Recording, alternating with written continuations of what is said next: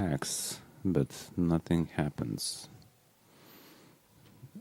So let's remove this and remove another thing. And then maybe I can find alpha blending, color correction. Color correction. I can change whatever is visible. And yeah.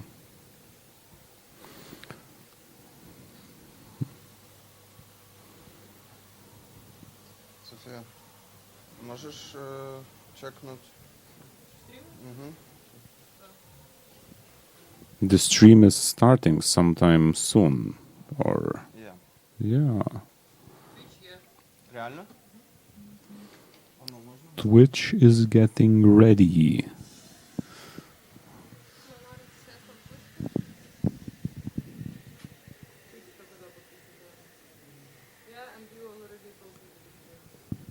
Now I am ready talking to the stream, as Sophia has informed me. And I am not visible yet, as Gleb has informed me.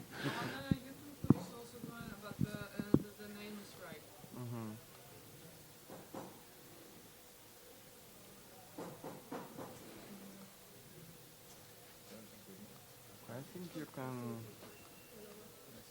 start slowly. Okay. Trying to get this off.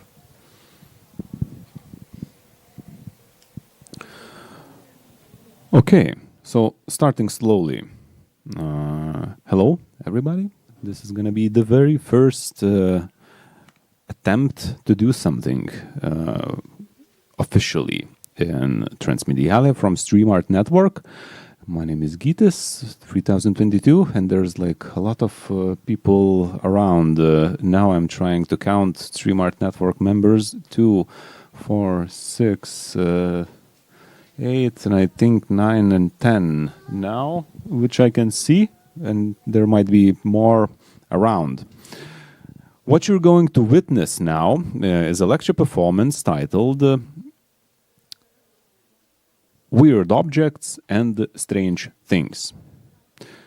I'm curious for the audience, is anybody familiar with object-oriented ontology? So. Craig, so what do you know about it? Let's give. Oh man. I don't know. I feel like object-oriented ontology was in the mix maybe around 2014 when people started talking about like a left accelerationist politics. It was kind of part of that milieu of thinking. Am I close?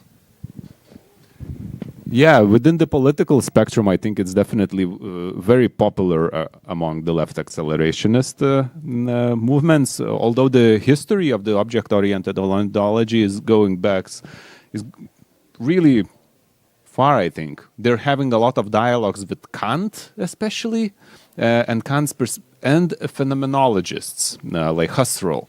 And object-oriented ontology is this perspective, philosophical perspective, which tries to argue for the agency of objects, which are objects more than human objects, organic, non-organic as well, and also the subjectivity of these objects.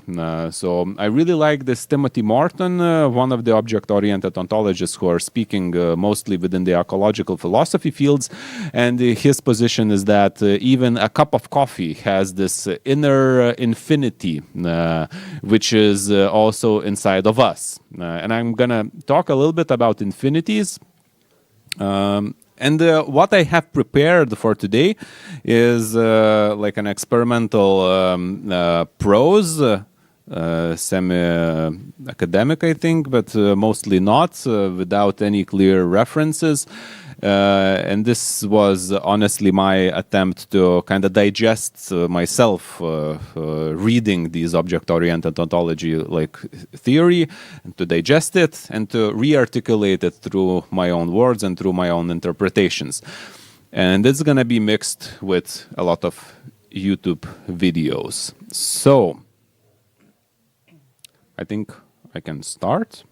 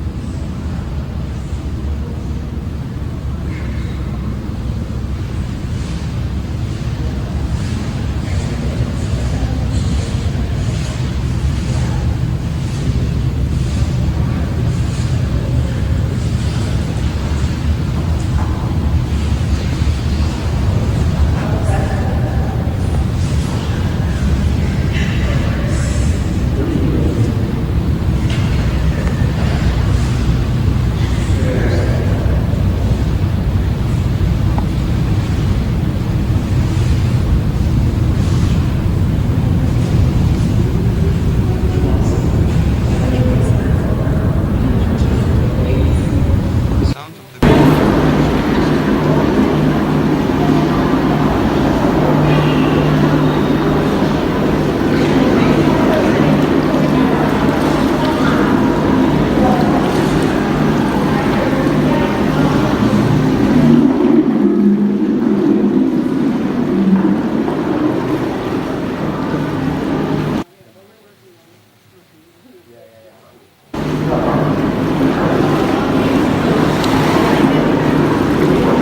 What is an object?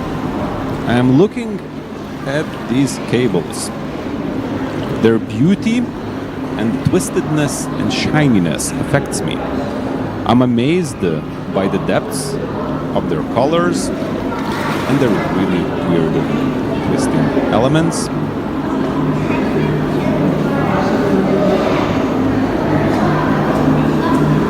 And the complexity of these things. The intricacy and manifolds of materials and different atoms which are arranging themselves on top of each other in different layerings, finally composing this thing that I can seemingly touch and even smell a little bit of rubber in it. Yet it fully fits in my cognition. My mind's eye grasps this cable.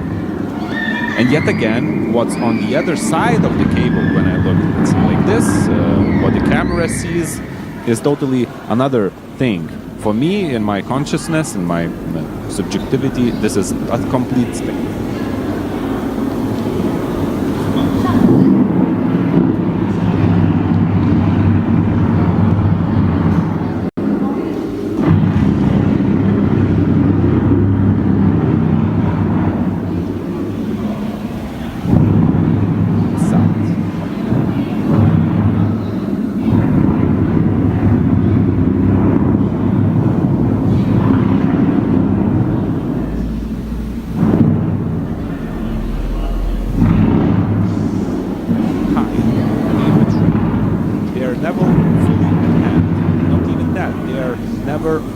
Even somewhat at hand. What they see are photographs.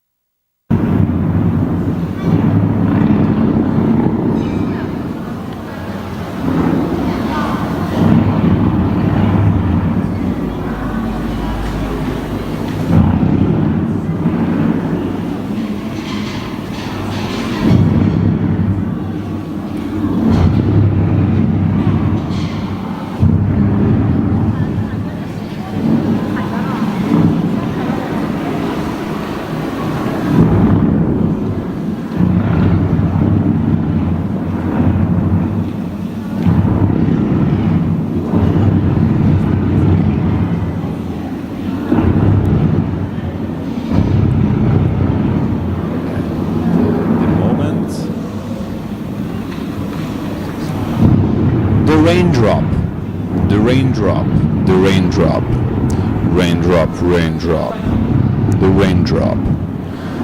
The raindrop on my skin is not the raindrop. It's a sensation of wetness, mediated by neural mechanisms induced by climatic processes. The coffee bean in my eyes or the cable in my eyes is not the coffee cable, not the cable. It's a sensation of color, shape, contrast, mediated by four photons, emitting from the sun, reflecting from an incomprehensible magnitude of particles.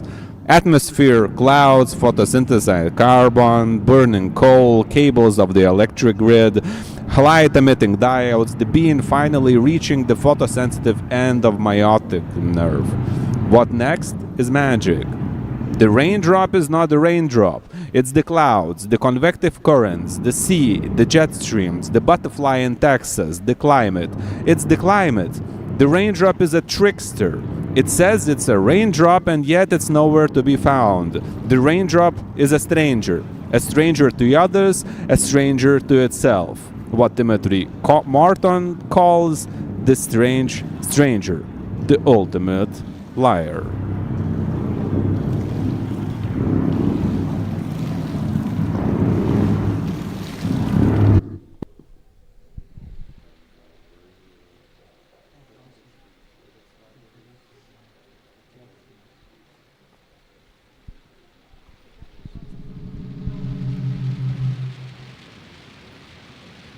There's no sound in this.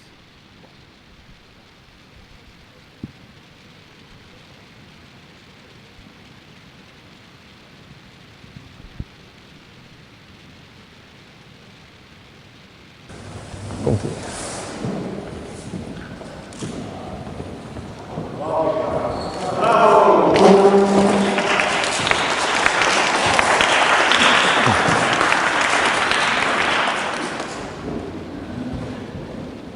Nou, dat was het dan. Nee, zo ziet het dus. Wat je natuurlijk met de zon hebt als er een wolk is.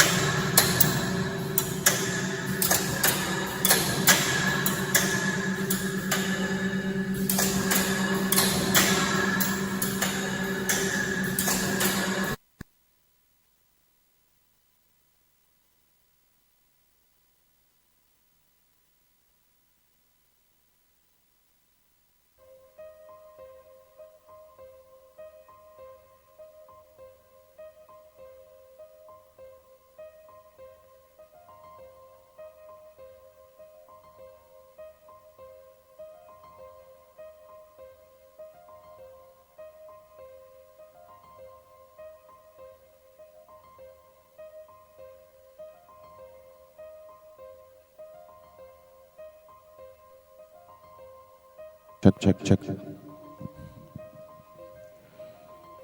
Check. Check. Check. Check. Check. Yep. What the fuck? Check. Check. Check. Check.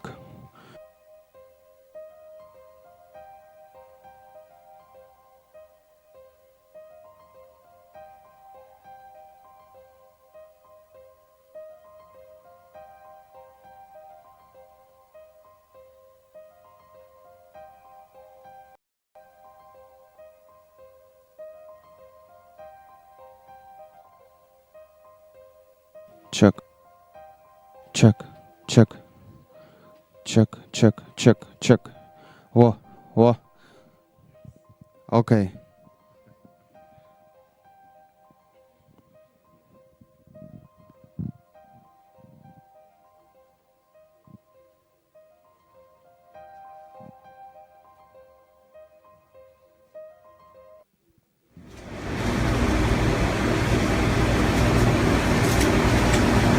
I am also a stranger. Where could I be found? Gytis. Who is he? Let's begin with things that have my name on them. Perhaps a passport, a driver's license. Is this me? Wait, that's a driver's license, not me. Not Gytis. Stupid thing to assume. Perhaps it's this body then. Like this, which speaks, I guess, now.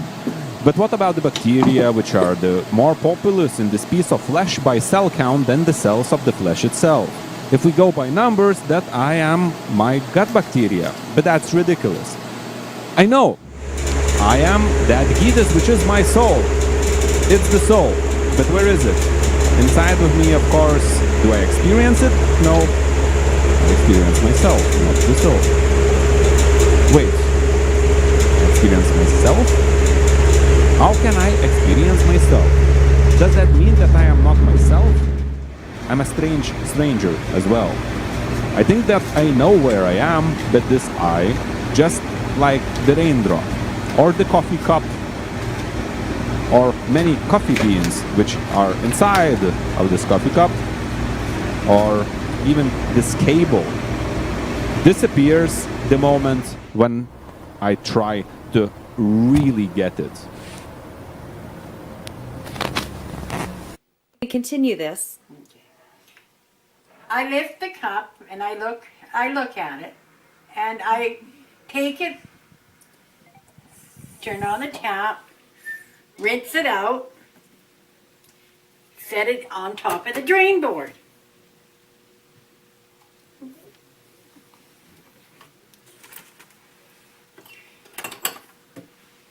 In the sink is laying my wart. And I had long sleeve. I had like a long sleeve on, so I kind of go like this, and I have my warge on my wrist, and there's a warge in the sink, but I don't touch it. I leave it there all day. Then finally, I get brave enough. And I put it in the cupboard. I didn't want to touch it. For some reason, I didn't want to touch it. It was like it was on fire or something. So, this is what happened. Wow. Oh. It's the most thing. Bizarre. Yeah. And what was the question you wanted to know? Was how does it get here? Does it fly? Right. Good question.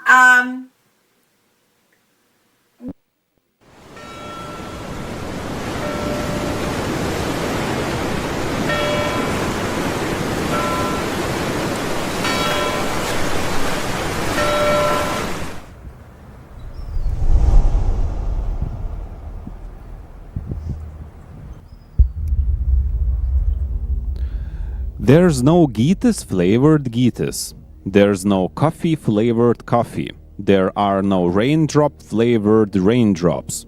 Objects speak of other objects. Everything is a house for other things. The raindrop is a house for wetness, being housed by climate. The coffee bean is a house for tastes, odors, and colors, being housed by plant evolution, photosynthesis, and the industrial scale exploitation of the biosphere. Gytis is a house for this voice, for this lecture performance, for Gytis, whoever that is, all housed by hominid evolution, society, Lithuanian culture, online memes, food, and whatever else comes to the mount of this thing. And thus I am a thing, and thus this thing is not a thing. This sentence is false. I just said that. I just said that the sentence is false. Does that make me a liar now, or a truthful communicator? This sentence is false. You are about to take the ultimate real or cake quiz. Let's start this off with a lemon. Real or cake? That is a real lemon. Shoe, real or cake? It's a cake. I didn't use my signature green buttercream on this one. Sandwich, real or cake? I did use my green buttercream on this one. Honeydew, real or cake? It's a cake. I think I made it a little too green. Mango, real or cake? It's real. Curling iron, real or cake? This one is real. Tomato, real or cake? It's a real tomato. Green pepper, real or cake? That pepper is a cake. All right, maybe that was an easy one. Cup of coffee, real or cake? It's real. I like McDonald's coffee. Nintendo Switch, real or cake? That baby's a cake, and the screen is edible. Lava lamp, real or cake? That lava lamp is a cake. Let's take a moment to appreciate these cake-cutting sounds, shall we?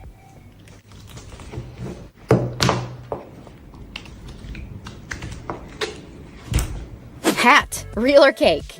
That is a real hat. Hairbrush, real or cake? It's a cake. I made edible hair with spun sugar. Delicious. Carrots, real or cake? These are real carrots. I'm surprised I've never made a carrot cake. Mushroom. Things out there, objects, so to say, are in a peculiar relationship with this thing right here. If I am a stranger to myself, perhaps there are strange things that constitute this strangeness. Strange, by definition, is unknown. Knowing all these things is a futile task. Impossible. As the deeper you look, the more details you find. It's a fractal relationship. From this body to skin cells to bacteria to DNA to caffeine to direct sun exposure in the morning to a barbell in the gym to screens to social media, AI algorithms, and friends around. All of these things are both things in themselves and things in other selves. In peculiar, this self that speaks, called Gitas by some, the entity which is currently talking to you.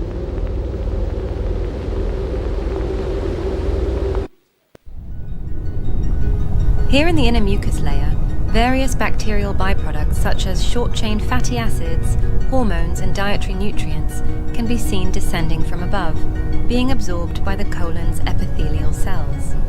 Immune cells are also here, patrolling the area and maintaining a delicate balance of tolerance versus response within the gut ecosystem. While the inner mucus layer serves as the primary defense barrier against microbial interaction with the colon, it is here in the permeable outer mucus layer where a habitat for microbial colonization and interaction thrives. The dominant bacterial phyla here consist of mostly firmicutes, bacteroids, actinobacteria and proteobacteria. Hi, hello and welcome, Microbe Hunter here, and this little critter, this is a face mite, which I extracted, well, from my face. And today in this video I'm going to show you how you can also do that, how you can also hunt for these face mites on your forehead, yeah, on your nose and also on your cheek. And I'm going to show you a few methods that I used. And as a matter of fact, I think it is one of the easier ways of collecting an interesting specimen sample. Well, those face mites, they are actually, related to the spiders, and they have 8 legs, and one way that you can extract them is to use super glue. Now, I do not recommend this method because it is a little bit painful and you have to be careful. So I applied a little bit of super glue on a microscope slide and glued the slide on my eyebrow, and then I ripped out some of those hair from my eyebrow, and along with them hopefully also some of those Demodex mites, because yeah, they like to live in the hair follicles. A very painful procedure, but as I say, well, self-sacrifice for the sake of science. And yeah, here that is my eyebrow on a microscope slide. I immediately put it, of course, under my stereo microscope to see how it looks like. Of course, the white stuff, that is the glue, the super glue, and then like wires almost, my eyebrow hairs. And of course, also a lot of hair follicles and hair roots, and this is the place where I looked for those microscopic mites. And I found one, unfortunately only one. Yeah, here it is, a little bit in time lapse. It's moving around and wiggling around, and if you look carefully you can also see the 8 legs, because as I mentioned they are related to the spiders, and they have a very large and long abdomen, and they're long and slender, and the bottom part, this is still part of the hair follicle. So they live there and they eat the oil that the hair follicle makes. Because it was so painful, I tried a different method. I now glued the slide on here next to my nose, and I also tried to pull it off, and hopefully along with that also some of those Demodex mites. Unfortunately not very successful, so I have to show you again the same one from before. Yes, but there are actually easier ways as well, and I think as a matter of fact the super glue might have also killed some of those. Maybe they're covered in glue and therefore kind of difficult to see under the microscope. So what we're gonna do? What are we gonna do? Is there not an easier way? And as a matter of fact there is. Just use regular sticky tape. So what I've done is applied the sticky tape on my forehead, on my nose, on my... At the end of every episode of Journey to the Microcosmos, we thank you for coming on this journey. What this is, you might turn to some of the obvious candidates, maybe a euglenoid or some kind of algae, something green and rod-shaped and single-celled, possibly eukaryotic. This self is constituted not simply by things within the membrane of the skin, but even more so by things beyond the membrane. Objects have influence on this self. This self is not the king. Caffeine is just as powerful mood and internal neurochemistry modifier as an intense 2-hour meditation session. Coffee in this cup, in this particular cup, affects me. Consortia are green. We are in mutual relationship with inverted causality. Coffee is there because I made it. Because I made the coffee only because coffee is there. There's infinite inner space both in me and in the coffee cup. An infinite unknowable strange space where loops and Möbius strips are first swirling around, connecting the dots and loosening the ties. This way, coffee is a strange stranger. And therefore, sorry to sound crazy, but I think that coffee is a self as well. There's no coffee-flavored coffee, and yet I taste it. In part because our understanding of what they are is currently evolving. But also, there are just a lot of different contexts in which they seem to appear. Coffee which made me make this cup of coffee. Coffee which allows me to comfortably stay awake far beyond my circadian rhythm would prefer. Coffee which makes me irritated by not being in me before 1 o'clock in the afternoon. Coffee which regulates my daily schedules, putting a 30-minute date with a cup of coffee every day without my direct consent. Coffee which drains my wallet. Coffee with... such a tasty coffee. Oh, such an enchanting piece of liquid. Oh, such a powerful object. Stuck to me, moving me, changing me, making me behave. There are various types of consortia that scientists know about, including...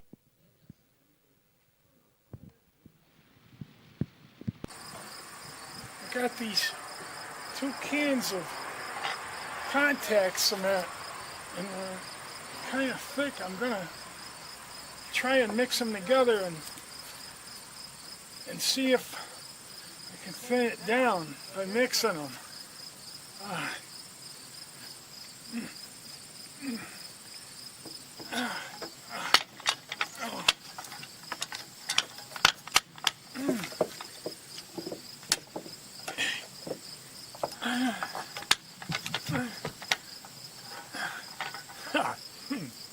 Got rid of that.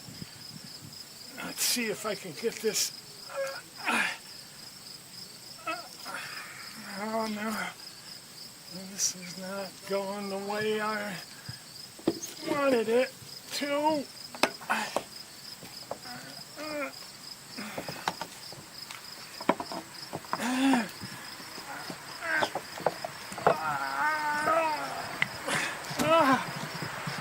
Oh, jeez. Oh, I don't think this is working. This is not working. Oh, good grief. Boy, I'm going to gum up my camera. How am I going to turn my camera off?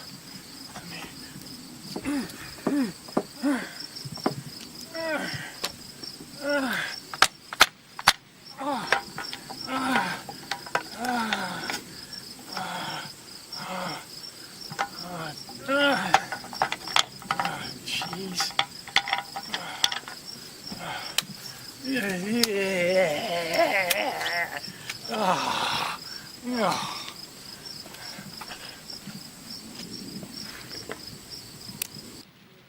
drove 3,000 miles to visit Bruce. He was just sitting out there rotting away, being scavenged, and all the jacks were gone. He was laying on his belly, and it was an awful sight. But it was still Bruce. And I was carrying pizza to him. Bruce smells pizza, and there's the love of his life returning for him. I went into the tub van and had the pizza with him and was able to have some intimate moments with him, and it felt like I'd never left him.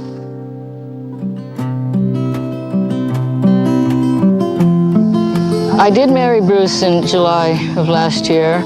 I wanted to show that my commitment to him was unconditional, like any other married couple. Being able to touch him when I want to, like giving your wife a hug or giving your husband a hug.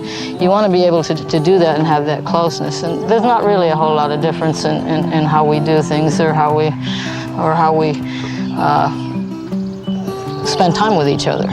Bruce had to come into the shop because he's undergoing a restoration, and they're just going to go piece by piece over Bruce, make sure he's healthy as he was on day one, actually even a little better. To get to the money, you got to talk to the money. Hold up. Let me holler at you, sweetheart. Wait. Excuse me. Is that your BMW? No, don't worry about it. I'm okay. No, thank you. Man, she don't even matter. I'm trying to get straight to the bank roll. Yeah. Wait, is that your car? Yeah, you couldn't tell. Oh, I didn't know you had it all like that. Yeah, boy. Do you mind giving me a tour? Of course, beautiful. You're so sweet. What? My launcher, my helmet, my wheels. Got the shotgun too. Is that your shield? Yeah, it gets dangerous out here. Are those your swords? Yes, swords and my BFG. I'm trying to see that BFG. It was such a nice tour. I'd love to see the interior. Baby's not what it looked like. She came on to Yeah, baby, get that. Yeah, get that. Oh yeah. Yo, come check this out. Why are you in here? Yo, you made a Chica car? This is sick. Oh, I love that bib. Hold on, is that Carl the Cupcake? Yo, these rims are fire. Yo, is this thing like, oh, that thing is alive. Yo, come check this out. Come to the back. This stuff is real juicy. Juicy? Dad. Yeah. This is amazing. There's fish over here. Hurry up. I'm coming. We should get them. Whoa. What the fish is that? Is this a car? Who's this? It's a cool car. Oh, these rims are sick. Oh, damn, she's a baddie. Yo, is this thing alive? Oh, the Porsche? This thing's moving. Where did you get that? I think it's hungry. Okay, bye.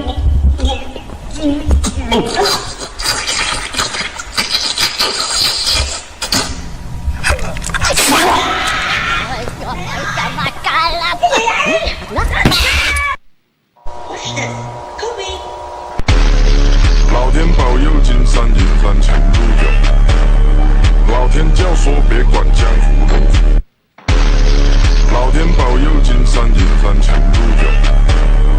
老天教唆，别管江湖龙虎。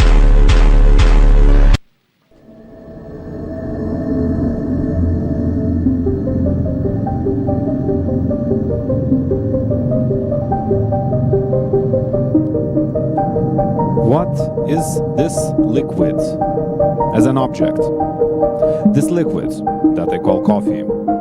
A collection of chaotically swirling atoms, but its boundaries are extremely porous. Do you know that all the water molecules are in constant exchange with those from the atmosphere? And if I let this cup stand here for a few hours, none of the water molecules inside would be those that came into it from the kettle.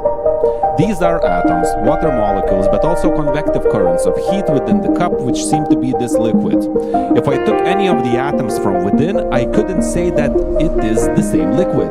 But it's not like the liquid is more than its parts. This is crucial. Each of the atoms within the cup contains an enormously large finitude of potentialities for connecting with other atoms and forming absolutely different types of objects. This way, the atom is actually way more than whatever this liquid is. This liquid is less than its parts. Even more so, the same applies to the object coffee cup. This coffee cup. The coffee liquid has a potentiality to be poured anywhere. In a bowl, champagne glass, a hat, and yet here it is, in this cup. While the cup itself has a potential to hold anything else inside that is not coffee. Champagne, soap, hair, goo, cheap glitters, expensive caviar, slug, and yet it holds coffee. The object coffee cup is way less than its parts. It's something more specific, defined. Also, it cannot be reduced to its parts. By analyzing coffee or cup in themselves separately would never be able to uncover the hustle culture, culturally appropriate intoxication practices, or capitalist intensification of work schedules, all enabled not by a cup or coffee liquid, but by cups of coffee, billions on billions of cups of coffee. 2.25 billion cups of coffee and 821 billion cups of coffee a year, to be precise, according to statistics.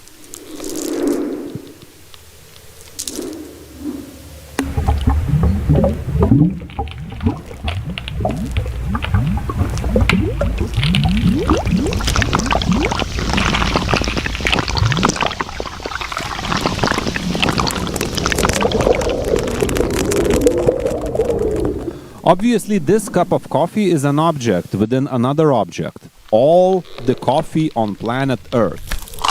The object cannot be reduced to this cup, and it is way less than the cup, but it is huge, enormous, and it is a product of a pattern of manufacturing, global logistics, altitudes of more than 1 kilometer above sea level, and convenient access to these altitudes, colonialism, UV radiation from the sun, fermentation bacteria, online shops. This is an output of a complex system, an enormous global assemblage, where different entities interact with each other locally, yet shape an object, or are parts of an object, that is beyond anything in its grasp. A pattern is a peculiar state of an object, a critical instability, where small changes to the assemblage might break the pattern, eroding the object. The object, or more accurately, the hyper-object of all the coffee on planet Earth, wouldn't be here without trucks or truck drivers. Are trucks and truck drivers also coffee? A question that is not so stupid as it seems. Trucks and truck drivers are strange strangers. There are no truck-flavored trucks. There are no coffee-flavored coffee. But there are coffee-flavored trucks and truck-flavored coffee. Do you taste some gasoline? That's where the rubber meets the road.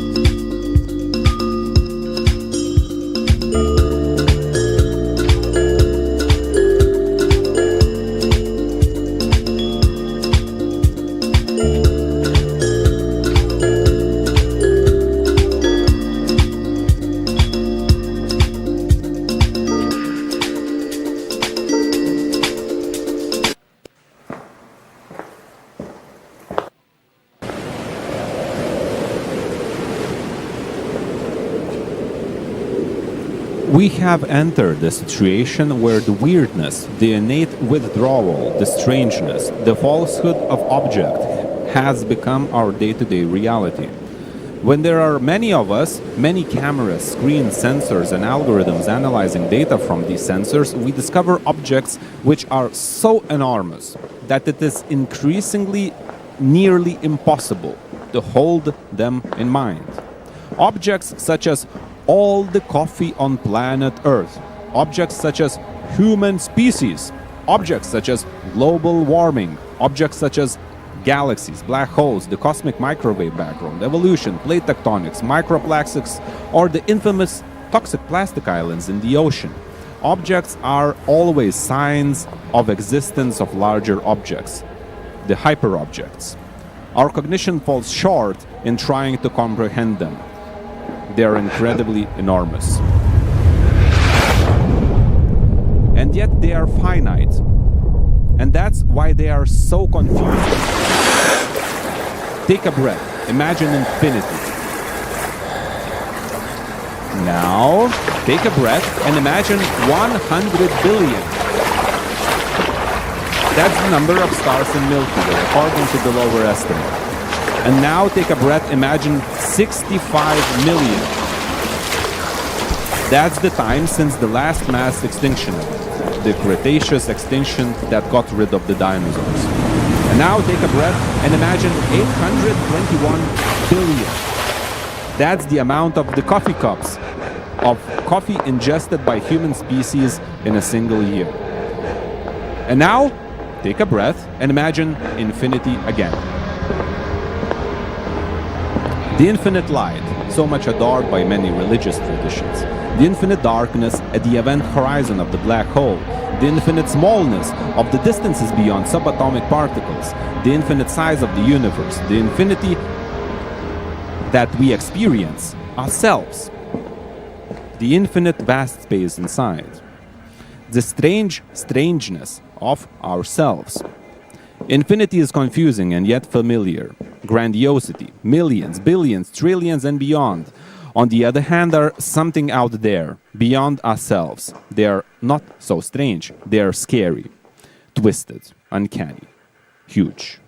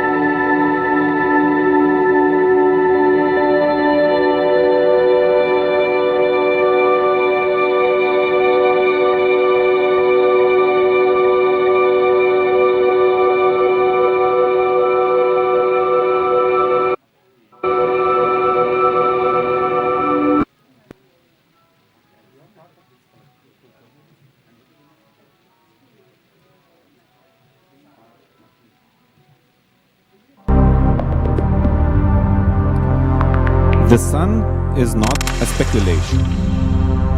It is a real thing.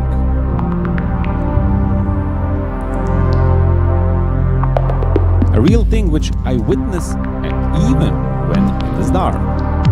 Its energy converted through a manifold of processes reaches me through this collection of light-emitting diodes. And yet the sun is immensely large, uncannily grandiose, huge, enormous. As much as my body might be concerned eternal, yet I am fully connected to it. It cannot exist. I cannot exist without the sun.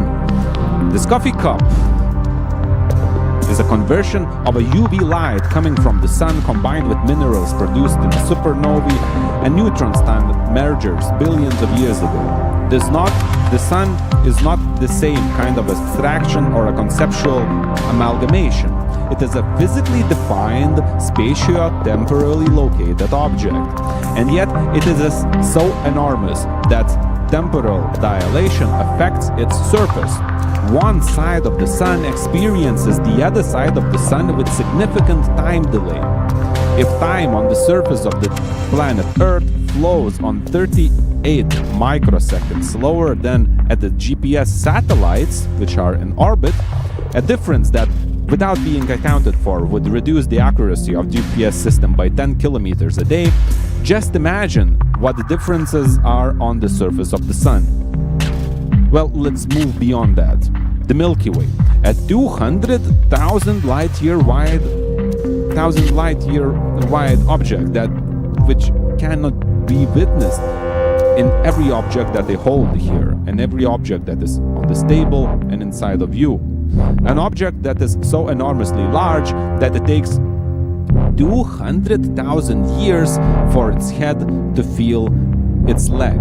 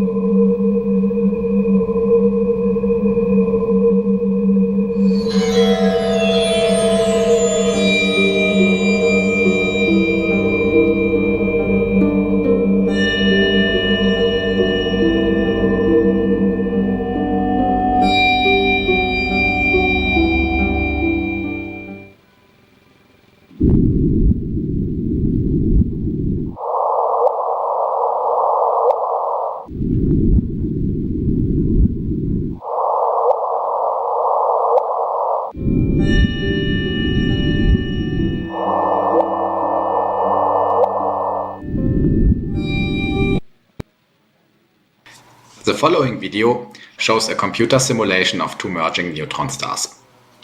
In 2017, gravitational waves from a binary neutron star merger have been detected. Our simulation represents a possible scenario that could have caused this event. Once neutron stars come close enough, they merge extremely rapidly. Our video is in slow motion. For comparison, we show a little bird flapping its wings. To visualize our simulation data, we show the regions with the highest densities as solid golden blobs and highlight regions with somewhat smaller densities using a transparent surface. The two neutron stars first merge into a single heavier neutron star surrounded by orbiting matter. The star then collapses and forms a black hole.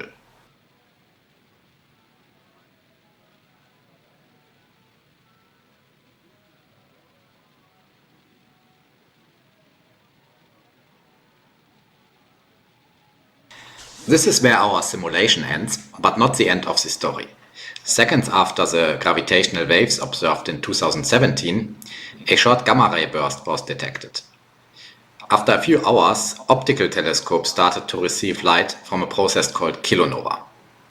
Simulations such as ours are very important to understand the initial conditions that lead to those phenomena. Wrongly are visualized here as some sort of glowing fog. Next, we visualize the gravitational waves in a slightly different way, showing only the orbital plane. This reveals the geometric spiral patterns typical for waves from merger events. Note how after the merger the frequency increases and that after the collapse to a black hole the signal ends. Neutron star matter is the most dense in the universe. The merged neutron star in our video is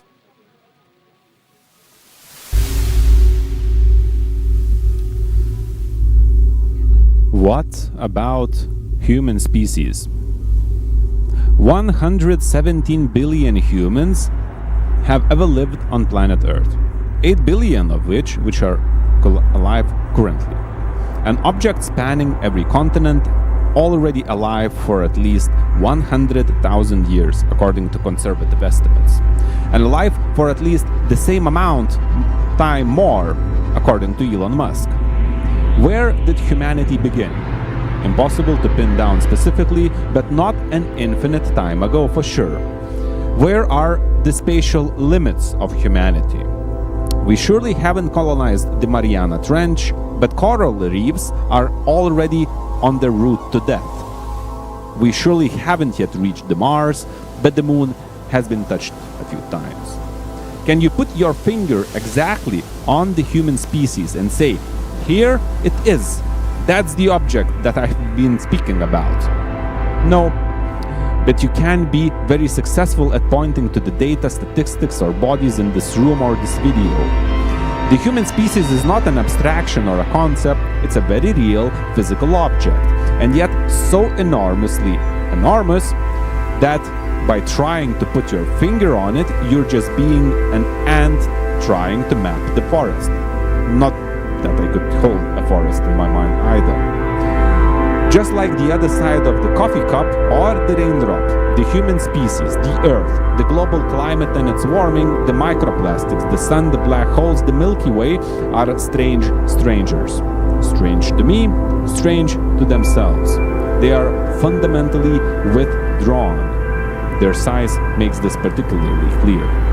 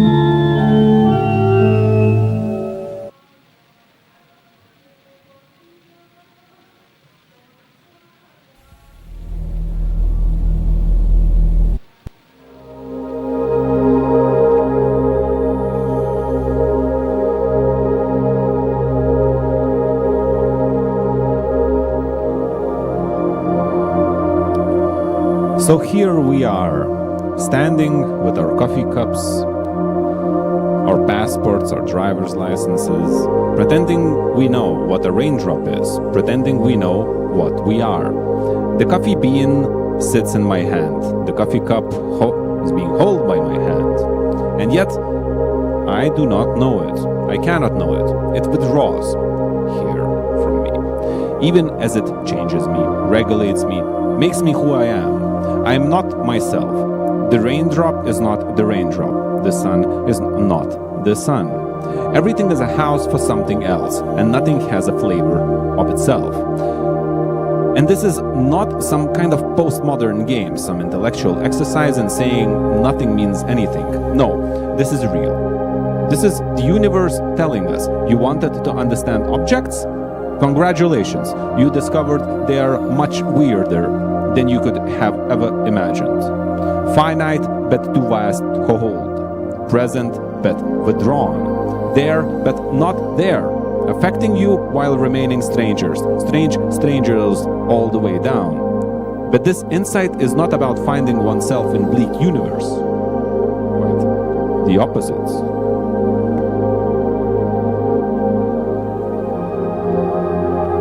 Whenever you have a thin layer of something between two other things, you get colorful patterns. For example, a bubble is colorful because it's a thin film of water between air. This causes the light to bounce off the top and bottom surfaces at slightly different times, leading to constructive and destructive interference that's wavelength dependent. So some colors of the white light get removed so you see colors. This even happens with a thin slice of air. But you have to get it really thin, so if I sandwich glass slides together, you can see the same color pattern between it. But what if we remove the air and make a thin slice of nothing? These are two glass pieces close together in this contraption here. If I put it in the vacuum chamber, it still works. This is because air and vacuum have very similar refractive indices, so the light basically does the same thing whether or not we remove the air. So a thin slice of nothing is colorful.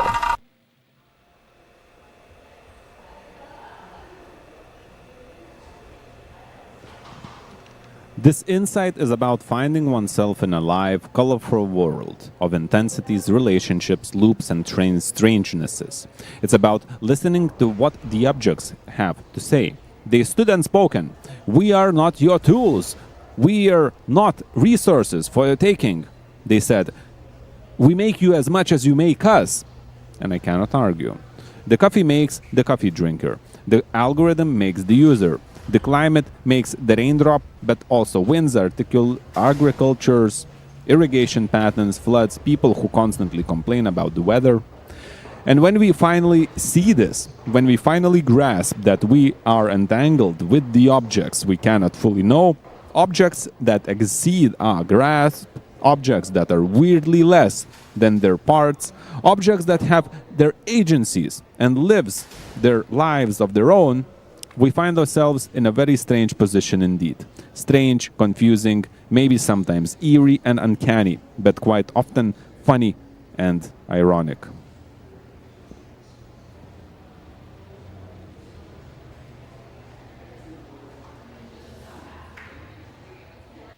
Senator Collins, thanks for coming in. It's a great pleasure, thank you. This ship that was involved in the incident off Western Australia this week... Yeah, the one the front fell off?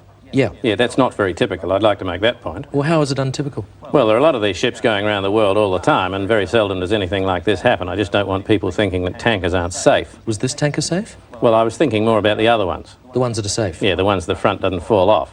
Well, if this wasn't safe, why did it have 80,000 tonnes of oil on it? Well, I'm not saying it wasn't safe. It's just perhaps not quite as safe as some of the other ones. Why? Well, some of them are built so the front doesn't fall off at all. Well, wasn't this built so the front wouldn't fall off? Well, obviously not. How do you know?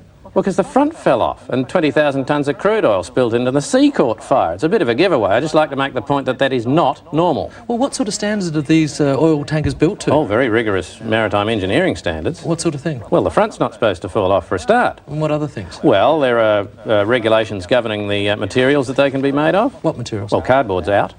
And? No cardboard derivatives. Like paper? No paper. No string, no sellotape. Rubber? No, rubber's out. They've got to have a steering wheel. There's a minimum crew requirement. What's the minimum crew? Oh, one, I suppose. So the allegations that they're just designed to carry as much oil as possible, and hell with the consequences, I mean, that's ludicrous. Absolutely ludicrous. These are very, very strong vessels. So what happened in this case? Well, the front fell off in this case, by all means, but it's very unusual. But Senator Collins, why did the front fall off? Well, a wave hit it. A wave hit it? A wave hit the ship. Is that unusual? Oh, yeah. At sea, chance in a million. So what do you do to protect the environment in cases like this? The ship was towed outside the environment. Into another environment? No, it's been towed beyond the environment. It's Yes, not but in the into environment. No, but from one environment to another environment. No, it's beyond the environment. It's not in an environment. It Well, has it been must be towed somewhere. beyond the environment. Well, what's out there? Nothing's out there. Well, there must be something There out is there. nothing out there. All there is sea and birds and fish. And? And 20,000 tonnes of crude oil. And what else? And a fire. And anything else? And the part of the ship that the front fell off. But there's nothing else out there. Senator Collins, thanks for It's a joining complete void. Yeah, we're out of The time. environment's perfectly safe. We're out of time? Yeah. Can you book me a cab? But didn't you come in a Commonwealth car? Yes, I did. But What happened? oh, the front fell off.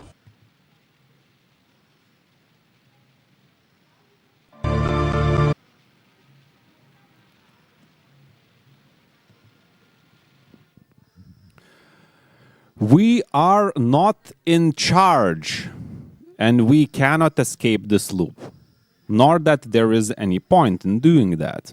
Agri-logistical and especially modernist machine tried to do that, to straighten the loops, to control, to extract, and thus we have ended up in ecosystemic disaster on a grandiose scale. We cannot step outside the strangeness. We're in it. We are it. The strange strangers, recognizing the other strange strangers, all of us houses for other houses, patterns emerging from patterns, objects from within objects, spinning through the universe that refuses to be pinned down. So take a breath. Taste your coffee. Feel the raindrop. Feel the curtain dropping on you. Touch the passport with your name on it, in a brave attempt to grasp what's real. Because things get weird, more particularly things get like the following sentence. This sentence is false.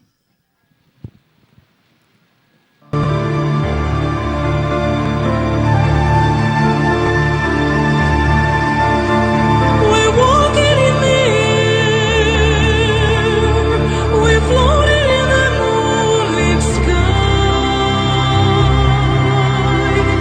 The people from below are sleeping the sleep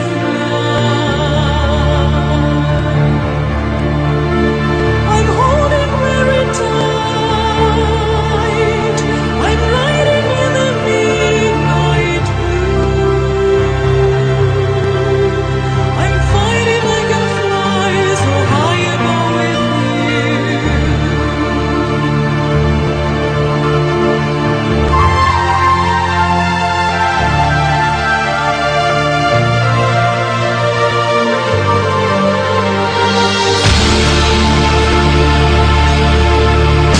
across the world. The villages go by like trees. The rivers and the hills, the forest and the stream. Keeping gaze on the moon, taken by surprise. Nobody down below believes their eyes. We're swimming in the air. We're swimming in the frozen sky. We're reaching our eyes, watching something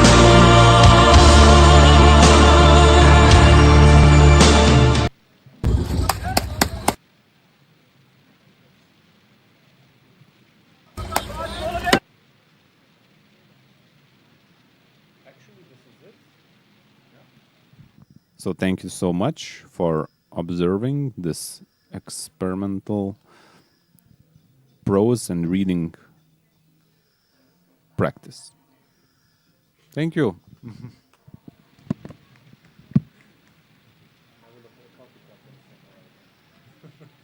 Yeah, thanks for keeping this attention. It was great. Can play some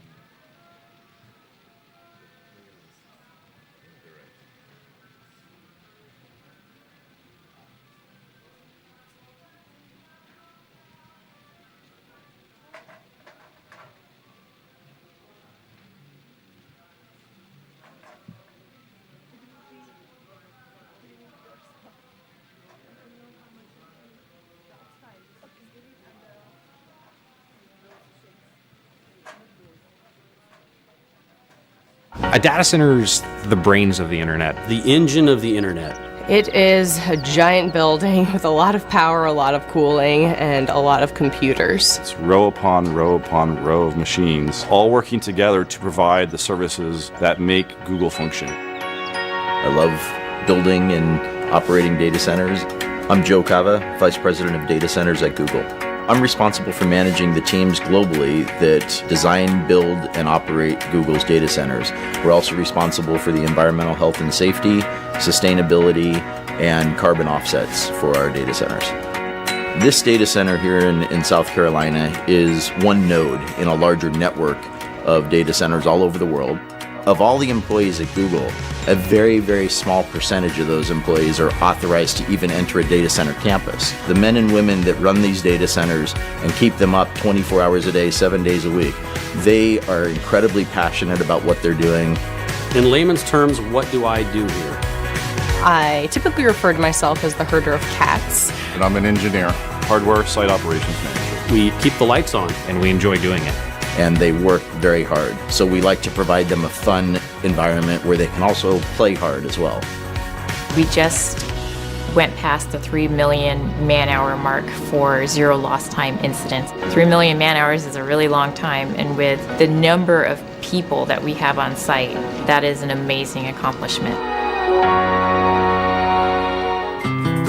I think the Google data centers really can offer a level of security that almost no other company can match. We have an information security team that is truly second to none. You have the expression, they wrote the book on that. Well, there are many of our information security team members that have really written the books on best practices in information security. Protecting the security and the privacy of our users' information is our foremost design criteria. We use various layers of higher level security the closer into the center of the campus you get. So just to enter this campus, my badge had to be on a pre-authorized access list. Then to come into the building, that was another level of security. To get into the secure corridor, which leads to the data center, that's a higher level of security. And the data center and the networking rooms are the highest level of security. And the technologies we use are different. Like for instance, in our highest level areas, we even use underfloor intrusion detection via laser beams. So I'm going to demonstrate going into the secure corridor now. One, I have to be on the authorized list with my badge. And then two, I use a biometric iris scanner to verify that it truly is me. Okay, here we are on the data center floor. The first thing that I notice is that it's a little warm in here. It's about 80 degrees Fahrenheit. Google runs our data centers warmer than most because it helps with the efficiency. You'll notice that we have overhead power distribution. Coming from the outside yard, we bring in the high voltage power, distribute across the bus bars to all of the customized bus taps that are basically plugs where we plug in all the extension cords. All of our racks don't really look like a traditional server rack. These are custom designed and built for Google so that we can optimize the servers for hyper efficiency and high performance computing. It's true that sometimes drives fail and we have to replace them to upgrade them because maybe they're just no longer efficient to run.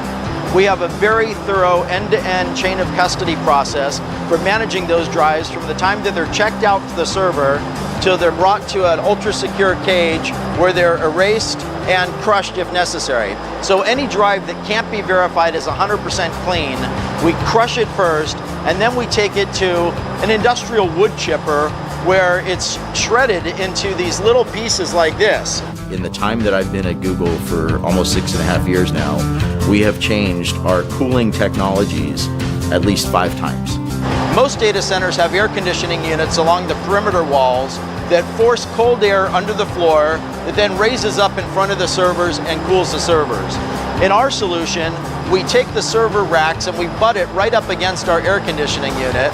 We just use cool water flowing through those copper coils that you see there. So the hot air from the servers is contained in that hot aisle. It raises up, passes across those coils, where the heat from the air transfers to the water in those coils, and then that warm water is then brought outside the data center to our cooling plant, where it is cooled down through our cooling towers and returned back to the data center, and that process just repeats over and over again. To me, the thing that amazes me about Google and the data centers is the pace of innovation and always challenging the way we're doing things. So when people say that innovation in a certain area is done, that we've kind of reached the pinnacle of what can be achieved, I just laugh.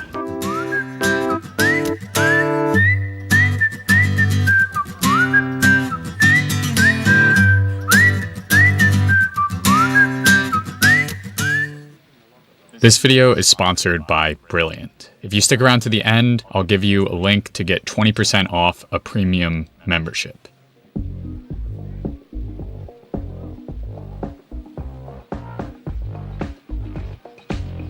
The internet is used by over 4 billion people worldwide. And believe it or not, I'm one of those 4 billion. I not only spend large chunks of my days wading through Twitter feeds and random subreddits, but now my job relies on the video streaming capabilities of YouTube. In other parts of my life, I try to reduce my environmental impact. But for all the effort I put into creating environmentally ethical daily habits, my internet usage always seems to get a pass. One of the reasons I don't think as critically about the internet and the environment might have to do with the relative invisibility of the web's inner workings. It's harder to see the impact. Because of that invisibility, today I'm going to dig into the infrastructure of the internet in order to truly understand its environmental consequences. If the IT sector was a country, it would rank only behind the US and China in terms of global energy demand. Although there are really 4 main areas of the digital world that drives that massive energy use, the internet really relies heavily on 2: data centers and network communication. So first, data centers. In a sense, data centers are the new form of factories in our digital world. They're the internet materialized. For every website, search, or uploaded video, information gets drawn upon and stored in the thousands of stacks of computers that make up a data center. Essentially, the internet that we interact with every day is just an intuitive and user-friendly way to access those servers.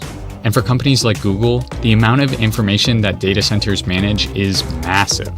That we know of, Google currently runs 16 data centers that act like interconnected nodes to handle over 40,000 search queries happening every second. To function well then, these engine-like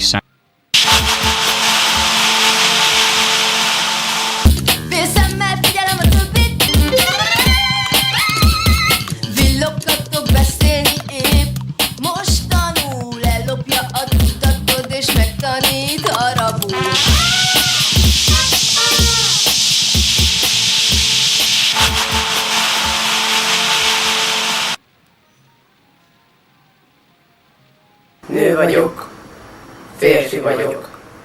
Nő vagyok, férfi, nő, férfi, nő.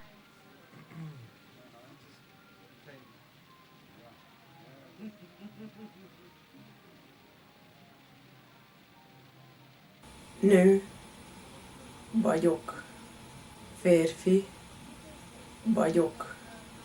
Nő vagyok, férfi. Nő, férfi, nő.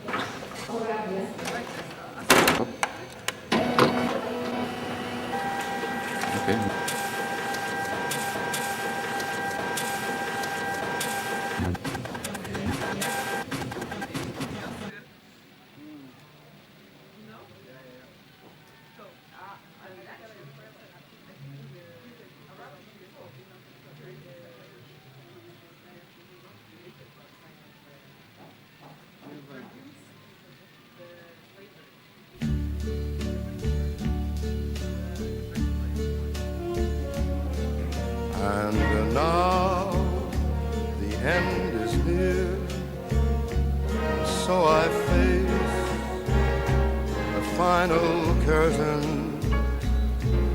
My friend, I'll say it clear, I'll state my case, of which I'm certain. I've lived a life that's full. I traveled each and every highway and more, much more than this. I did it my way. Regrets, I've had a few, but then again, too few to mention. I did what I had to do, saw it through without exemption. I planned each charted course, each careful step along the byway, and more, much more than this, I did it my way. Yes, there were times, I'm sure you knew, when I bit off more than I could chew, but through it all, and did it my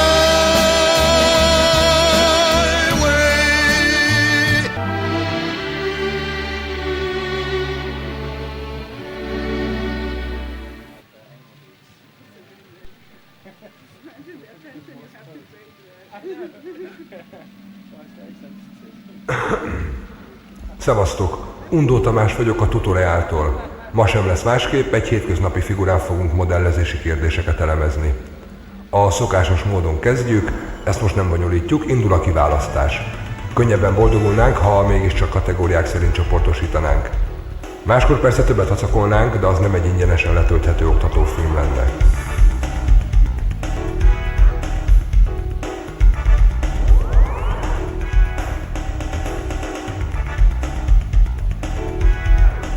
Már igazán eljött az ideje, hogy egy férfit válasszunk. Egyesek abba a hibába esnek, hogy személyiségként kezdenek gondolni rájuk.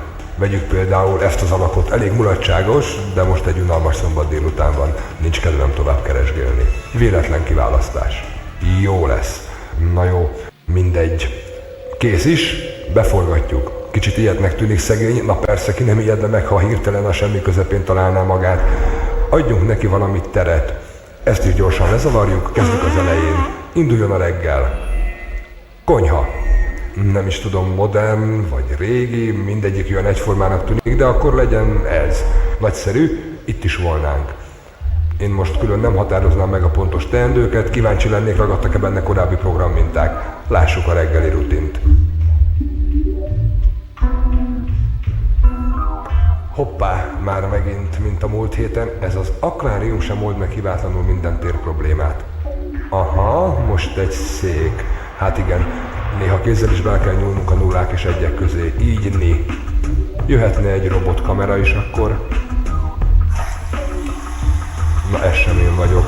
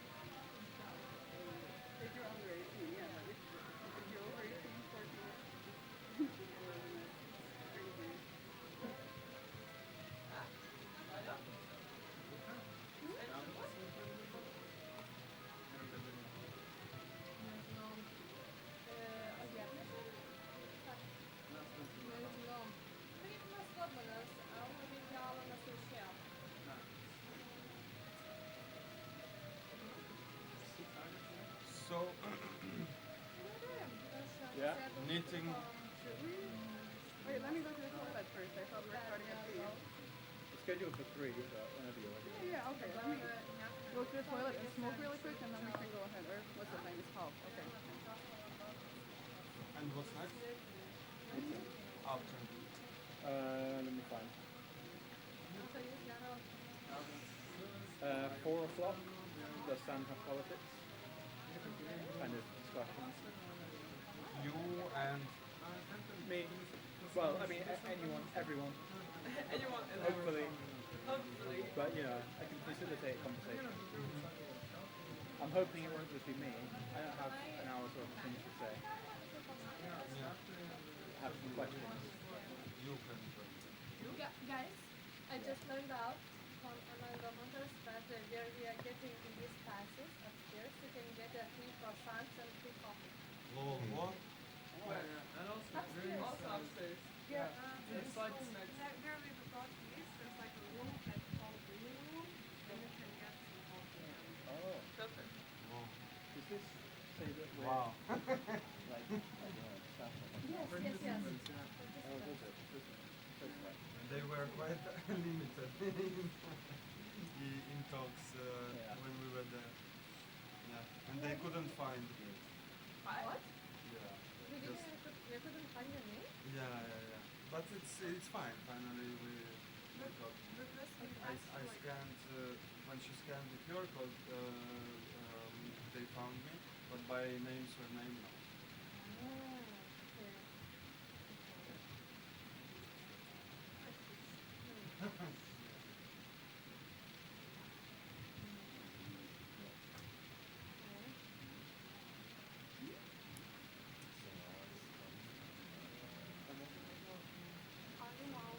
We are leaving. We will be back around 4. Okay. That's why we're talking about that. It's not my idea. It was written by the reader. So I just gave my own What about the additional? heroines, all the things.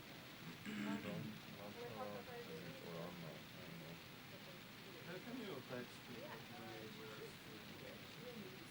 as we've been established in the jitsu? I will have to write what the other woman is talking about, like the preparation for the sessions with the artist, and she's also practiced. So I couldn't use the help her out. This is not the right thing. From here. I'm on the page. From here, yes. I know it's to the page and your name together. So you Cool. say that you have Because to another thing, right?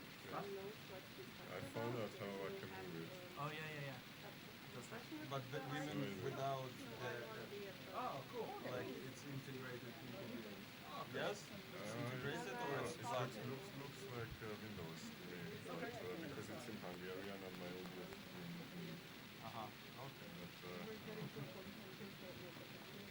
But I can even change the words. Yeah, we should put them up. Right, Cover up the outline. Also, I have a question. Can we reattach the poster? There's one. Yeah. I don't think people will scan the... Oh yeah, for sure. I think this was just put here because we didn't have anywhere else to put it. But it's not even secure properly, I think. I swear that somebody sold a poster. Yeah, I fell down but it disappeared. Oh yeah, someone was asking to take a picture. Really? Oh. Okay. I mean, that's a compliment, isn't it? Yeah, I guess so, yeah. I would quite like that. Ciao. Pronto? Yeah, but I am from the phone as well. From phone. Anna, te laptopodról csináljuk? Vagy a Blankáiról? És az itt van már? Ezt megkaphatjuk. Nie. Nie przerzucona. Ale zaraz jak ty tam jesteś, to ja to zrobię. Po prostu nie było ani laptopa, ani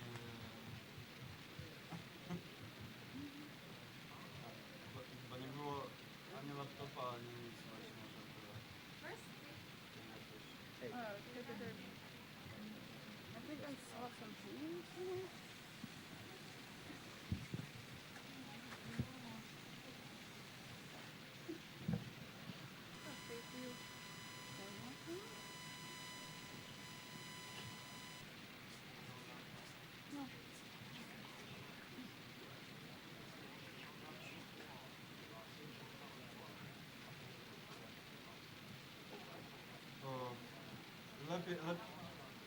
Lepiej chyba dać.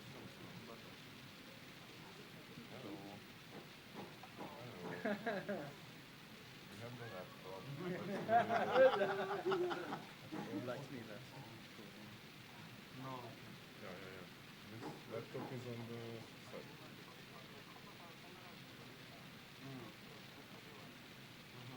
Én sem tudom, nekem sincs áramom.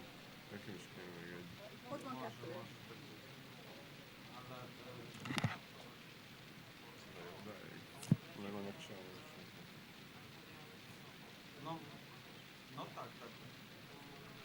Słuchaj, to może ja dam cię z dźwiękiem. Co ty na to?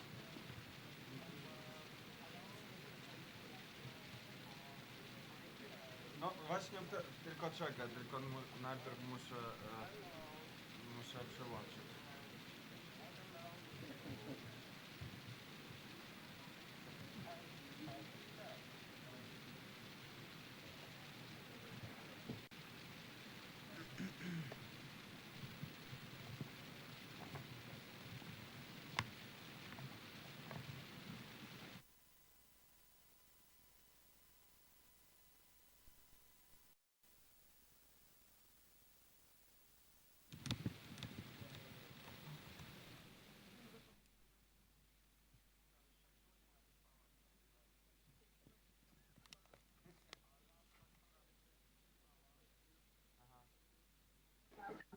To jest kurwa Ksenia.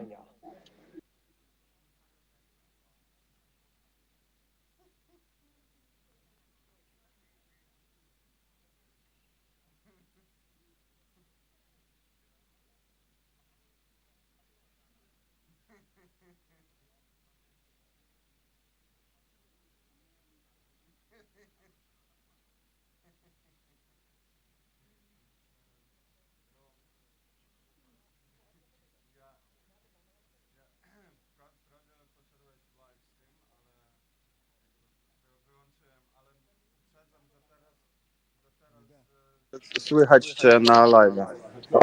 Okay. So this is just a test about some daily life background. We have a daily life, we have a hybrid life, and we are here in the Watermelon studio in Munich, Museum Villa Stuck.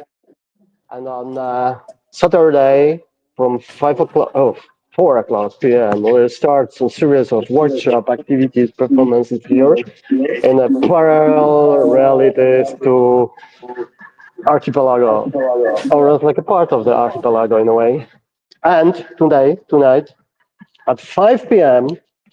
is a special UK Munich connection between Watermelon Studio and Warwick CDA, Sandpub Digital Inquiry. And it will be kind of the introduction inquiry for the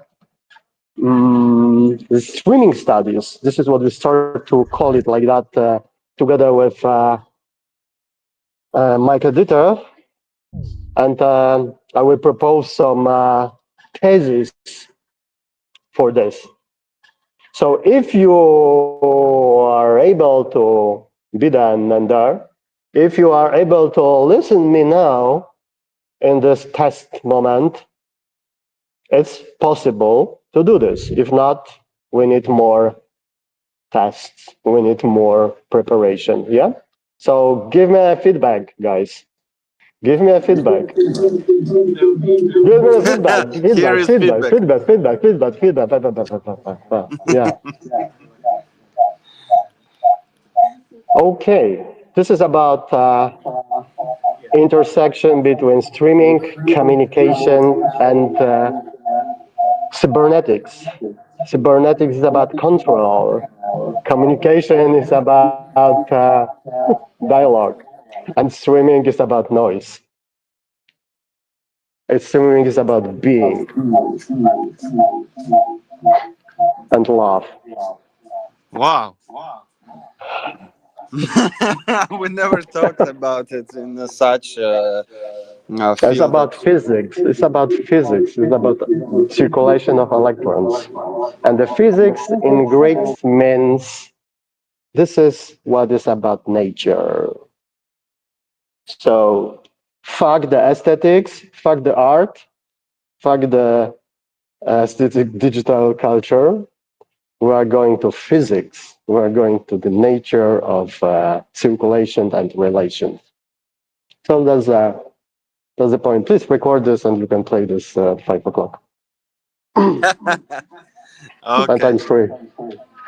Okay, I'm happy that something works because this is what will happen here on Saturday. Oh, it's a challenge for me to connect like a few laptops together with two streamings and also to be in touch with you at the same time. I hope. So there will be.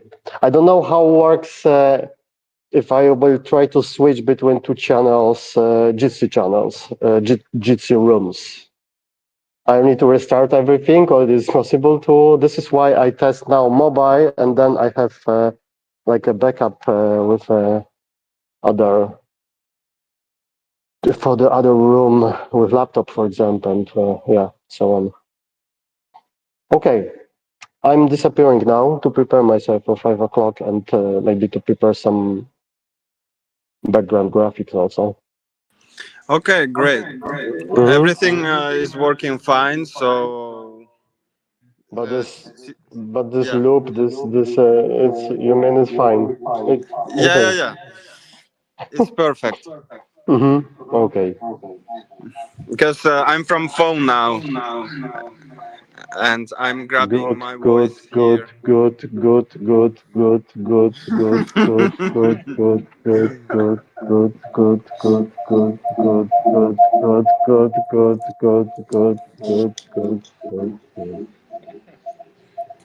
Okay, it was really nice to see you. Who stayed till Sunday? Who is possible to meet about midday, like 1 p.m. I will be there. I will be. I take the train from Munich at 7 o'clock morning and coming. Yeah, so this is why I'm coming to you. Yeah. And you, Craig? No, Craig is Sunday, living in morning, yeah? Morning. You stay till 1 Sunday? Monday. Yeah. So Confluxus team. So there is an after party on Sunday night, guys. You're welcome. I will bring good camera. Are you fine, Andreas? No sick, no cold, no. Yeah, that's good too. Yeah. Till now. Okay, see you around. Okay. Bye. See ya.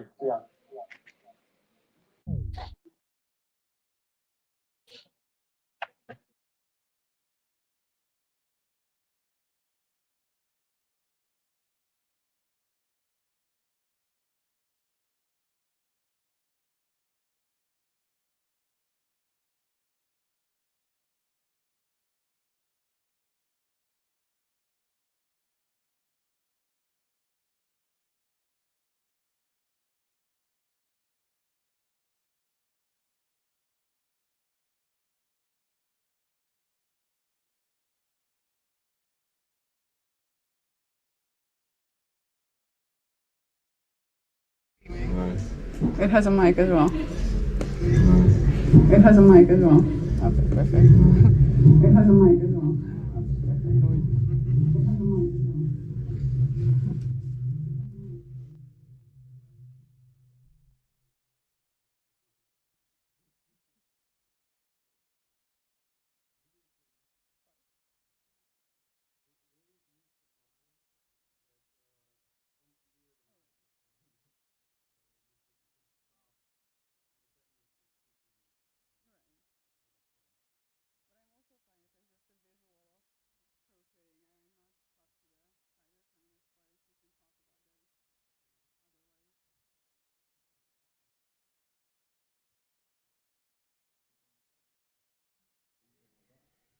itt van amúgy a másik. Adok hozzá egy másikat, ha van kedved. Craft circle. This is a chance to learn.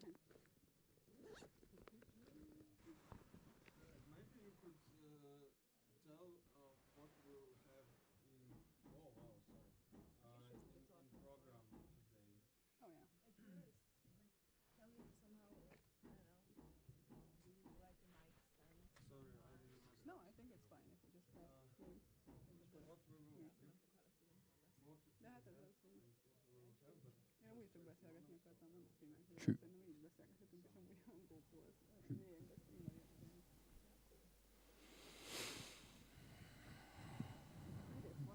nagyon nézzem még a kamerám. Say something. Something more. Even more, Glim. Even more. Give it to me, baby. Okay, now it's good. No, it's good. Alles gut. Alles gut. Das ist so Berlin.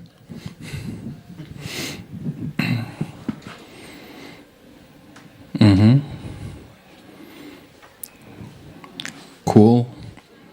StreamArtNetwork coming from the San Archipelago. Archipelago. Archipelago. Archipelago? Archipelago. Go. Yeah, I just will make a short interruption. Sorry. One girl came today. She was the first visitor at 12, and she asked, "But why it's archipelago?" Because she thought there is some connections with Caribbean archipelago. So, I mean, obviously. I mean, I would say that I would gently suggest there are more archipelagos in the world than just in the Caribbean. I'd humbly submit. Okay, so our program today, we had weird objects and strange things with Kyiv. That just happened. Soon we have our cyber-feminist genealogy knitting. Later, 4 p.m, we have, does San StreamArtNetwork have politics? 5 o'clock, streaming studies, online discussion. At 6, I guess we're going back in time for Battle of Kroti with Gleb. And 6:30, something of a main event. What is SAN 2026? Group discussion. To decide what the fuck it is we're doing here. And later, maybe we'll have some transmediale artists or some archive, perhaps. We'll see how we go. And that is the program for today. You can find it at san-archipelago.super.site.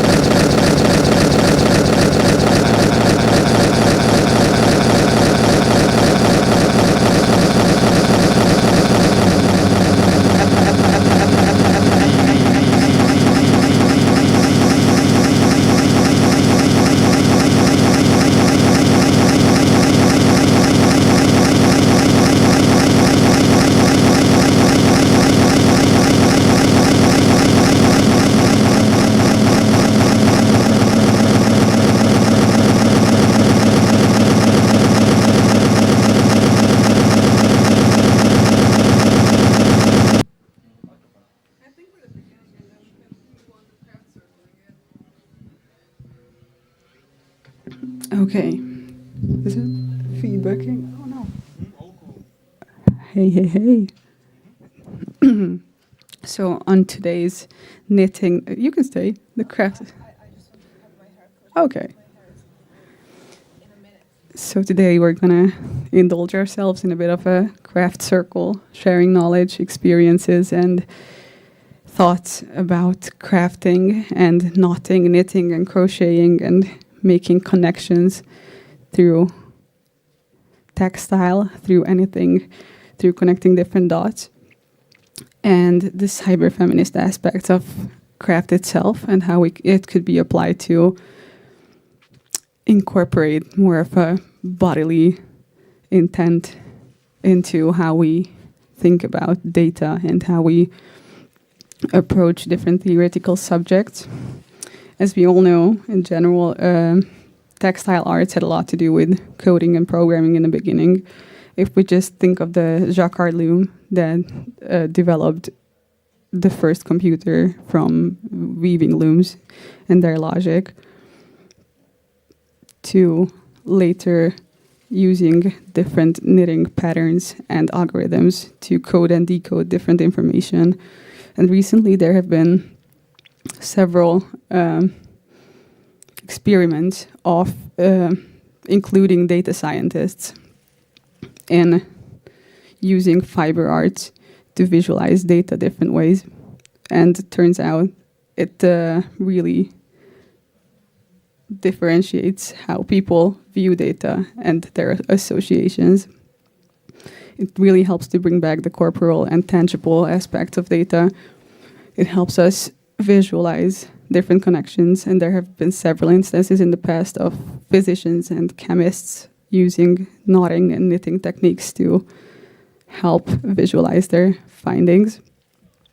And in general, if we go even more back to the carrier net theory of fiction and evolution, our first and most important part of evolution was connected to weaving and creating something to carry things in.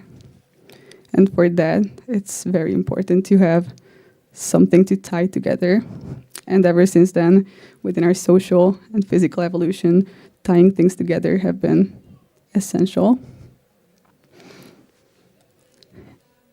And today, we're bouncing off of this whole knot of cables that we have right here in the studio. And we're creating a net that continues it and hangs around the studio, netting it all around and creating this kind of hammock that connects back into the theme of transmediale as well.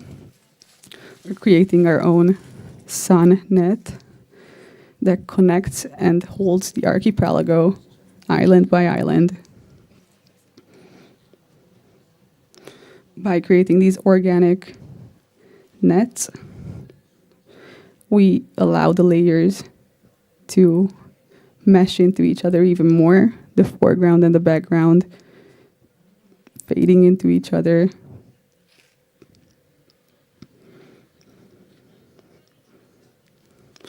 And now I invite you to meditate with the knotting of the net and think about how different connections form different thoughts, and let us imagine anything.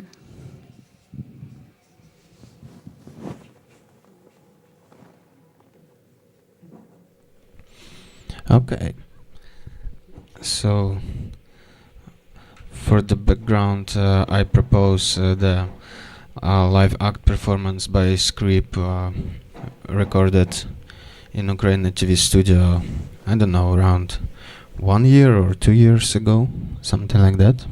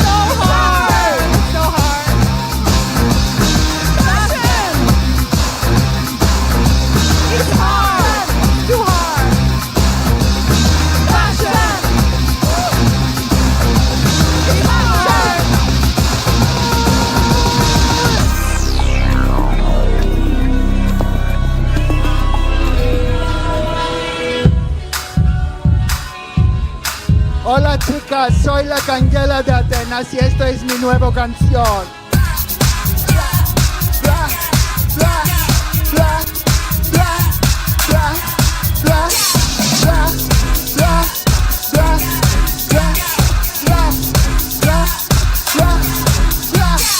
bla, bla, bla, bla, bla, bla.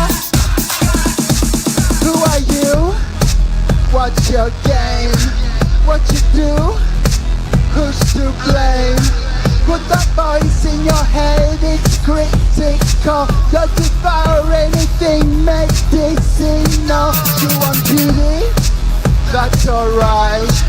Bigger booty, nice and tight. There's no point in your life that's interesting. Instagram is your biggest enemy. Are you addicted? Will you be addicted? Looks like deceiving, don't be so addicted. Are you addicted? Will you be addicted? Looks like deceiving, don't be so addicted. Blah, blah, blah, blah, blah, blah, blah, blah, blah, blah, blah, blah, blah, blah. Take a picture, it won't last. Beauty's fading really fast. Bigger lips are your major selling point, and your cheeks are so Instagrammable. Are you fashion? What you wear? Balenciaga? Would you dare? Click your heels and you be forgettable. With a blush and your face is sellable. Are you addicted? Will you be addicted? Looks like it's feeding. Don't be so addicted. Are you addicted? Will you be addicted? Looks like it's feeding. Don't be so addicted. Are you addicted? Will you be addicted? Looks like it's feeding. Don't be so addicted. Are you addicted? Will you be addicted? Looks like it's feeding. Don't be so addicted.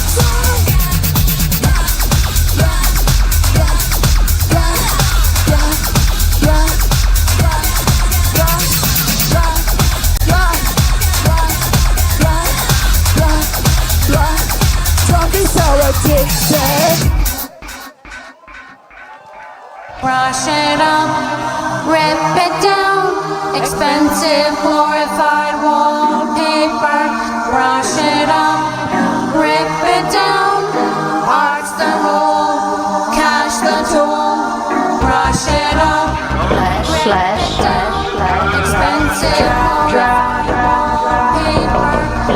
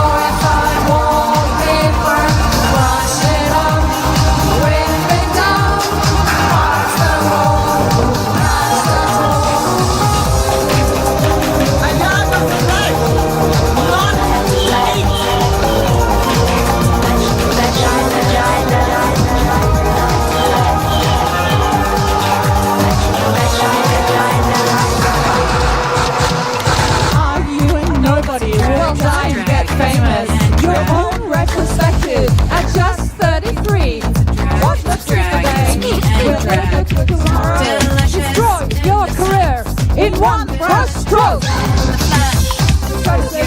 Government-funded crap. The Euro are the experts. Their arms under the tap. Project One-Hit Wonders. Always in the front row. It's Jeffrey Dutch, the heat-seeking missile. Brush it up, rip it down, expensive glorified wallpaper. Brush it up, rip it down, off the roll, catch the toll. Brush it up, rip it down, expensive glorified wallpaper. Brush it up, rip it down, off the roll, catch the toll. Brush it up!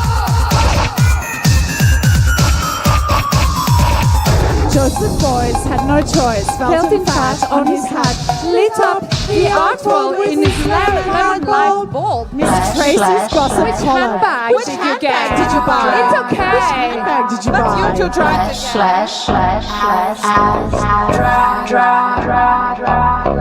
Fake it, fake it, fake it, fake it, fake it, fake it good. Fake it, fake it, fake it, fake it, like you should. Carnivore, more, carnivore, flash, carnivore, in the flash, more, carnivore. Me and dry, hungry and fabulous. Me and dry, hungry and fabulous.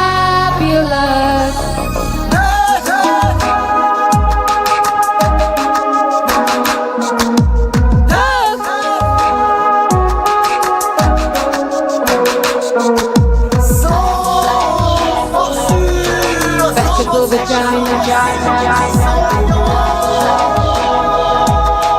vegetable vagina. I am a vegetable. Clam. I am chewy, tasty, but seedy too. Gino. Take away your pork chop, chicken thighs, and rump roast. It's a drag. So smooth. Me and dry, hungry and fabulous. Me and dry, hungry and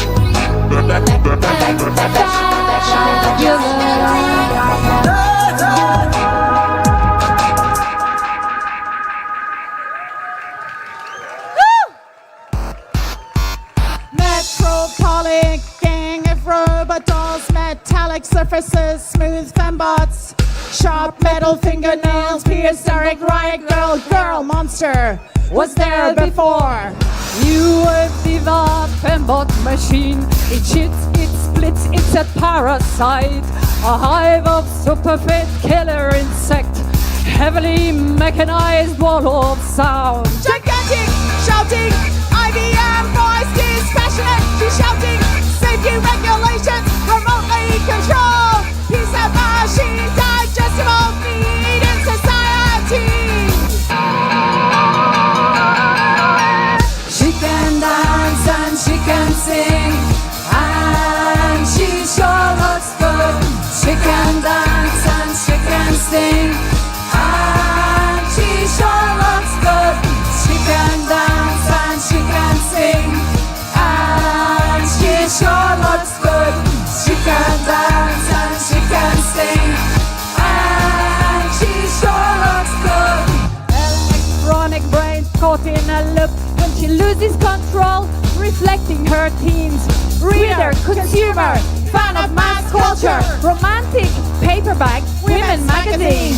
Girl subculture, found on the street corner, pressed in a mold, silent, sweet and sold, short, circuit, ancient mold, played again and again and again and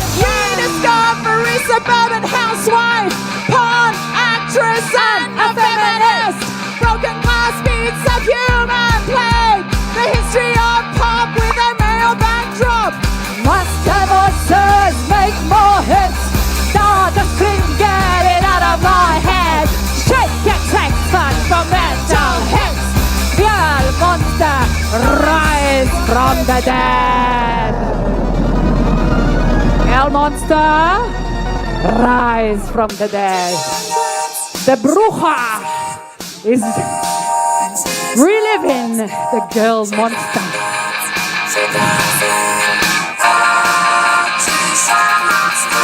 She can dance and she can sing, and she sure looks good. She can dance and she can sing, and she sure looks good. She can dance and she can sing, and she sure looks good. She can dance and she can sing, and she sure looks good. She can dance and she can sing, and she sure looks good. She can dance and she can sing, and she sure looks good.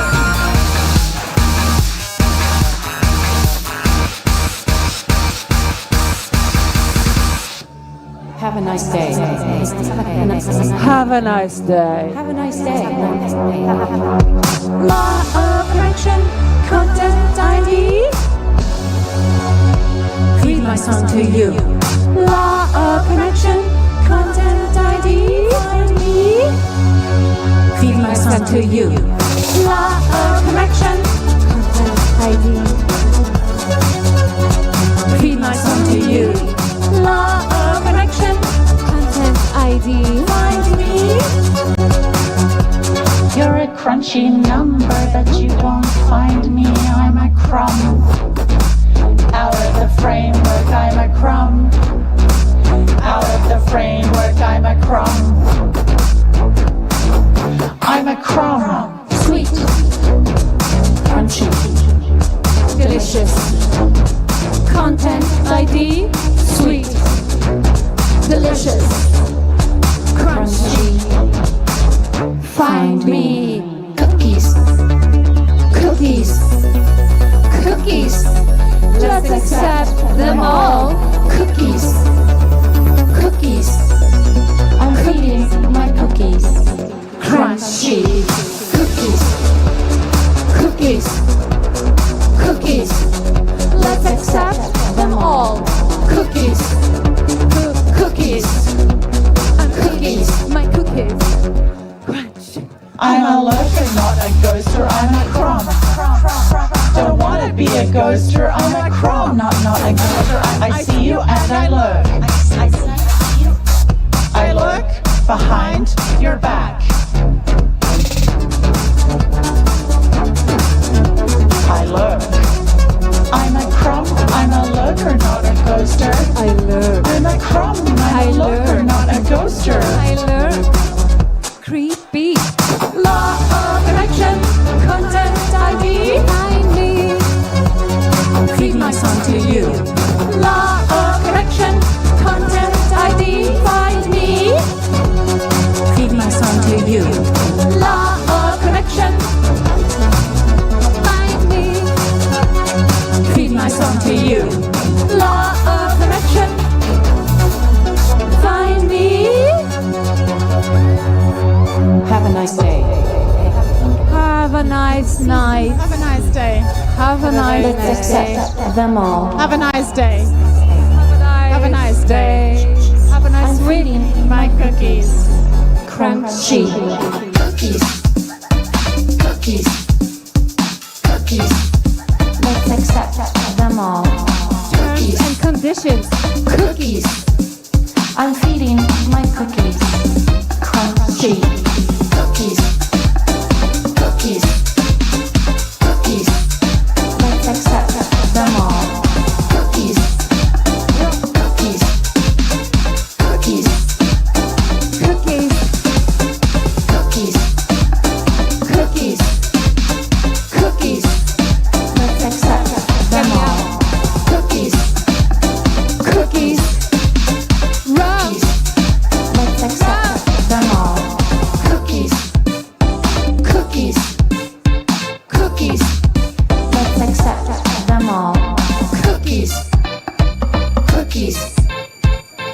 species. Let's accept them all. You people who can't afford to eat, drive your cars cause petrol's cheap. For God's sake, keep war in blood and war in the Middle East.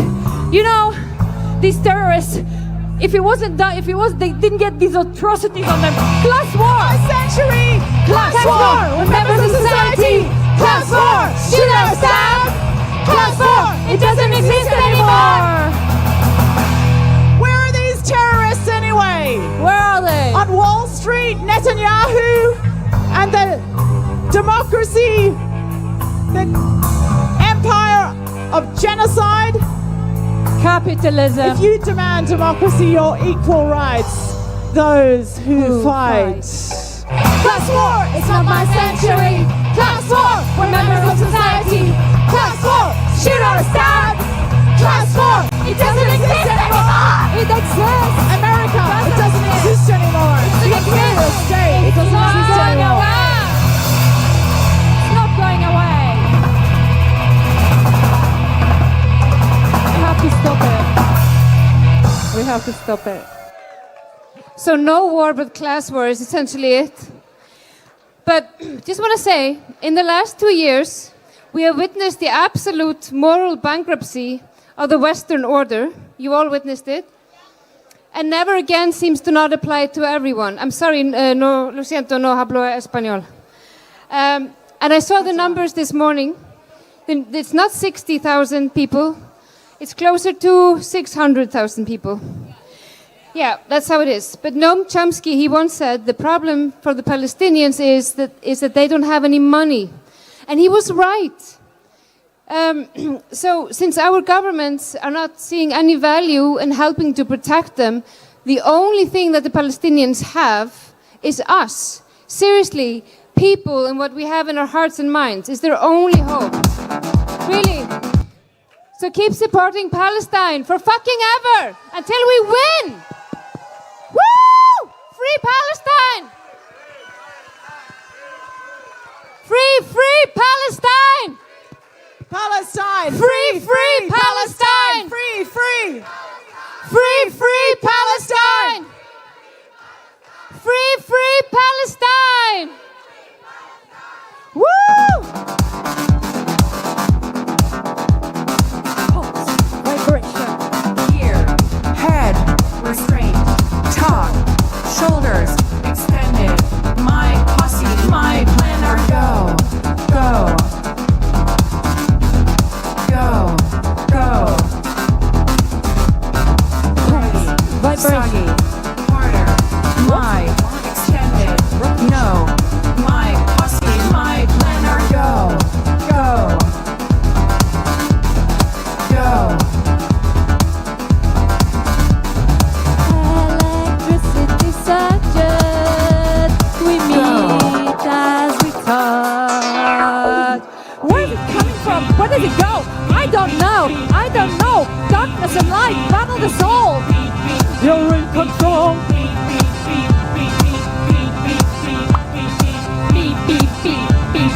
beep, beep, beep, beep. And on, and on, and on, and on, and on, and on, and on, and on, and on, and on, and on, and on, and on, and on, and on, and on.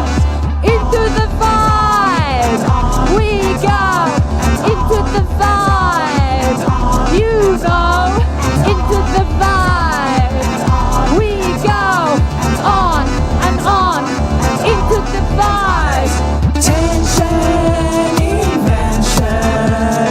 Tension, invention. Tension, invention. Eyes and ears, pay attention. Tension, invention. Tension, invention. Tension, invention. Tension, invention.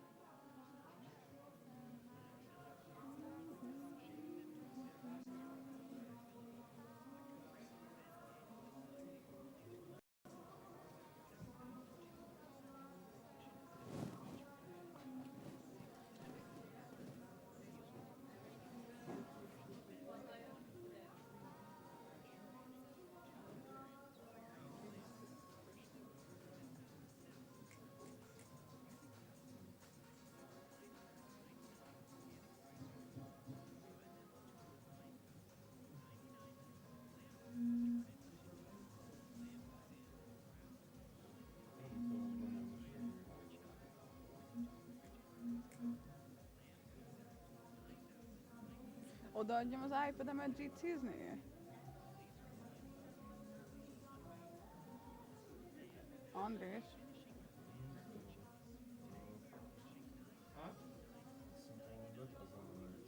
Tudom, ezért mondom. Fel kell nekünk költeni. Just use Vana's iPad for Jitsi and just a microphone for here.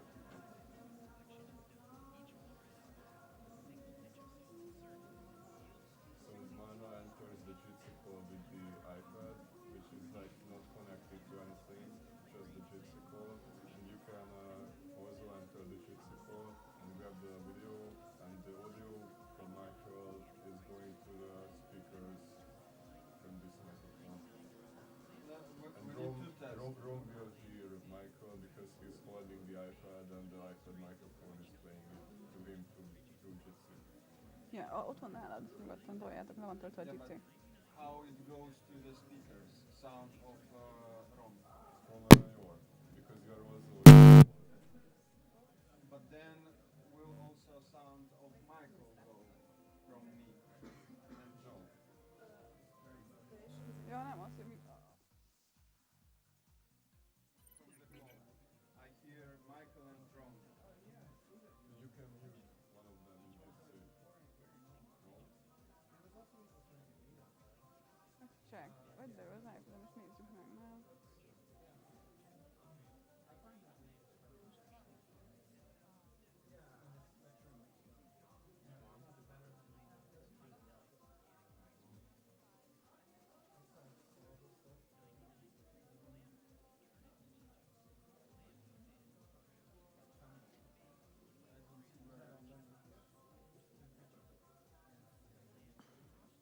Le van töltve a GC, szóval úgy könnyebb.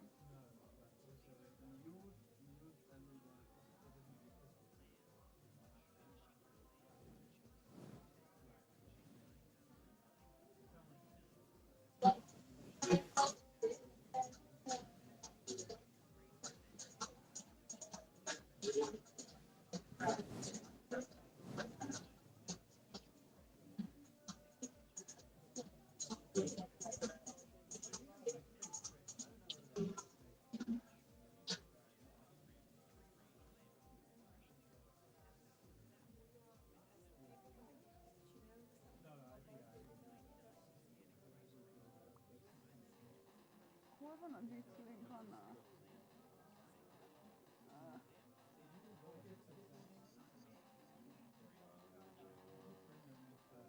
Találom.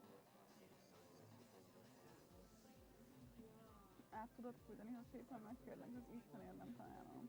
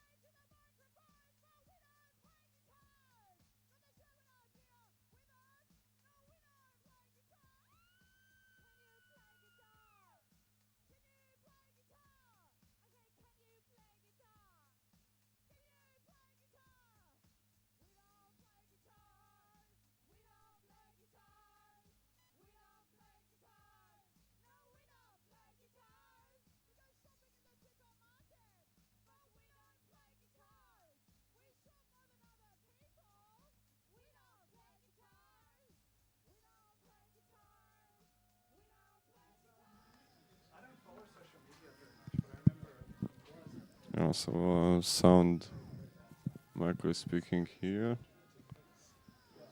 and also Rom can hear him through the iPad. I stopped receiving sound from Jitsi, like from inside.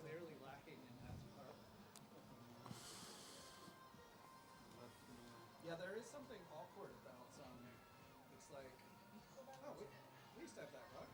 Oh. Did you guys bring this rug? No. This year? Oh, okay. We used to have that rug, but we got rid of it. Rug? You mean carpet? This thing, yeah. Yeah. Yeah, yeah. Yeah, we had that one. Uh-huh. Maybe this is where it went.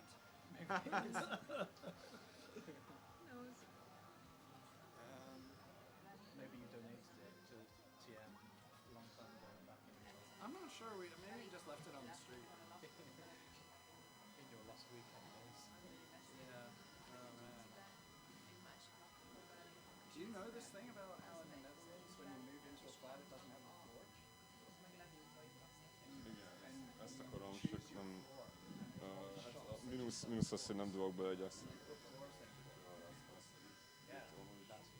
Beszélem arra is, az, akivel beszélsz, találni fogja. Coming there.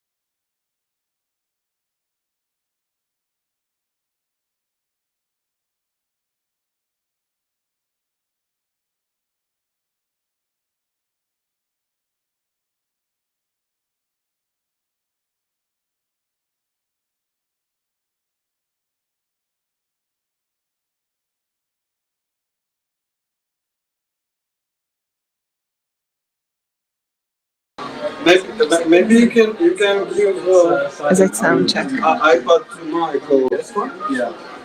Please, Michael. Yeah. Join the test Do a sound check. and enjoy the sound check.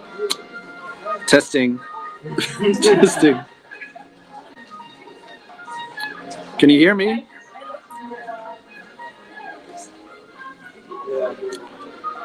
Okay. Okay. Can you hear me? You got me? So I'm getting Michael's. Yeah. And we need Rom to talk. Can you ask Rom to talk? Rom, can you talk? We need to test the sound.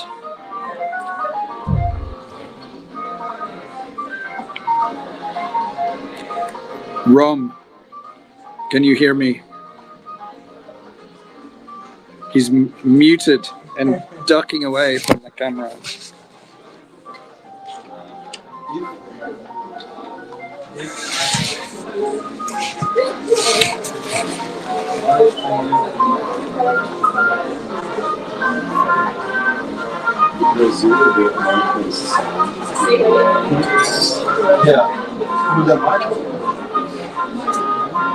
Hello, Rom, are you there?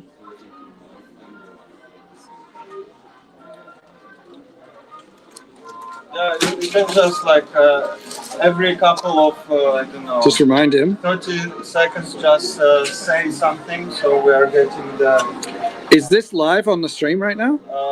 No, No. you're covered. Okay.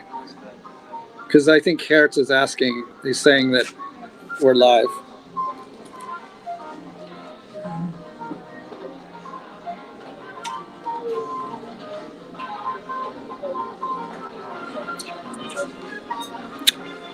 Rom, are you there? So we will have this mic, yeah?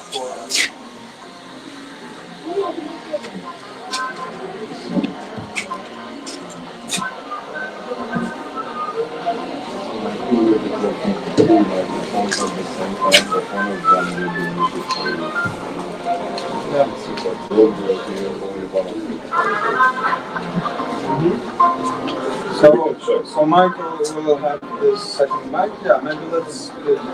Is it long enough? The thing is, Michael, that you will need to have a microphone as well. Okay. Because we are splitting the sound. Okay. Sounds good.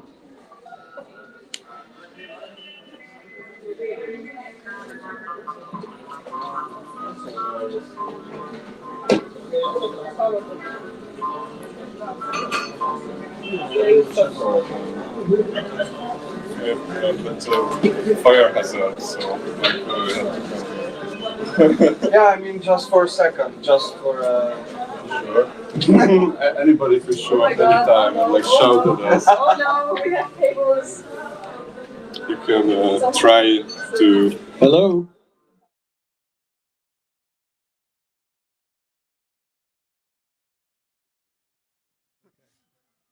Hello, stream.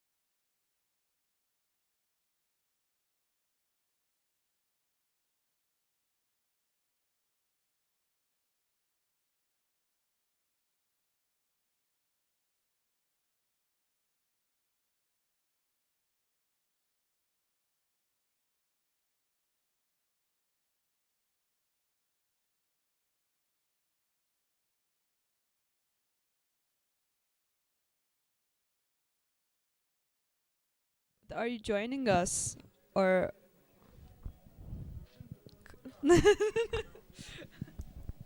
Cozy. Come on.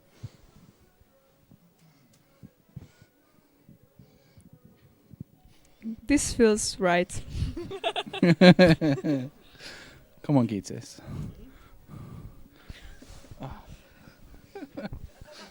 Be careful with the background. Yeah, don't go too far back. Yeah. Yeah. Okay. Like this. Lay like broccoli. Just imagine that you're on a beach, and that's the sun. Feels that way. By the mango tree. Yeah. We're by the mango tree. We're live? Yeah. Okay, we can start. So, I guess I suggested this session because,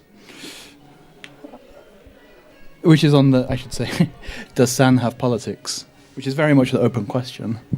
But it strikes me that in the things that we do, there is a kind of an implicit critique of platform capitalism and too much gain. There are sort of non-hierarchical impulses, maybe even anti-hierarchical aesthetics. There's this sort of embrace of fluidity, solidarity, community, femininity, earthiness, domestic even.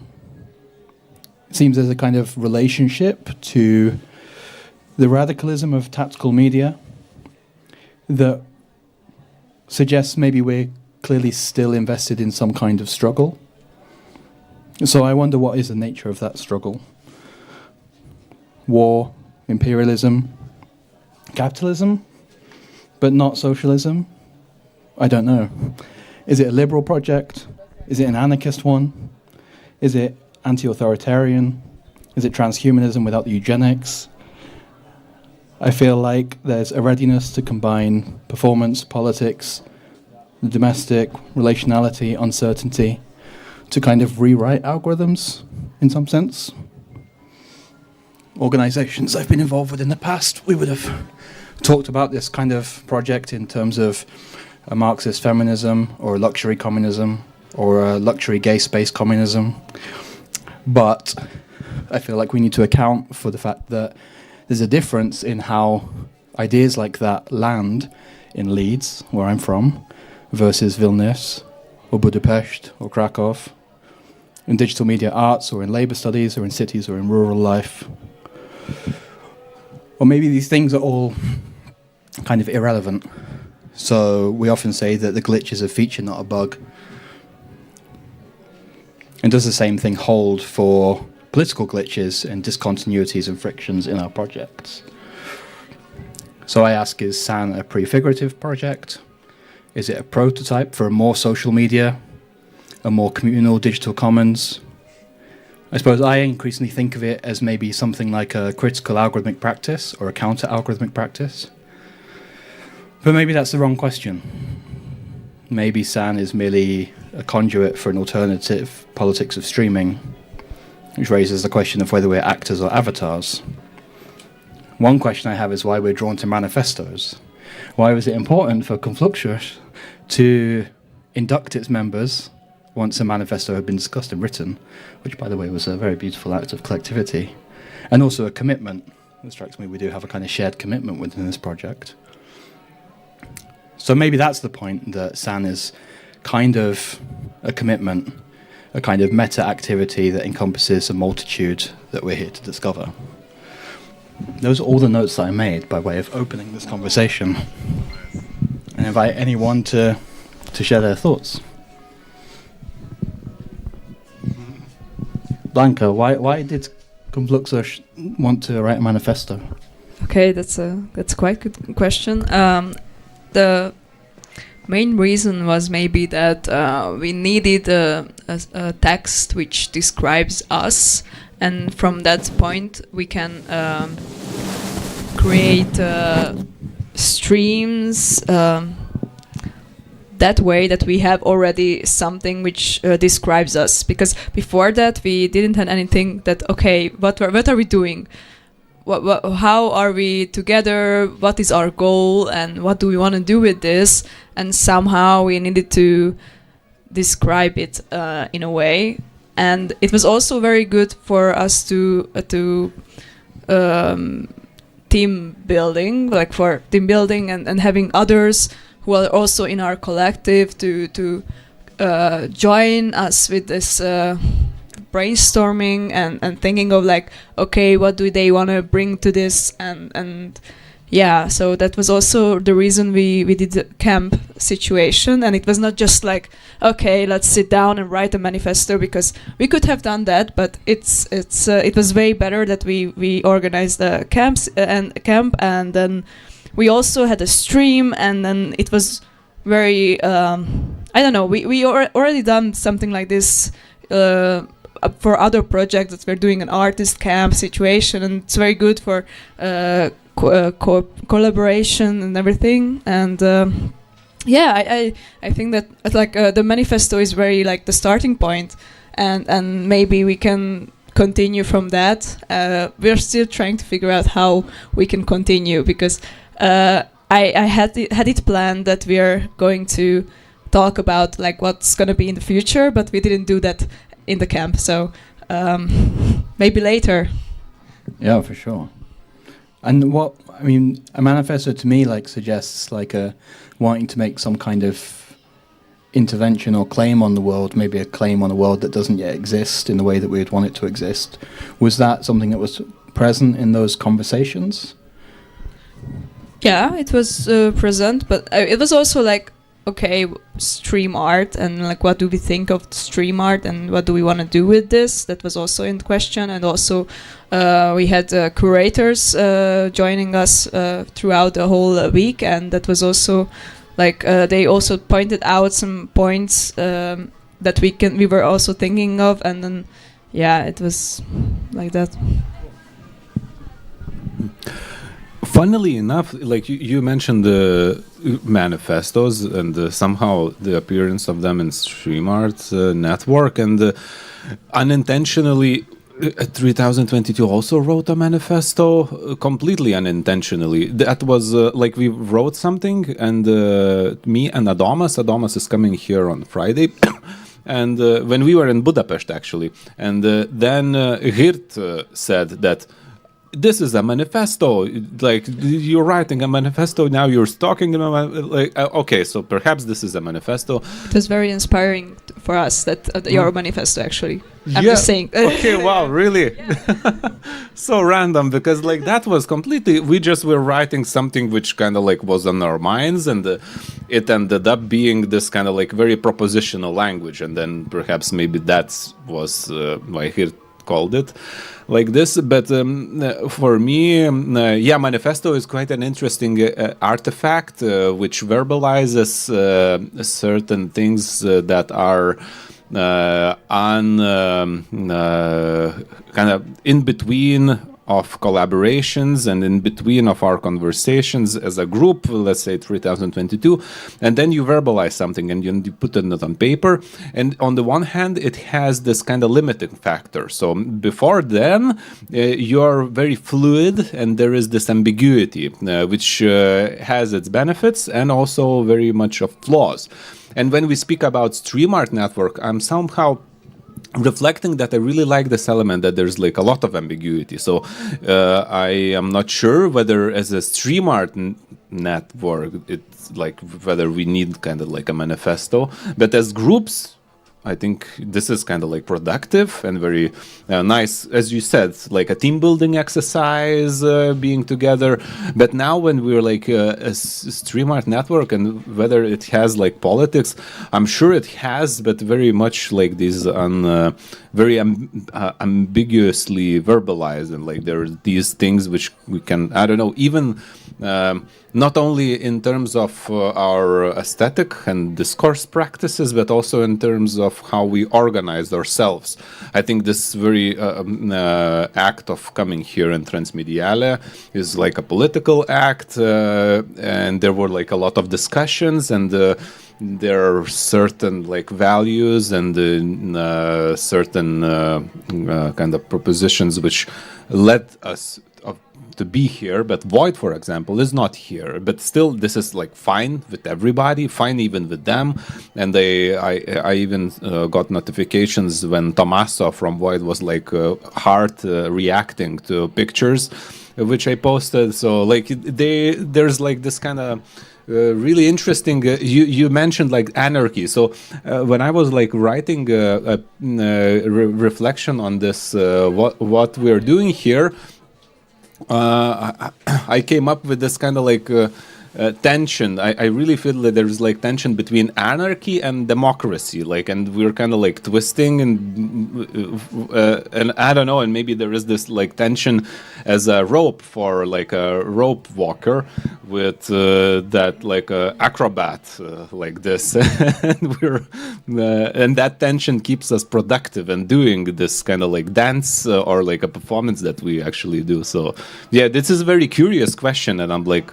Wonder what are these politics? So yeah, not only in terms of what we say and what we do, but in how we organize as well. Michael? Yeah. In the announcement of SAN, I think there were a set of politics sketched out as well. Yeah, for sure. So there's a few things that SAN is against. War, neo-imperial invasions, could also be maybe neoliberal, genocide and limited mobility, and then against big tech centralization and neoliberal social media monopolies and their 30-second influencers. For me, almost goes without saying, but it's good to say it. But then also a few things to be that I felt were commitments not against but in favor of, especially towards the end. A few that again I kind of feel go without saying, but they really resonated strongly with me. So this one I quite like, the demand for a green box studio and collaborative media lab in every cultural, educational, public and social institution.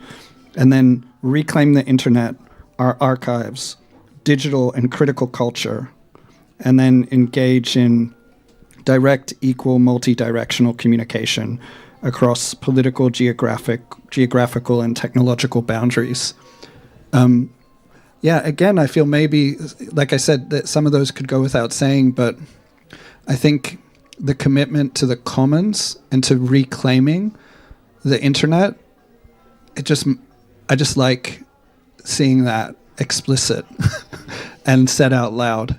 And I think beyond that, so this is just my perspective, and it's not something I've thought about very deeply, but I feel constantly bombarded with politics all the time.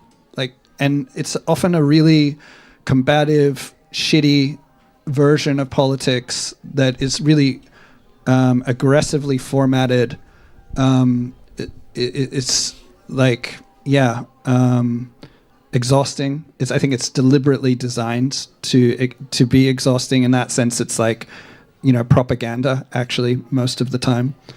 And what I like about SAN is beyond these commitments, it feels to me like a space of exploration where you're not always suffocated and kind of boxed in by that kind of formatting of the political. And I guess that's the aesthetic dimension. It also opens up to the utopian aspects of SAN. And I'll just say one more thing. I think in some versions of tactical media and media art that I've experienced in the past, it has been very combative. And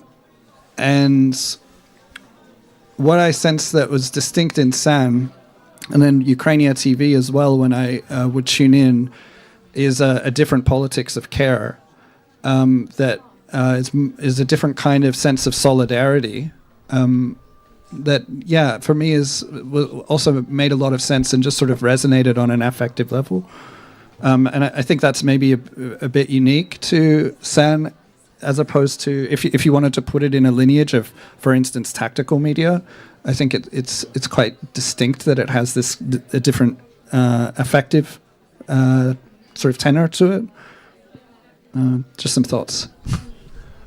Maybe you can elaborate more about this affective tenor that you like. How, verbalize it.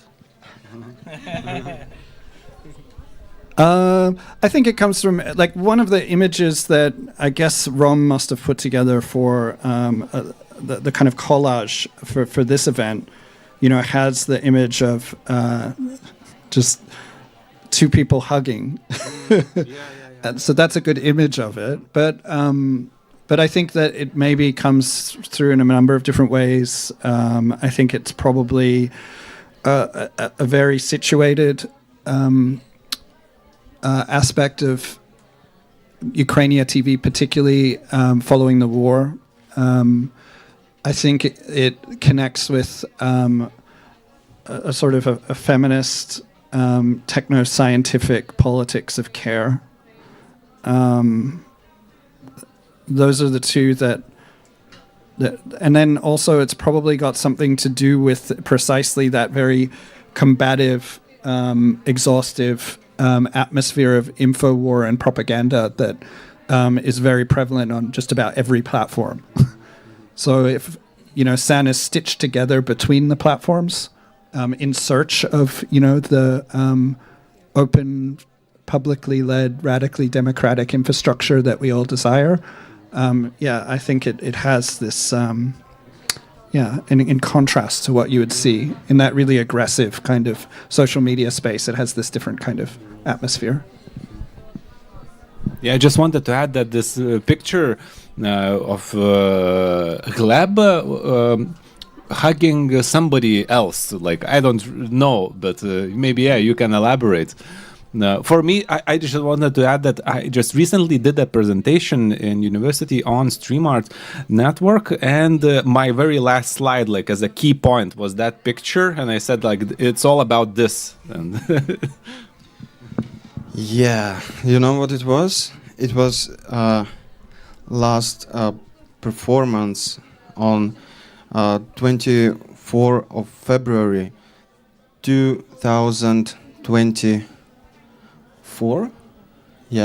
24, and this was after the performance about 5, so basically last year, on the photo was me and Artur Zagreba, and we did performance about svoboda. It means freedom. What is freedom? And we were kind of jamming with word, verbally and visually, and we were mixing and kind of trying to build improvised poetry based on this word, but at the same time exactly trying to understand what is freedom. And that photo is the end of that performance. So I think it's nice that you're mentioning it. Yeah, Sophia. I have something to add. So, and it's, I think, important to add that they was finishing this performance with the screaming in a way, I am a freedom. I am a freedom. I am a freedom. Yeah, so basically it was about that. Yeah, beautiful. Yeah. Nice trivia.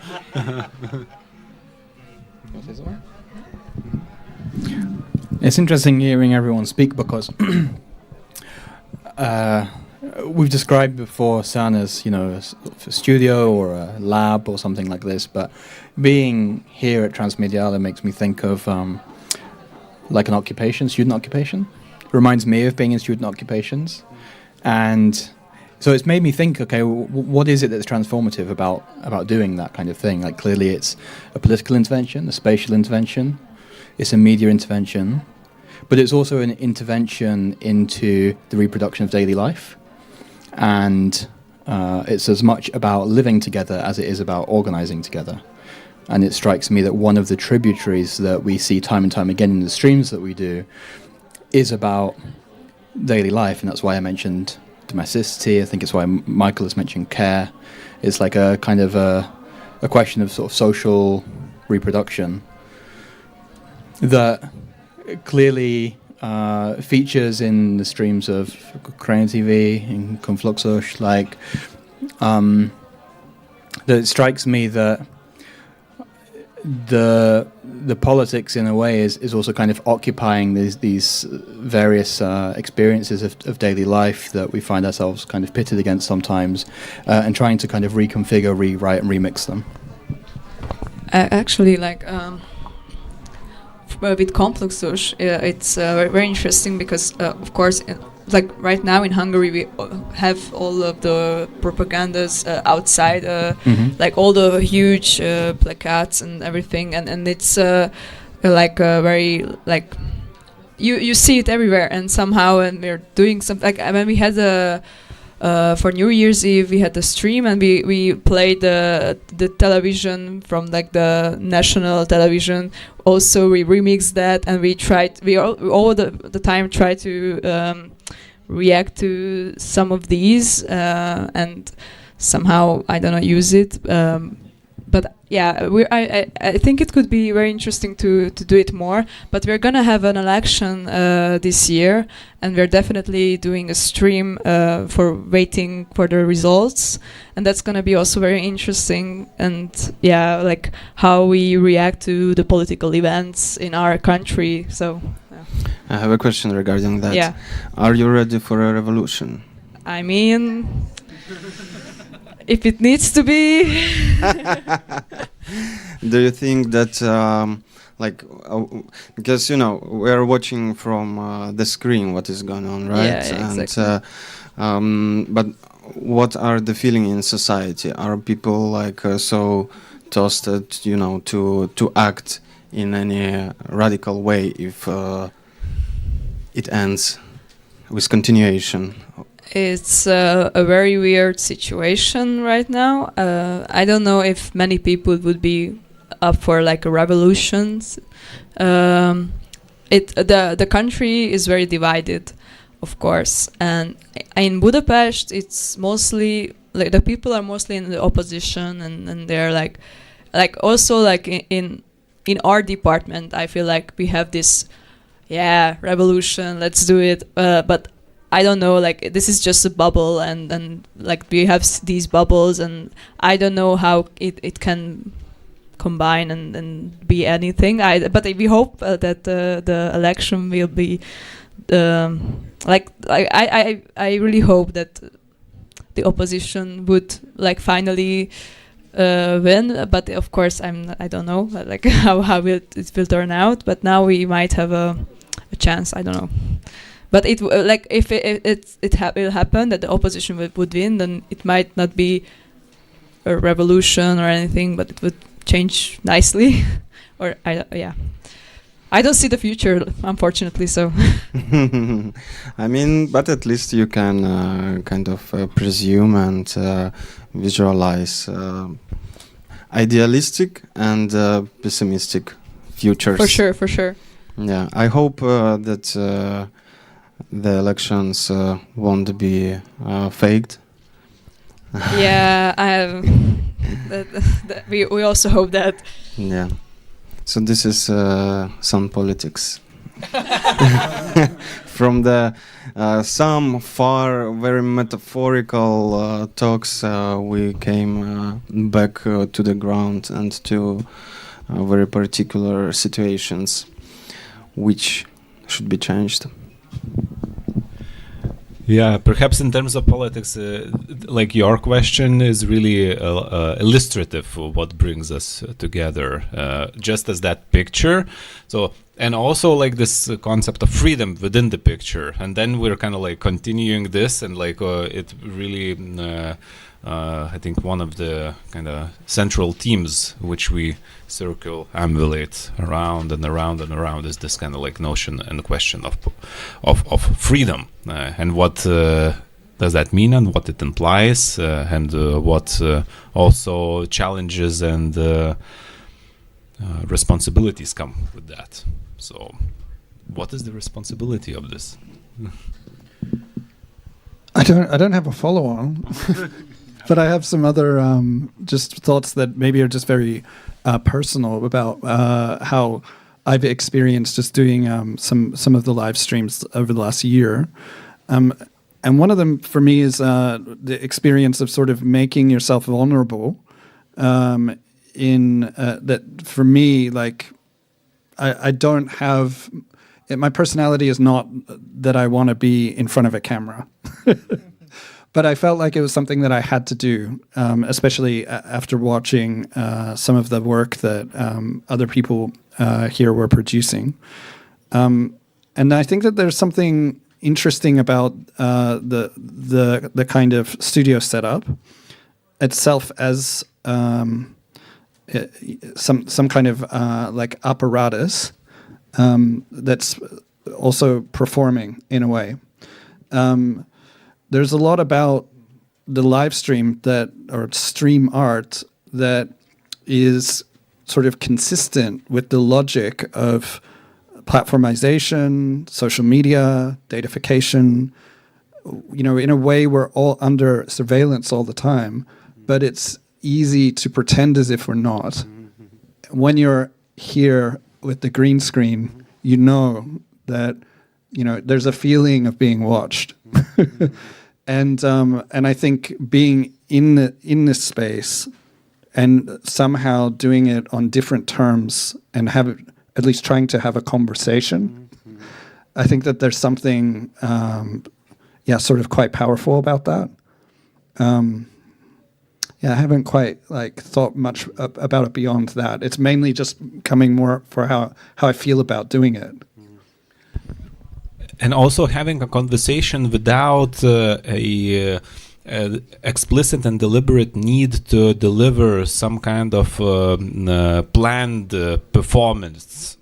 There's so much work in progress which is being exposed here, and this is a lot of content is how things are being produced, and how now what we're doing here is also this element of a radical transparency, I think, because we're here on the stage trying to figure out what we are doing, and I think this is very ironic but also very political act. I really love your observation that this is actually a surveillance, right? We're putting ourselves on this, even private conversations are here they are, so recorded, streamed online.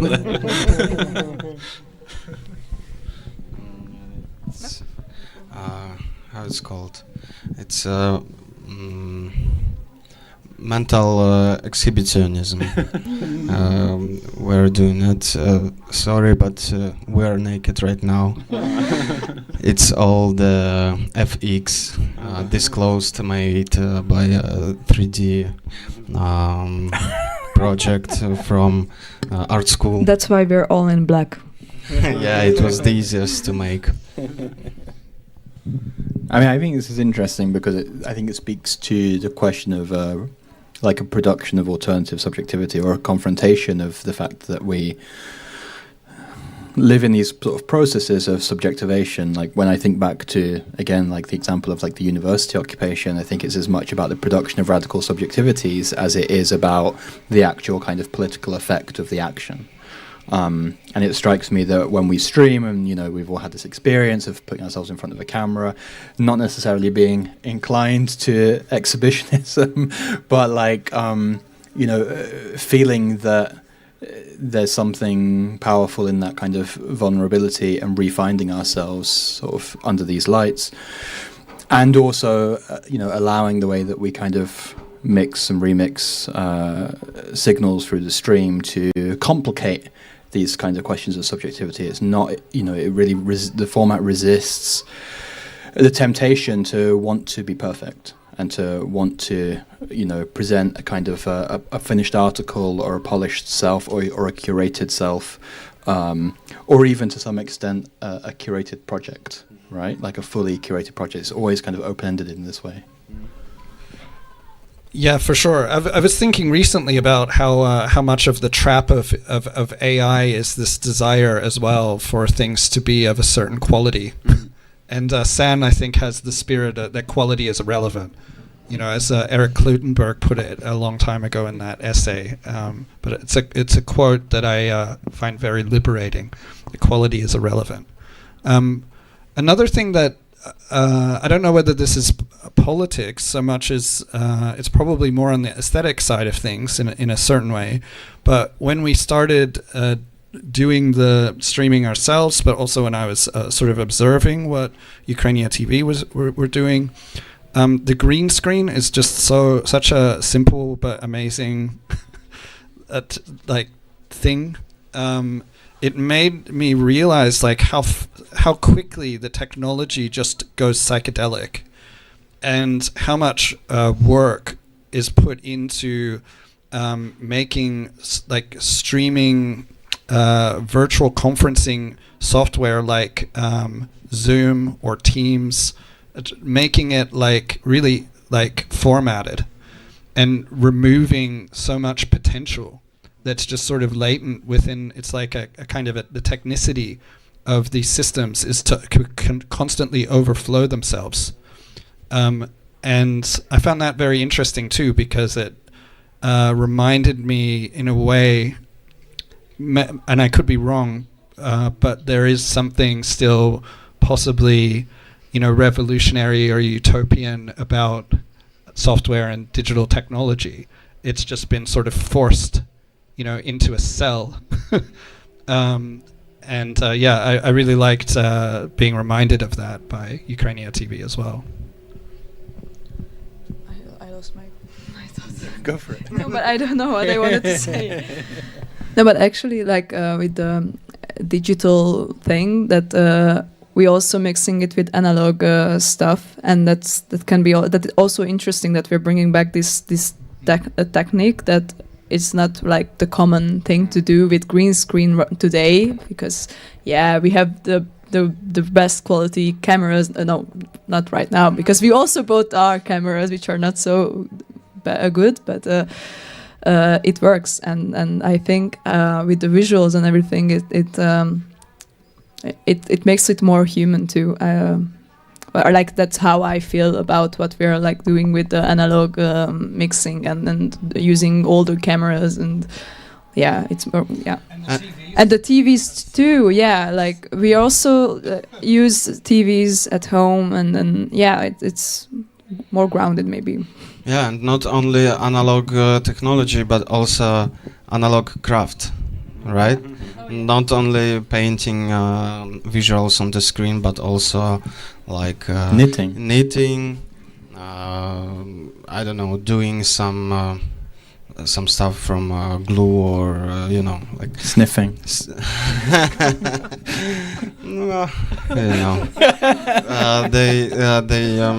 They deleted these substances from the glue, as I know. I never tried, but I heard that it doesn't work anymore. Glue became before, glue was kind of triple use thing, right? Now it became only single use one. It's been made a cell. We exist for the liberation of glue everywhere and glue experiences. Yeah, I will go to check the connection with Rome from Munich, from Museum Villa Stuck, where exhibition actually named Utopia is going on right now, and in a moment we will have a connection with them also. So maybe in the meantime I just say, because I think it's such an interesting point about the kind of the way that we're also using analog here as well, and when we decided to do that, it made me think about how there are all these kind of what we call obsolete technologies that still exist. We still have these technologies around, but the the kind of the hegemony has like moved on and away from them and kind of left them behind. And I think in a way, you know, to try to reconnect with those technologies and see how we might use them, you know, it has this tactical edge in the same way that we use green screens and the rest of it. And I suppose, yeah, I don't know, like whenever I think of sort of tactics, I think of like tactics and strategy and the idea of being kind of in the midst of like some kind of battle. And this is like partly because of, I suppose, you know, my origins are not within art but within political organizing, and so I'm always sort of like attempting to try to like define the struggle. But I actually think that San is like encouraging me to be a bit more chilled out about it and less like, you know, neurotically fighty. Who wrote this line? Low budget, high intensity. It was Michael, no? Yeah. I really love it. I think it encapsulates... It's kind of Michael's whole thing. Yeah. It encapsulates also like this political act of arranging our infrastructures here, and how hierarchically they are assembled in terms of like cables. And now that we have like two different computers, which instead of like having one central streaming piece, there's like some kind of constant dialogue and really like a lot of intensity. Which somehow like is not even always being aestheticized, but like when you really spend time around here, I really start feeling it. And I think also like these analog TVs, as most of the time in most of the geographical contexts, not Berlin though, they are being considered as trash. So this is also like an element of like low budget, and then you kind of like use this to intensify things. And for me, this is very also sustainable and liberating. Kind of, I also see this kind of element of freedom. But maybe you can elaborate on this low budget, high intensity. I think it's just the lived reality at the moment of what we're doing. I even think of what it takes for us to even be here today, and all of the coordinating and effort that we do. And a lot of that can also just be really like a commitment of our own time, you know, our own resources. But I do think maybe there's a couple of enigmas for me about the work, and I don't know whether I'm aware of them as enigmas, but I don't really know whether I'm rushing to solve them immediately. One of them is the question of scale, and then the other one is the question of like what the relationship is to promotional culture, which we've been sort of discussing ourselves in different ways. Yeah, obviously the promotional culture is the influencer culture and a lot of other things. You know, at universities, we're now encouraged to be always sort of pursuing impact. And for a long time, of course, the role of an academic was kind of reformatted as an entrepreneur in certain ways. I get these lists from management of things I should, and not even should, I need to do, like a list of demands, like make public your Google Scholar profile, make sure you are on these platforms, make sure that when you have a publication, you circulate it on social media. So yeah, that culture. And yeah, and the scale question, because I think that there's a strong desire in San to be pursuing more autonomous infrastructure. But I also feel like there's not like there's an understanding that we get there on our own terms, and that it's going to be an impure process. You know, it's not about like, okay, we're all going to be using PeerTube from now on, from this moment. Like it's much more exploratory, experimental, but we know the direction of travel. Yeah, maybe just say something briefly there. Where I think we're beginning to patch some people in, but like I've been part of a media project that, you know, had the whole conversation about scale and about promotion and stuff, and I think that there's this idea that we kind of kid ourselves into sometimes, even pre-influencer culture, that we can kind of like master the algorithms somehow, and like sure we can work with it to kind of gain exposure, but we build an audience that's fundamentally passive and not actually a community. And we often, I think, kid ourselves with these sorts of things that you're building a community, whereas you're just building or producing an audience. And I think that I've also seen firsthand how that once you kind of get into that loop, it becomes self-fulfilling, and it begins to also affect the presentation of your ideas. So yeah, like I think that one of the things that's interesting about San is that it's always had this impulse whereby it wants its viewers to become, and that's fundamentally no bystanders. Tactical media. But it is true. If you want to join, form a node. Set up and we are also people here. They want to add something to that. You don't need to have. Hello. They don't need the microphone. They don't need the microphone. Yes. Hello from Amsterdam, from the Institute of Network Cultures. I'm preparing tonight for the performance tomorrow, together with you all at 8 o'clock, Friday. So I'm looking forward to that. It's going to be a new chapter, a new collaboration. But before we're there, I just wanted to add something about StreamArtNetwork. I loved the idea of mixing digital and analog, but I think the prime driver was, and maybe still is, like what we do now, is to connect localities and groups and initiatives on our own terms, and to do that in a media space that where we more or less can design the architecture and the dialogue, the collaboration. It started, of course, with Krakow being connected to different cities in Ukraine. But then we very quickly saw the potential to create networks of solidarity and dialogue, to show that another Europe, even one beyond the EU bureaucracies in Brussels, is possible, and that it's us who need to do this. And I was inspired by the idea of course, the 2026 revolution in Budapest.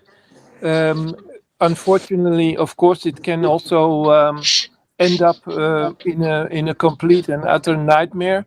My thoughts are very, very much with the people in Iran at the moment, who already faced a more than 2 weeks complete blackout.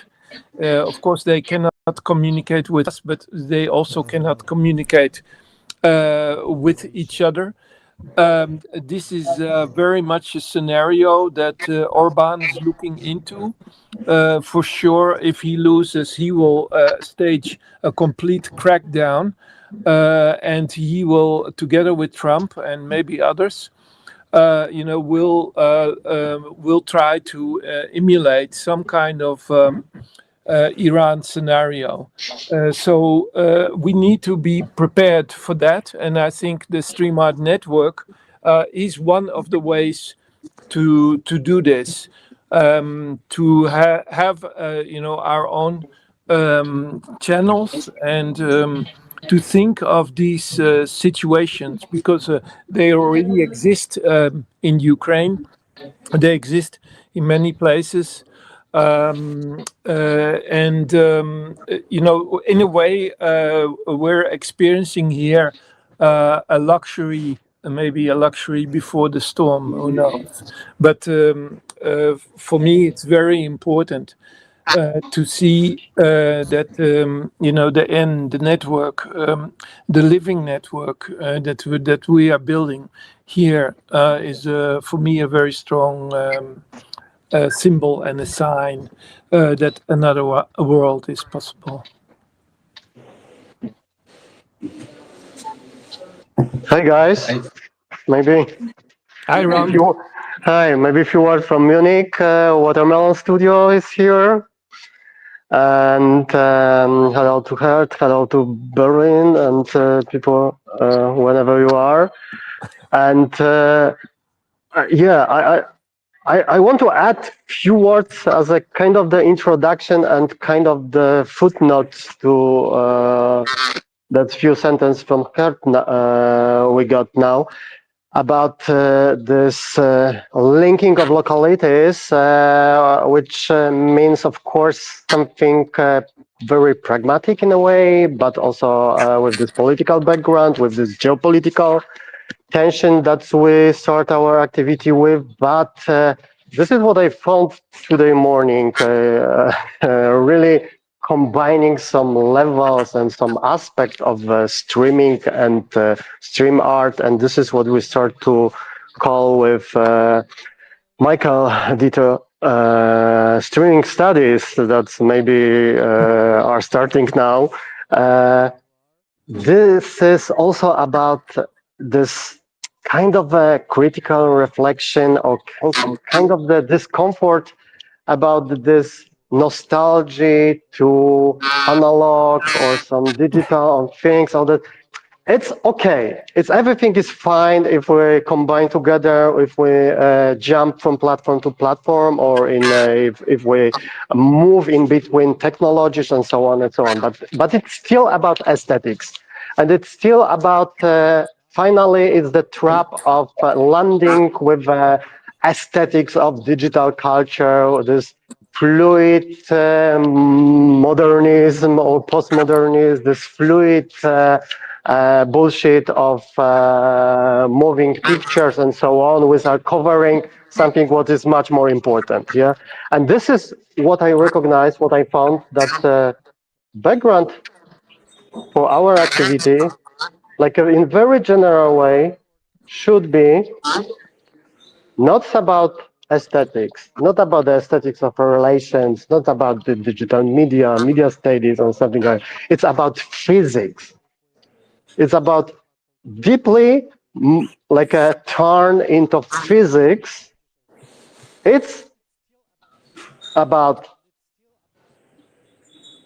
very etymological meaning with a Greek links where physics is not about this laboratory-based hard science, but of course it's also next to, it's linked together, but it's about what in Greek physics means. It's nature. It's about nature. It's about study of nature. It's about the study of something what is growing, what is emerging, unfolds. It's like a verb-like ontology. It's not the aesthetics as the base for stream art and streaming studies and streaming itself. It's more like a physics and ontology of movement, ontology of circulation, ontology of these atoms sending and so on. So this is the physics also as a hard science in the background, and electric and atoms. But this is also the physics in this study of nature, of the nature of the culture of physics. Yeah, like in Polish is the physics as a sport also. Yeah. Yeah, So, I love that. Ron. I love yeah. your reference to the old Greeks. We can even go back further. And talk about streaming, pantarei. Everything streams, and we also know that the reactionary powers in charge don't like that. They will promote blockages. They will frustrate people to no end. They will stop us from coming together, from having free exchanges, from actually from very simple freedom. Right, despite all the claims they have about so-called free speech and so on, it's always been the opposite. So they will prevent whatever is in their power to have us, build the streams and stream. And this is what you are talking about. Is exactly about cybernetics. About the control of streams. Yes. And this is like a second but also part of my investigation to find this distinction. Yeah. That we are confined to some extent, but that we can also design and redesign these streams. Yeah. It's always both ways, because we are confined through the technologies that we have and that we have available. And I loved what Michael said. What is this simple charm of the green screen? It is the possibility, to redesign it, and maybe to allow that. These streams of weirdness, the weirdo, sphere, and that's not because we claim that we are weird, but that we open up unknown channels of uncertainty and of introducing something new, and something unseen, unheard, that we haven't, let's say, seen yet, and that we can actually produce ourselves. That is not a commodity that we buy somewhere, but it's something that we, as an association of free streamers, totally. And uncertainty. This is another term which is very, very important in this, which I found also with another part of this investigation in the mathematical theory of communication, where the bit, this unit is not the bit of information, is the unit of uncertainty. Yeah, and in cybernetics, we have these both things, right? It is about control of the uncertainty, and maybe also the control of noise, but it's also at the same time the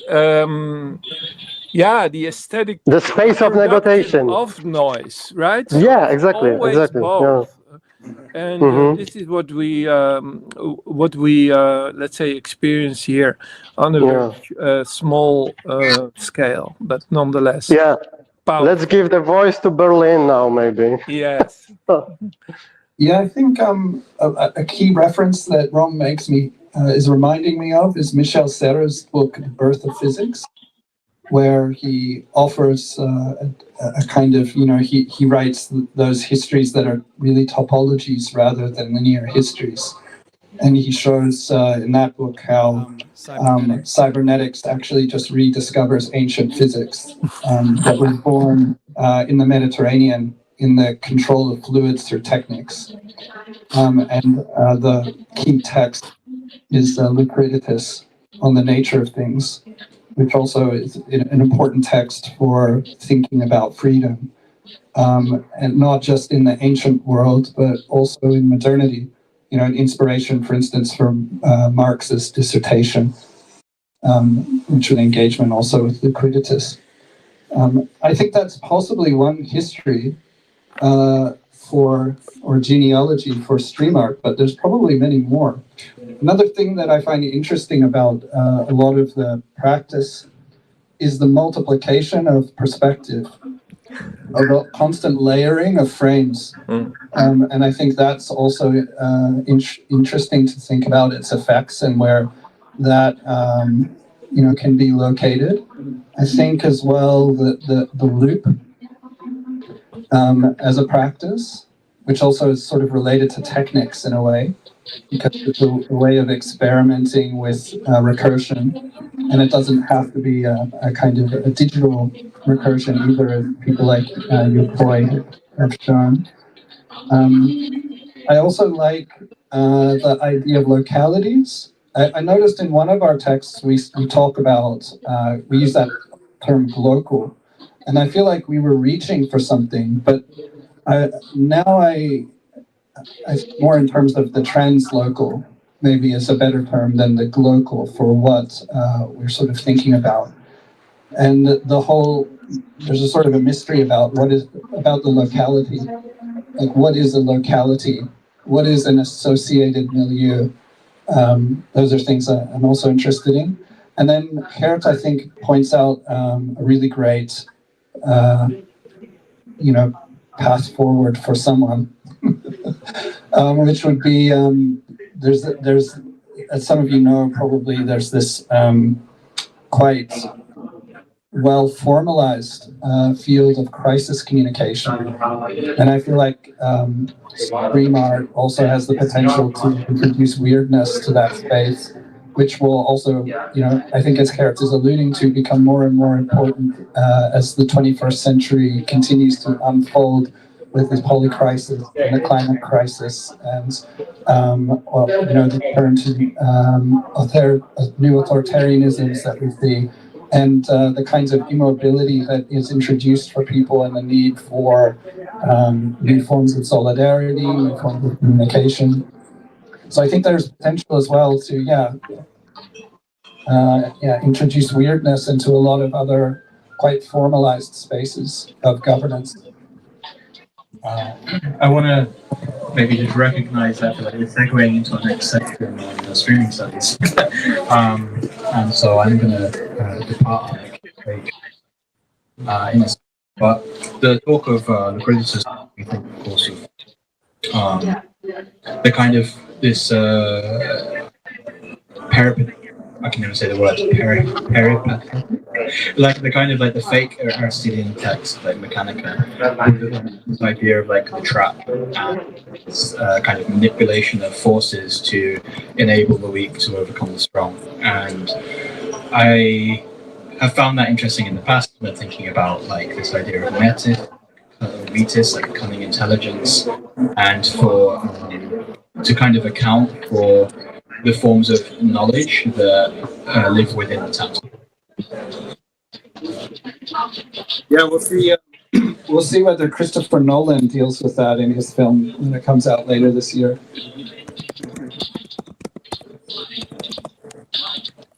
Maybe I can add something which are some loose thoughts which came to me after listening to this really amazing and very unexpected conversation.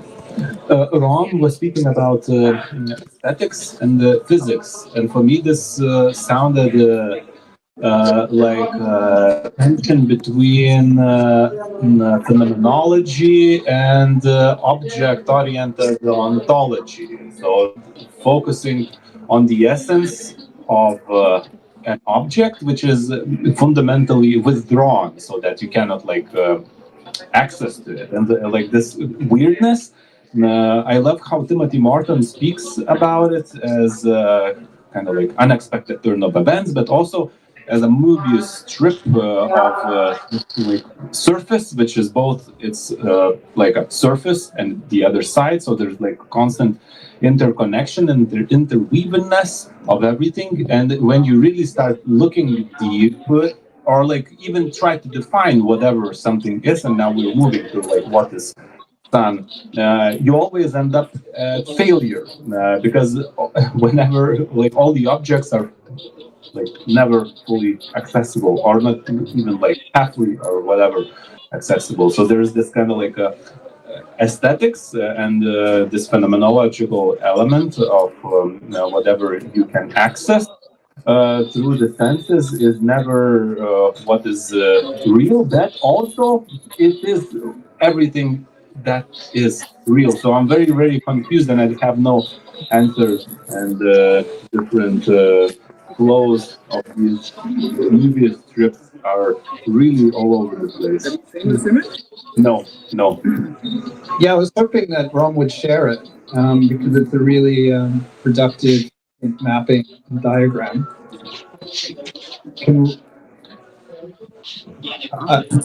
I'm just segueing right away. But did you want to have something to add? Yeah. Like a content for next 100 years. Yeah. I can leave it for you. Can I just ask about it? I mean, while we're sort of taking it in, we can. I'm interested why jamming is right at the center. Can you tell us about jamming? Because yeah, there's so many. I think any of these terms has its own genealogy. It has its own dynamics to it, its own potentials. But there still seems to be a kind of a hierarchy in the Venn diagram, and I just want to ask you about jamming because I was thinking about that. Ask me or wrong? Why I feel I feel like an exam now, because what I want to say about this, it's not that it's not the content, it's not the introduction, like a first page of the script which is already written. There's some proposals, some terms, hashtags, or some also neologisms that I found useful to express that set field map of some related terms. And jamming, I think it's part of this is what's happening now. Is looping, is sending noise and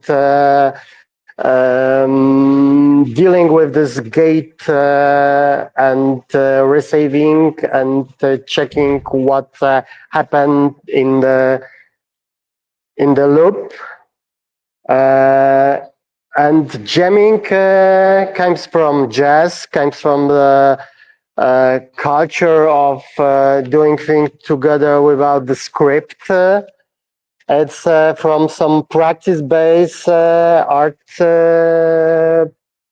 artistic research, you could call it in current moments in this intersection of knowledge production and some performative activities.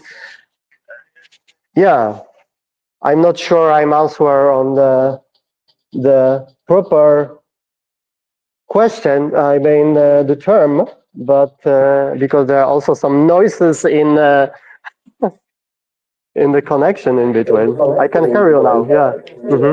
Yeah. In the earlier era of tactical media, jamming was probably more like culture jamming.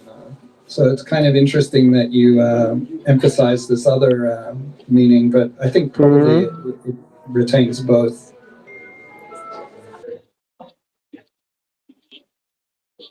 One of my favorite new is commodness, for example. Yeah. And also, for me, much more in the center is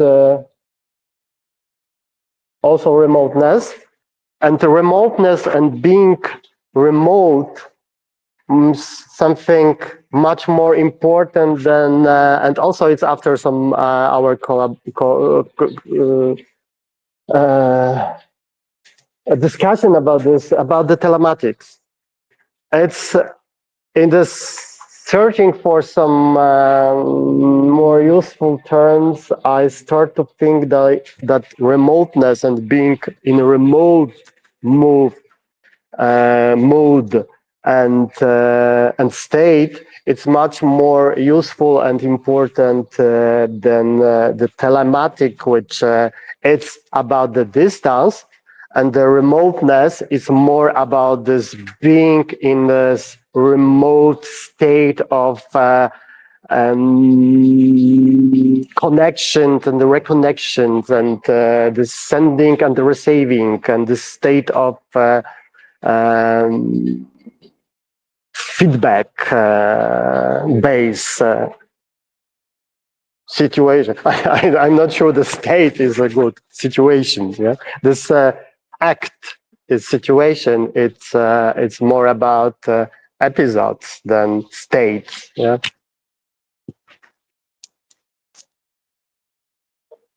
I can hear you. Now, remoteness is interesting for me because it is a relation. I think it could contain many different aspects to it rather than just a very simple metric of distance.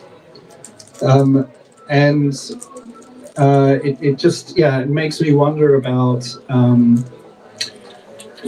how, when you say remoteness, how would you define remoteness? In what terms?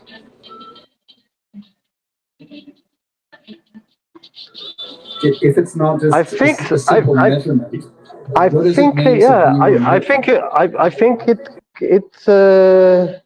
you can send us to the theory of communication, and this basic loop between the receiver, the gate, and the sender, the gate, and the receiver, and then the feedback check. Yeah. So the remoteness is basically this moment of the situation that needs two parties and the act in between. So it could be, of course, about the digital and technology, but it could be also about the basic state of the situation, the moment of communication between two parties.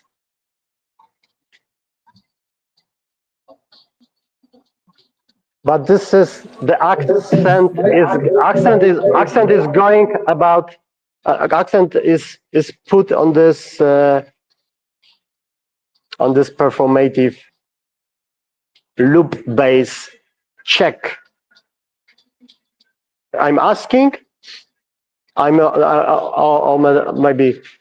speaking, and I'm asking, can you hear me? Can you hear me? This is the remoteness. This is the remoteness. Can you hear me? No. We can hear you. No.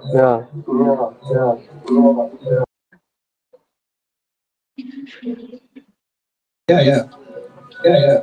Ron, I just have a follow-up on remoteness. I'm confused about objects, and I'm thinking lately, and I'm like, then can you elaborate and maybe define remoteness negatively? So what remoteness is not? And whether there are anything which is not remote, because even like, once again, on like a physical level, maybe this laboratorial physical level, like two atoms never like touch. If they touch, we have like a nuclear explosion. So like, what is not remote? Because like even like chemistry for me is always like a communication actually, and this can you hear me, like these kind of like different atoms with the electrons are asking this question in between. So maybe you can elaborate on this, like what is not remote, and like speak a little bit more about remoteness.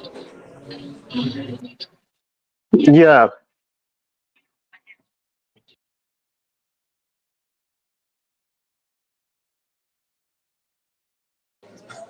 You're muted.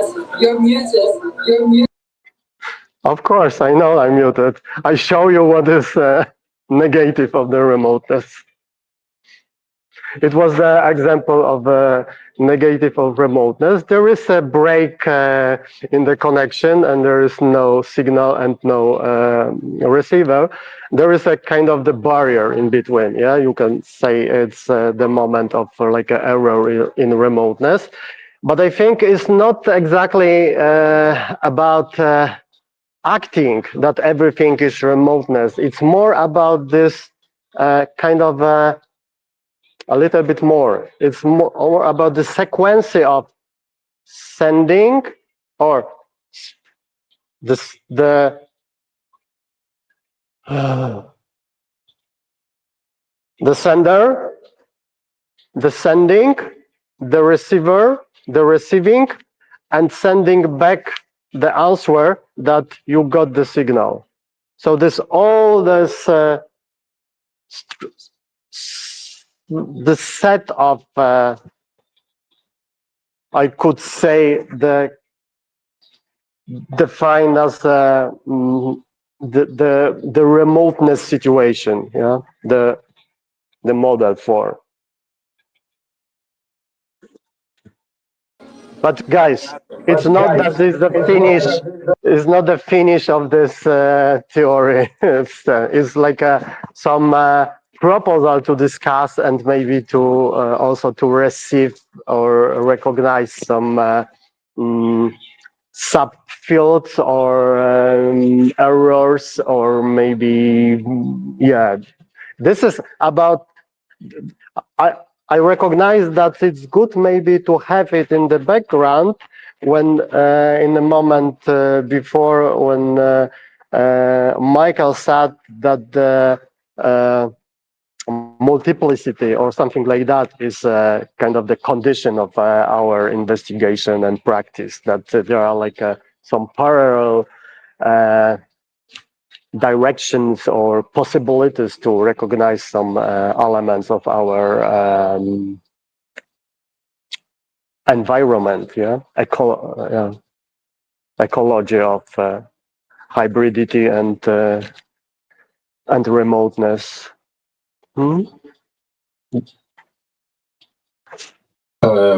Illustration of this sender and receiver, and okay, I got the message, and you can communicate this.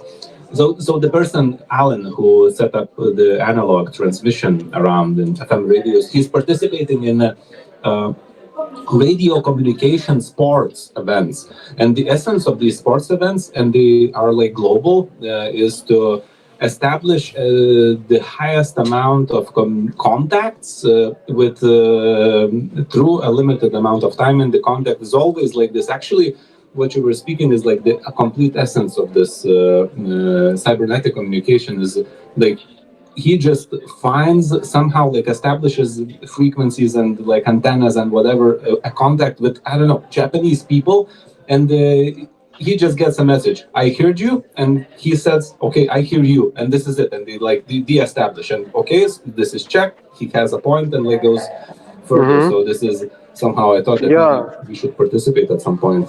Yeah, amazing example, and about the radio, which is the dialogue.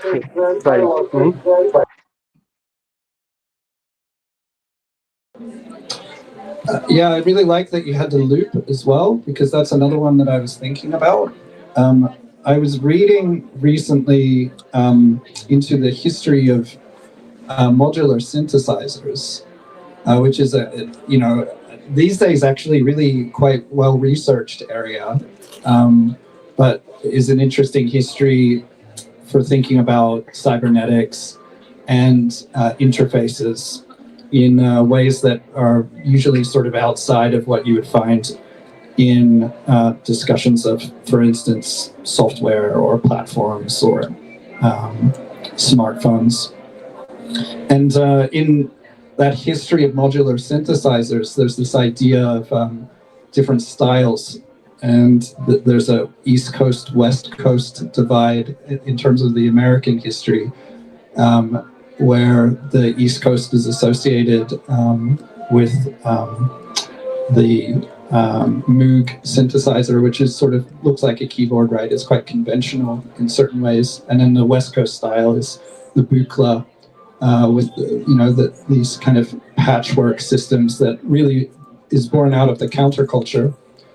And Don Buchla, who worked on those synthesizers, he also was involved with acid tests, and he wired up things like the sound system for the Merry Pranksters bus called Further, where they would drive across the United States taking acid and playing loops using that sound system. And apparently Kevin Kesey was really fascinated by looping effects in like really intense states of tripping on acid.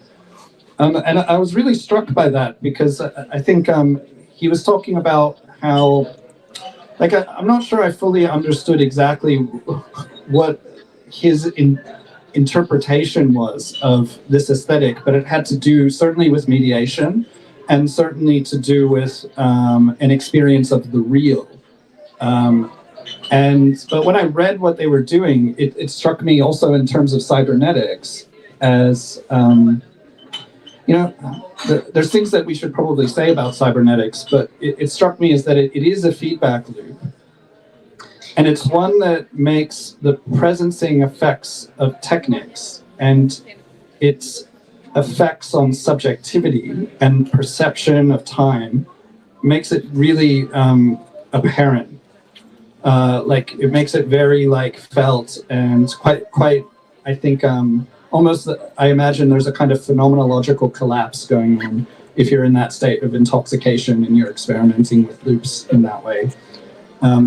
There's a really good book about loops by Tilman Baumgartel, who's written a nice history of it. I think it's in translation now with maybe 0 books or, but yeah, it also talks a little bit about that moment.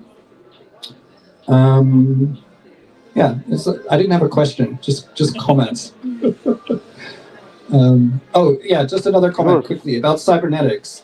I mean, it's obviously a really complicated kind of area, but I think for me, it's interesting to consider that this, what Michel Serres would describe as a kind of recovery of a particular kind of physics in cybernetics, a recursive physics, was presented and designed and practiced much more on the terms of control than on the more radical potentials of recursion.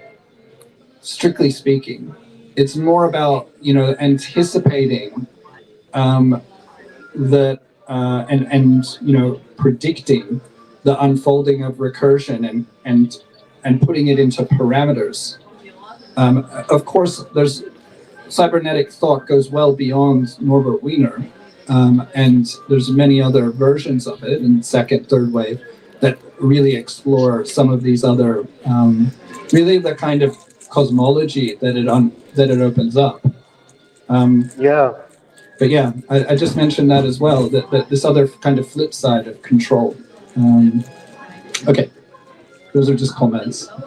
Yeah, I think very important comment that sent us also back to this. Of course, the cybernetic is much more than control now, because the infrastructure of cybernetics is the infrastructure that makes cybernetics much stronger than I think Wiener even imagined at the beginning, but still he imagined this as a kind of the meta-knowledge, yeah, as something that could produce a bit like cover all the knowledge, like a original interdisciplinary way of thinking about the reality. It's not only the control, even in the beginning of the definition of this from his perspective. But this is what I think it's what is important to keep in mind is that this aspect of the control and this what in the cybernetics originally is very important to recognize also that some opposition or some fields around. Yeah, this the question of freedom. What Hert was talking about. That the cybernetic is not the. This is what pop culture made or has to do with the cybernetics. That means something completely different in our daily life. Yeah, that it's like this is what is cyberpunk, digital, crazy techno. Yeah, no, this fucking the control aspect of the complex of reality, and there is a communication. This is the triangle what I propose. This is the communication, which is more about the negotiation and making relation. And this is the first corner of this. There is the streaming of the potential of freedom of doing more dealing and shaping with noise and with a negotiation between the two others in this. Of course, is the field which has no borders in between, but it is like a three aspects of dealing with signals, relations. So this is like a regime, this is like a mood, this is like a I have, yeah, I call it like a cybernetics imperative on control and prediction. Communication is more the ethos of relation and negotiation, and the streaming is more like a mood of activation and invention. So this is like a, yeah. The final moment from my investigation from last few weeks or months, and yeah, working version for you. Can I ask another thing just quickly? Because yeah, another thing that I'm interested in with stream art is that it has it's almost like, maybe environment isn't the right word, but it's like a milieu. There's not simply one feedback loop. There's many processes interacting. In classic cybernetics, it really is much more of, you know, it's a teleology. It's about targeting, you know, and the hunter and the prey. But in, I think, the context of stream art, I mean, there's a great distance between that, you know, moment of war and post-war cybernetics and what we're doing here. But one big difference, I think, is the fact that there's much more of an associated or open milieu where there's different processes that are interacting in unpredictable ways. Is that something you're also thinking about? And how would you think about that in relation to the diagrams that you've been sketching? Yeah, sure. And this is what we do on this is like a root of this this diagram, that probably there is something more to recognize in this. It's the geometry of triangle looks like something close, but it's not like that. It's more like a kind of a moment of simplification to recognize that directions or that tensions in between that three. It's even that's not because this is what Gittes said before about the tension between objects and the process, or the technology and the physical, and about humanity and the science, and this, so it's always something something more. There's always a third element, and in this triangle, it's more about this. And the streaming is this is what I found also in this basic definition of bit as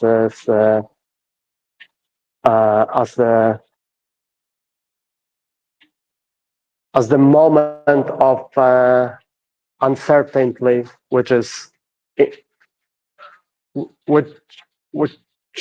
define the streaming or the stream art itself, could say. Yeah. Also, we can switch in between channels now. If Gleb is listening, I don't know who is producing now, and I can say hello from the Watermelon Studio, where it's also. This is also about this looping from different direction. If you switch in the left corner of your player, You can go. You can go to watermelon. Can I jump? I just want to throw an idea bomb into the mix. Because I was thinking about the way that Michael was talking about the kind of the second and third waves of metrics. Yeah. It makes me think of like Stafford Beer, who of course, was also interested in like biological processes, but also had this whole like psychedelic kind of tantric side, right? And was kind of like interested in like tantra and sex and power exchange. And I don't want to get too kinky at like 5 o'clock in the afternoon, but like, this kind of these forms of like relationality, possibility, and the idea of the power and control being able to switch in different directions at discrete moments, and Yeah, you remind me your question, are we enough hybrid? I think we are enough, but we need to talk about this, and we need this dictionary or this studies of our practice and to recognize how much we are hybrid, but there is also much more. Yeah. But this tantra is also good, and also hello world, sending signals to cosmos is also part of, could be in the gravity waves, and because it's not only about the cybernetics, it's also about analog, and also about this waving in the space, the physics of waves, and maybe it's too much, but it's not about to cover reality. It's more about to feel or treat or to recognize the aspects of this dynamic aspect of the reality. And this is exactly also like for me personally, the starting point was the critics of the white cube of the gallery itself, and this logic of the logic of sublimation of the factory. That in the factory you produce the object, and then you put it to people, you give it to the market. And the contemporary museum of contemporary art is kind of the sublimation of it. It's a huge factory which is empty, which is clear, and then you put that object in static way, and of course this all the infrastructure is about the celebration of this production, and this is how even media art, but still it's possible to negotiate. But I think the stream art, it's impossible to deal with the white cube and with this traditional form of exhibit design. It's always kind of the question about redesign the art institution itself in a very general way.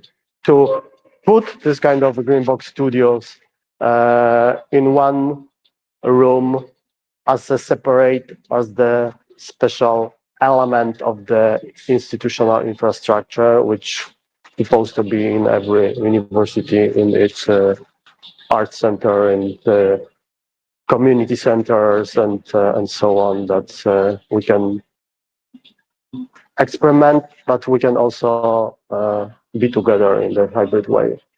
So it was coming back to some like a very pragmatic practice, but also this active base, how to call it, mission, maybe.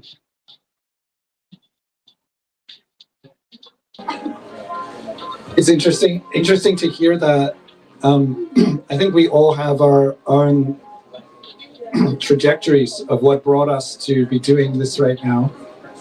And I wanted to ask you a little bit more about, I'm sure you've spoken about this before. I'm sure there's even an interview with you somewhere online where you talk about the origins of doing stream art. but I'm not sure I've ever spoken with you about it.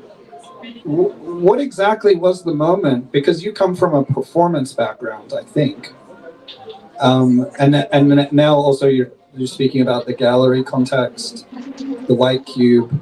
But what was the moment for you when you recognized that the green screen, the green cloth, the green screen could be also a medium to explore?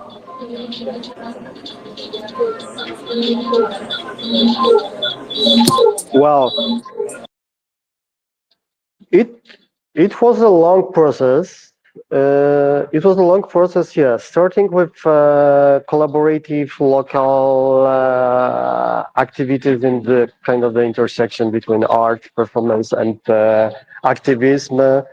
It's starting with alter global movement, starting with some like street performances and some and there was always the question of documentation. There was always the question of media as also kind of the aspect of amplify of visibility, and also kind of the space of the negotiation between art is going out of the gallery, out of the white cube, and asking about some this pragmatic aspects of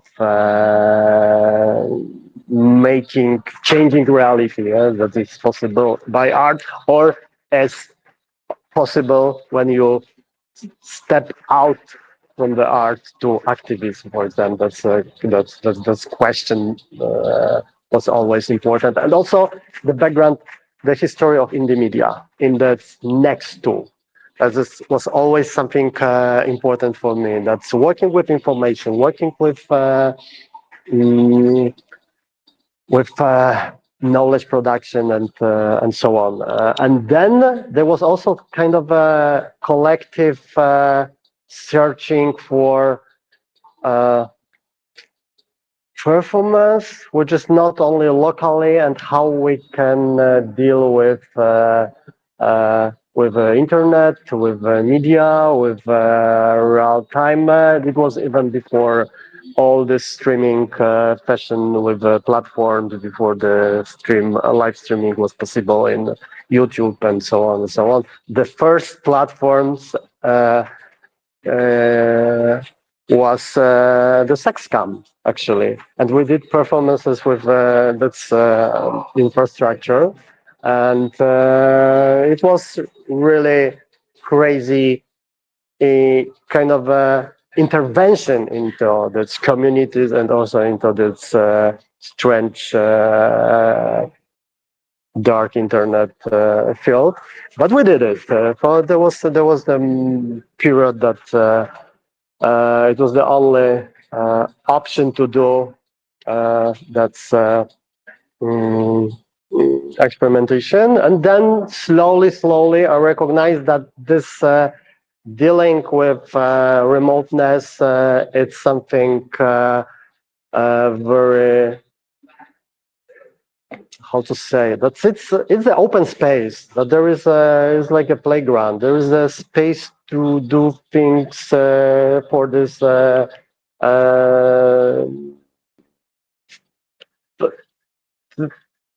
to research, to recognize something new, something fresh, something different I couldn't imagine before. Yeah? So it's and then there was the beginning of the studio before the pandemic, and during the pandemic, of course, there was another period. But the spending time in the big studio together with 2-3 people, and yeah, it was also important.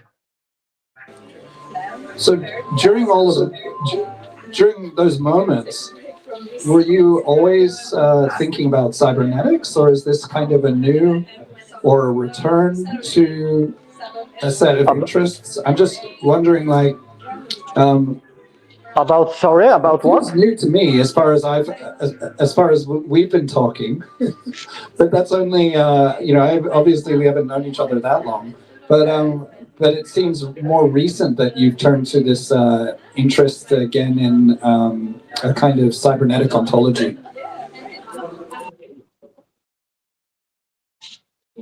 Well, not really. I feel myself here now more like uh, in the exam, at the exam with experts. My turn to the cybernetics, to the studies I share with you today. I'm sharing with you today. It's kind of a check. It's kind of a. It's based on the reflection that I need. Me personally, I need some roots in the media studies and its cybernetics, like a critical investigation, with also some kind of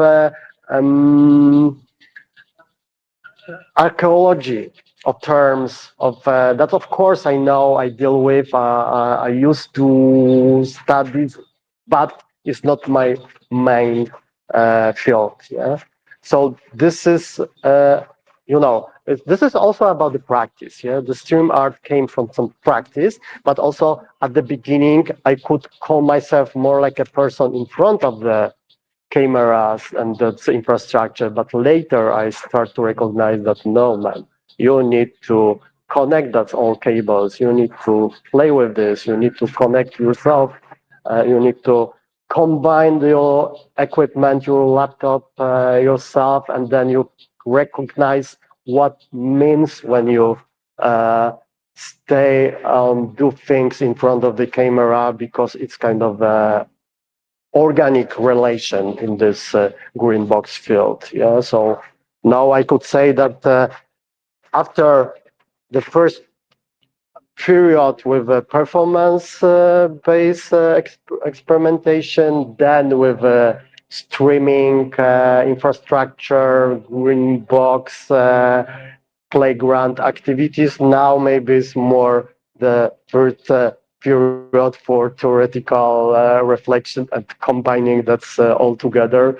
And then I could invite you to write the, I don't know, anthology of this. Feedback. Woo! Yeah. No, I'm sorry. I don't want to make it seem like I'm interrogating you. It's a bit of That's fine. Adopting a bit of an academic persona, but you should ask me questions too. I feel like you do. We've been chatting a little bit about some of the work you've been doing on streaming studies, and I feel like you do have a solid grasp of cybernetics, and I was just curious about. Yeah. So the question could be, did I pass the not exam? Necessarily how long you've been thinking about that, just more about, what does that thinking connect with for you? For me, I've also been thinking about cybernetics a bit more recently, mainly through reading Yuk Hoy's work and then really looking at that lineage that he positions himself in relation to, which he labels organology. So it includes people like Stiegler and Leroy Goyan, people like Canguilhem. And I sort of knew some of that stuff already. I knew Stiegler quite well, but I've been spending time looking at that lineage as well. Not really necessarily to do with stream art, because of, I think, a whole bunch of problems that I'd been encountering. So yeah, I'm just giving you a bit more context about why I'm asking you some more questions. And it's also, over the years I've learned that theory is always grounded, and it always really comes from somewhere. It always has a locality in a way. It's always, I guess you could say all theory is a kind of cosmo theory, in the same way there's cosmotechnics. It's always situated, also to put it in the terms of a sort of a feminist techno-scientific critique. So, that's why I was also interested in that trajectory into stream arts. And yeah, I find as well, it's so tempting to think about stream art in really quite philosophical terms at times. But as you say, it's a practice, and any kind of reflection on it, I feel like it should be in terms of those kind of the lived textures, the materialities, the problems and tensions and potentials and everything that comes out of the practice.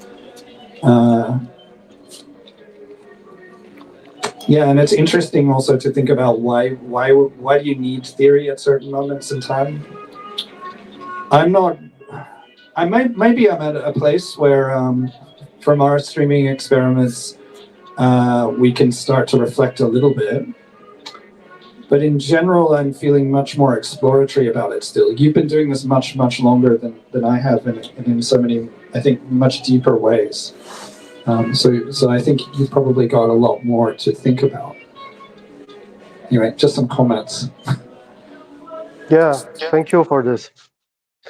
Thank you for this. For sure, I need more theoretical reflection now and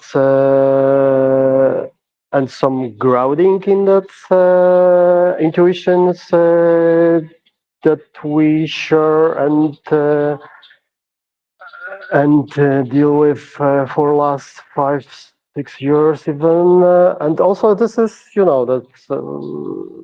this is also a very specific moment in our activity of Ukraine TV and in the studio. We lost the studio we after very traumatic experiences with the Academy of Fine Arts. We are in court with them, and it's like a part of this that we need also moment for reflection how to deal with this practice-based research in the same time with some elements of activism, political aspects of this, and also the theory. The theory is something what I always need in the background. I like to write. I like to think,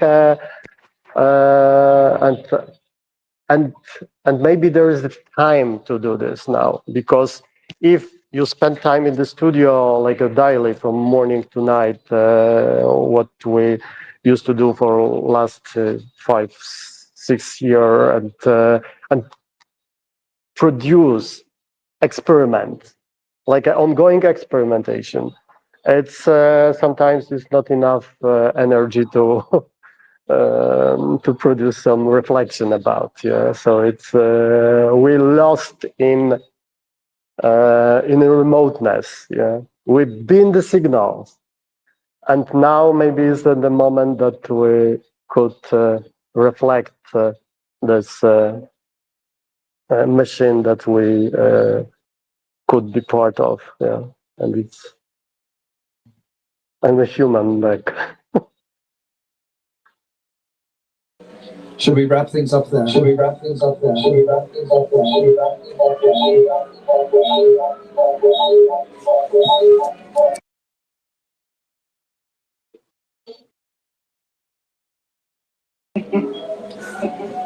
I've been doing 2 hours. I'm exhausted. I think I need to bring it to an end. But I'm really looking forward to seeing more from streaming studies. Yeah. As you know, I've shared with you that I've been scribbling away on this topic, but I haven't shared anything with you yet. But soon. So let's just keep the conversation going. I'm very happy for this moment, for this introduction, and I also need to finish because the exhibition, the gallery, the museum is till 6 o'clock. So it's a good time to say thank you and hello and goodbye, and see you tomorrow in hybrid way and after tomorrow, and bye bye.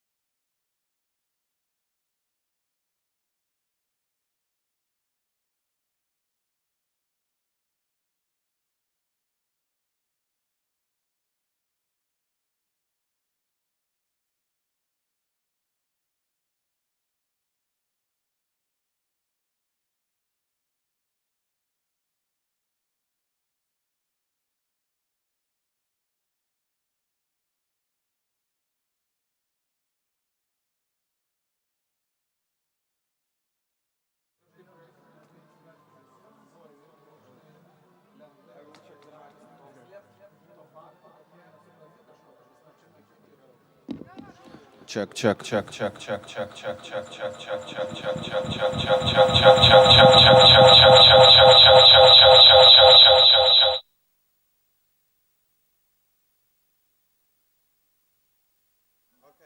one more time. Check. Check, check. Check, check. Check, check. Sounds good. Sounds okay.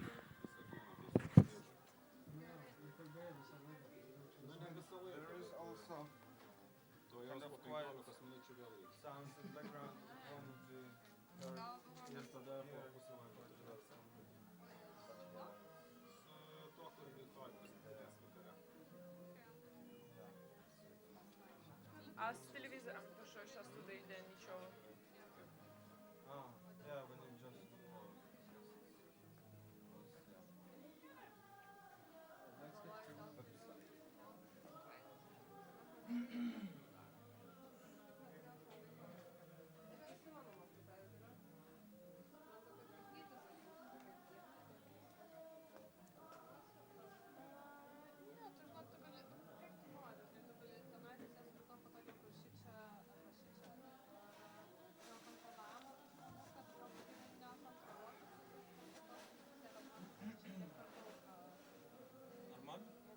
Ну да, сейчас поправлю чуть-чуть камеру.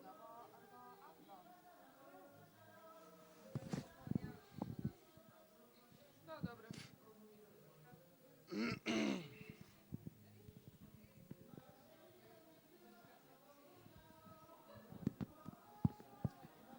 А можешь стукнуть по подушке, чтобы она чуть-чуть вниз?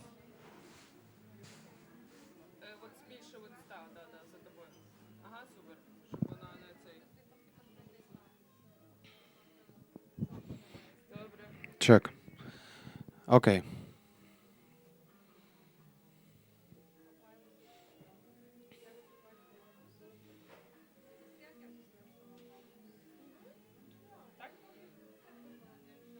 Yeah, I think.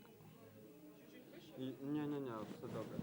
I think you can take off also this layer.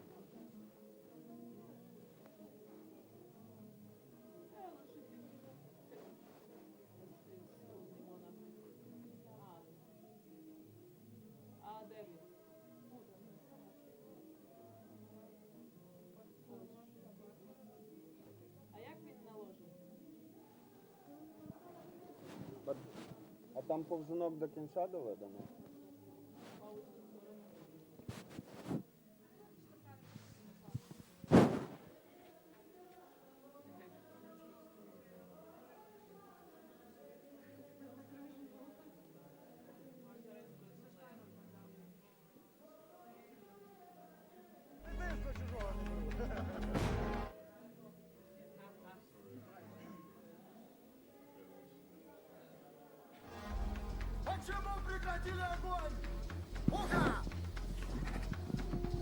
It started, yeah?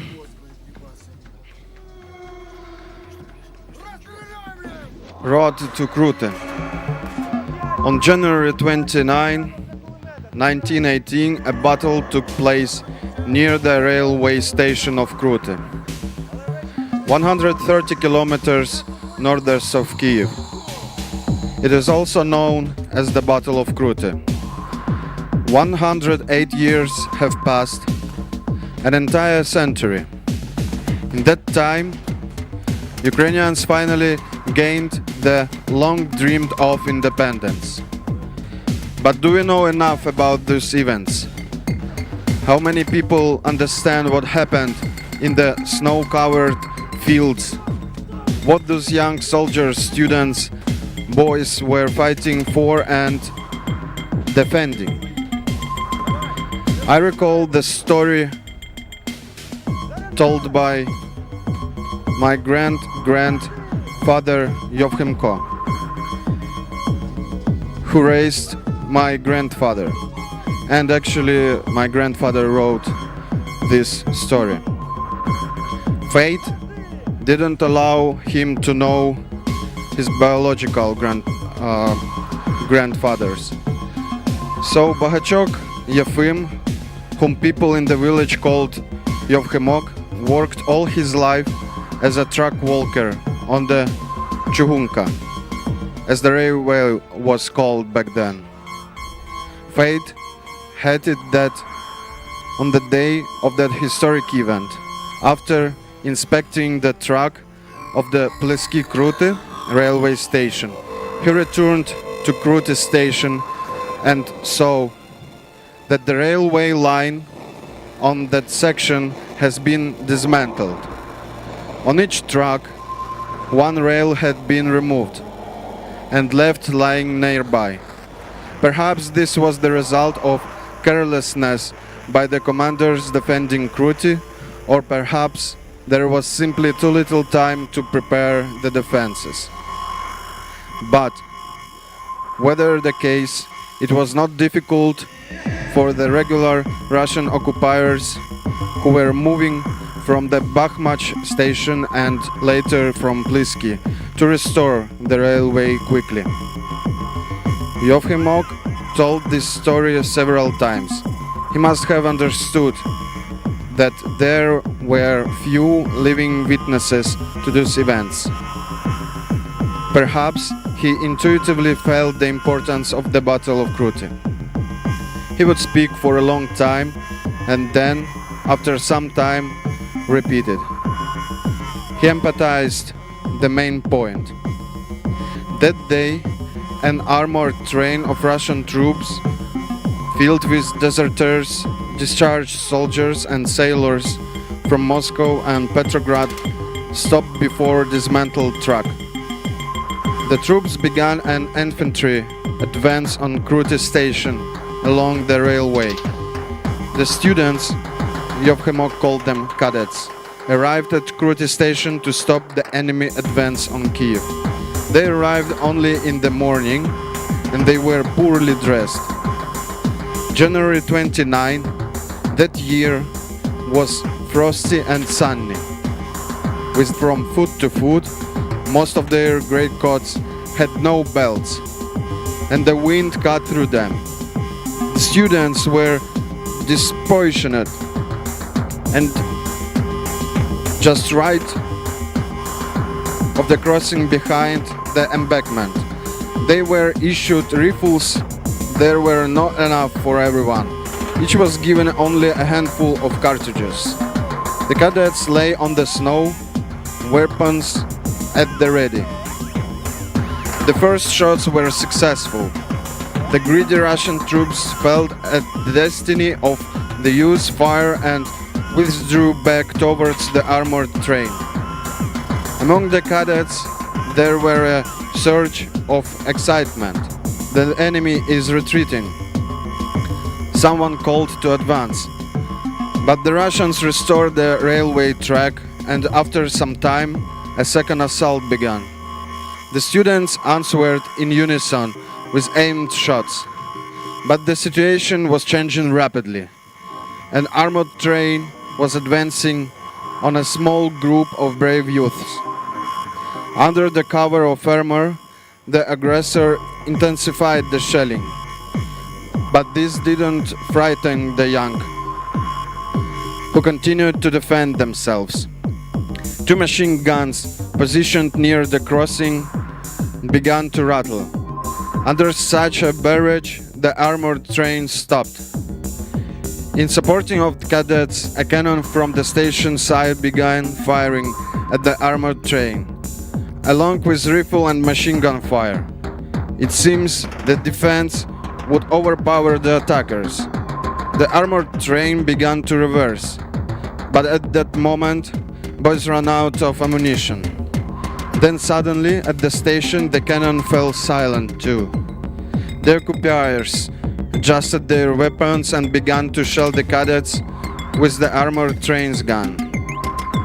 The cadets shared their last cartridges, but in the end, there was nothing left to shoot with.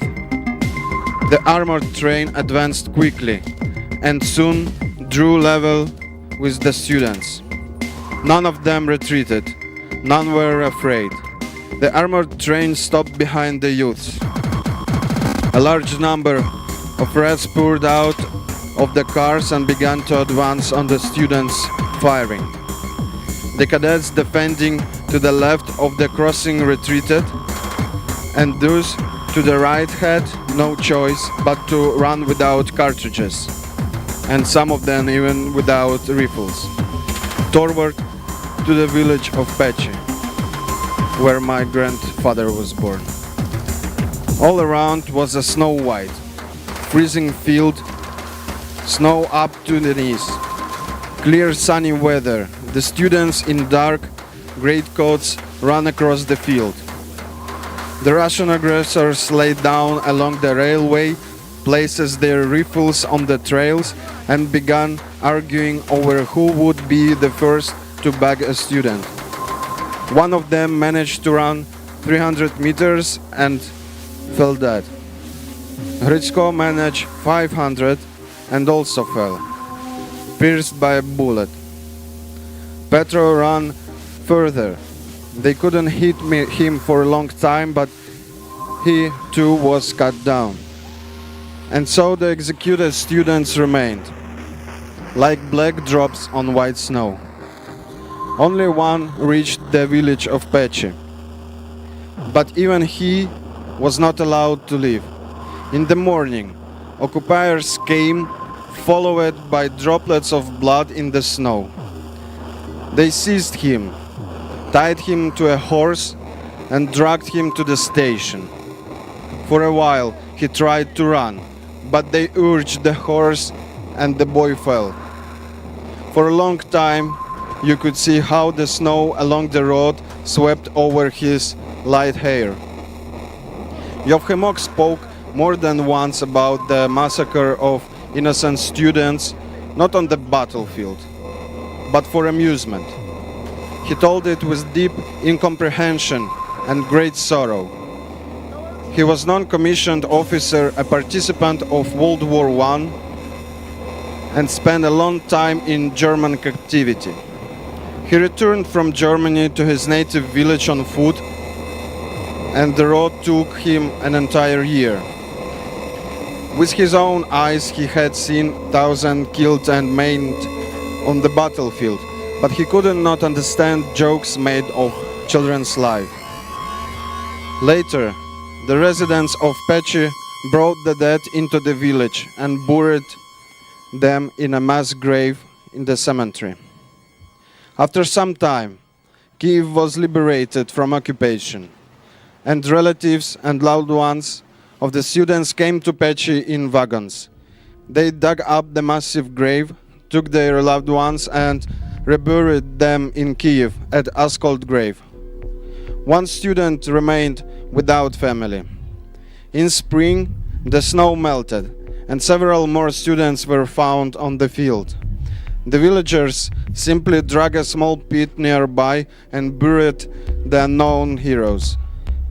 They were buried without honors, because by then Ukraine had once again lost its independence. Most of the students and ensigns retreated, several hundreds, according to historian Yuri Yuzik, tried to organize a defense in Nizhyn and then retreated to Kyiv. The participants of the Battle of Kruty gained an experience of war with Russian occupiers and successfully continued to serve the Ukrainian people in armies of Hetman Petlura and Skoropadsky. Ensign Vasil Zubik, a Knight of Iron Cross for the winter companies on battles, defended Poland in 1939. He later became a political prisoner of Montlepieu prison in Krakow. Some emigrated to various countries of Europe.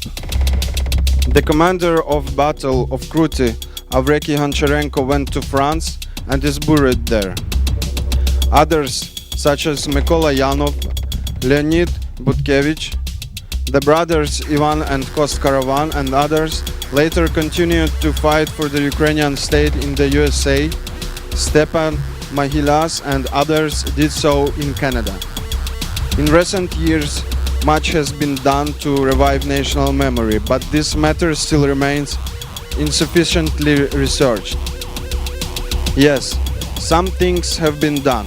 An exhumation was carried out at the cemetery of the village of Pechi.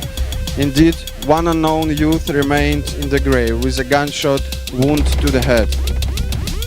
On his remains they found a small trident worn on the chest instead of a cross. Today, there is a granite slab and a small cross on the grave, without an inscription about the events. Russia's imperial policy today has once again stood in the way of our life and development.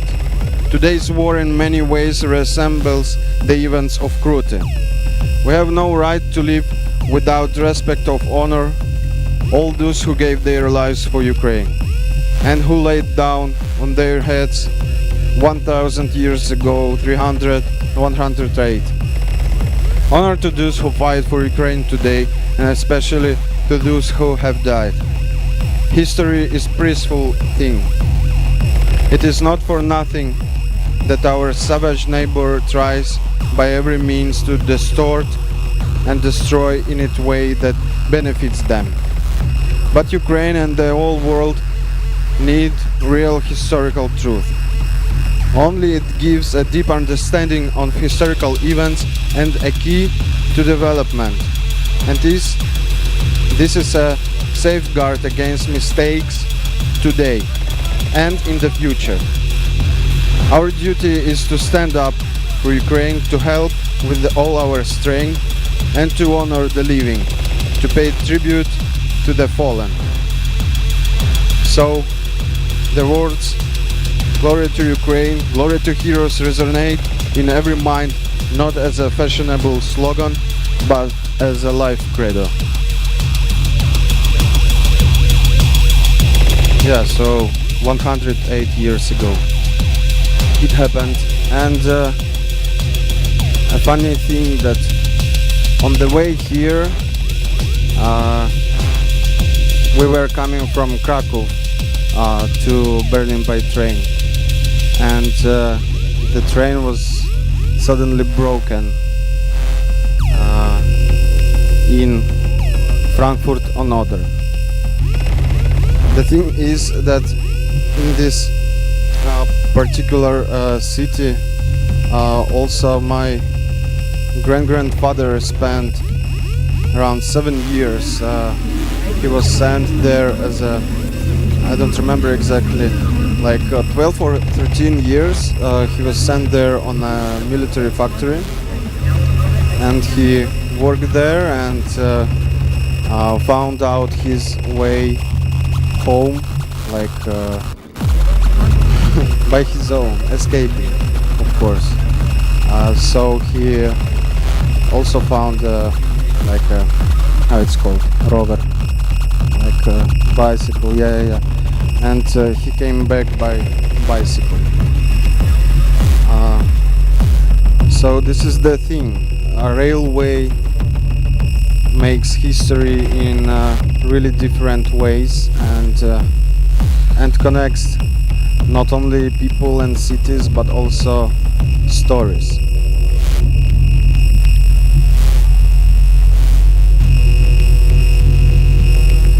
And this text was written by my grandfather. He is a mayor of Shostka city, east-north Ukraine. And this city now is like brother or sister city with Frankfurt on mine, and he visited a lot of times actually. So there is kind of destiny. Next time when train is broken, maybe I will discover the city a little bit more. So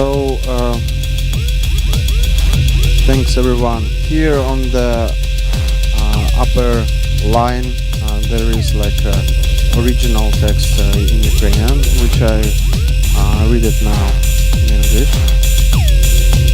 So let's stay with it till the end, and then we will continue our journey in transmediale 2026.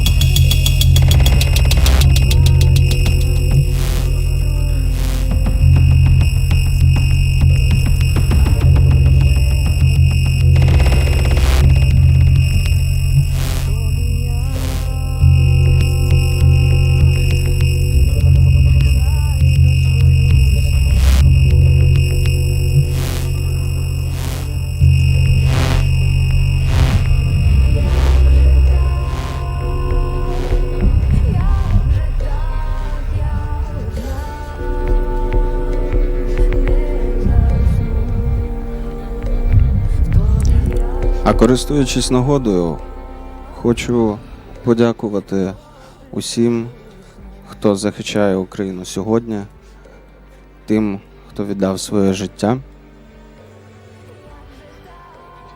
Дякуємо вам, і ваші подвиги є безцінними. І ваш досвід, можливо, і будемо робити все для цього, принесе зміни у весь світ.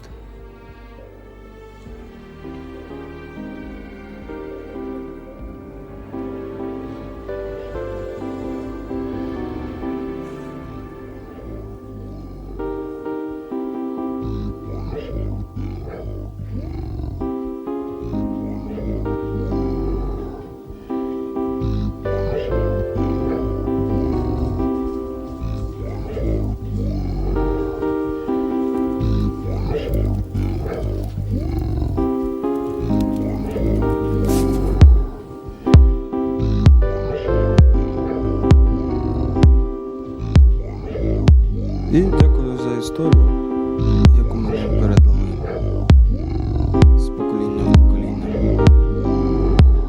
В четверте. З першого в четверте покоління.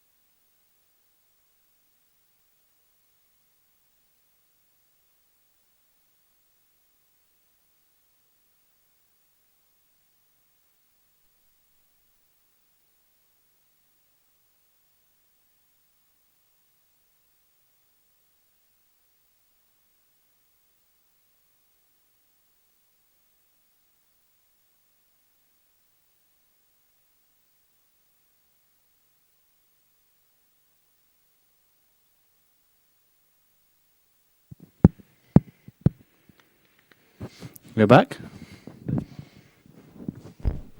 Back. Back. Back Not to back. yet. Back to back. More face to face. Yes. B2B. Cool. So we have some time to talk about the question in everyone's minds as they pass through this space, which is, what is the StreamArtNetwork? I don't know, and I don't have any notes.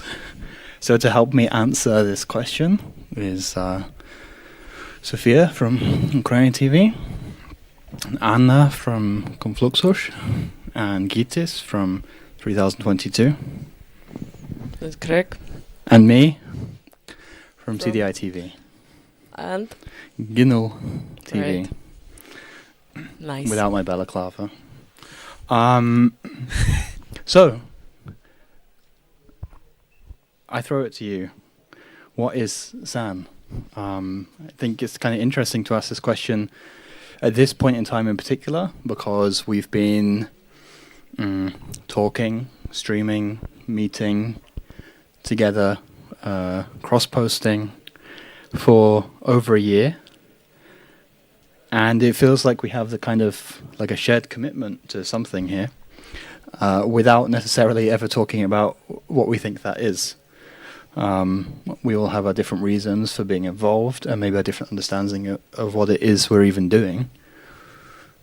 So who would like to open? What does San mean to you, Gitis? Let's go down the line. A lot of currents, different ideas weaving together and unraveling, and then making spirals, anti-gravity, and something which is always in between, never fully grasped, like a gasp of air. The moment when you try to pin down or point to it with a finger, it elusively escapes. And it's like this acrobat who's always on a rope, but there's no rope, so maybe he's doing his thing in the middle of the air. As an illusionist. As an illusionist, exactly. A magician. A magician. A extrasens. Extrasan. Oh, the new era is coming. I see. That's the one for the Patreon upper tier. Anna?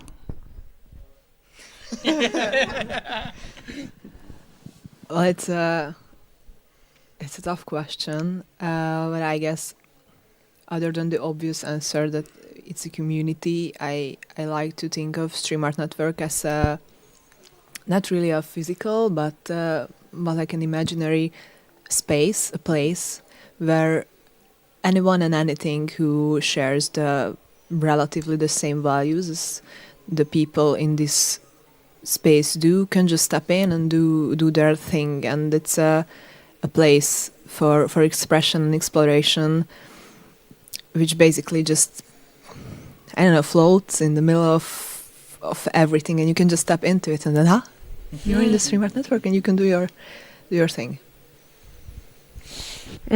All right, my turn. So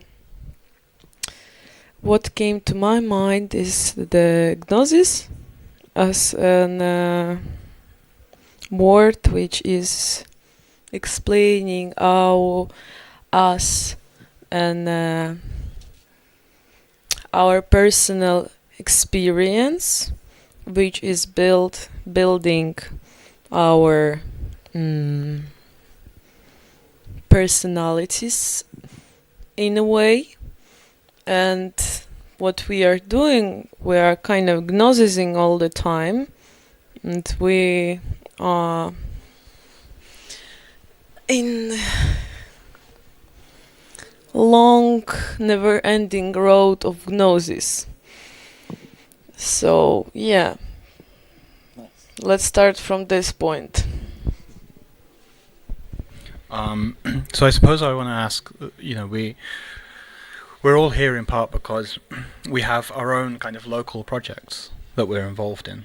But when we come together as StreamArtNetwork, we're doing something not really for our own projects, but to do something together. Has it always been important to you, or felt important to you, to be able to, for your projects to exist within a network specifically? They don't have to be part of a network. They could just exist on their own, right? So what is it about the network that feels important?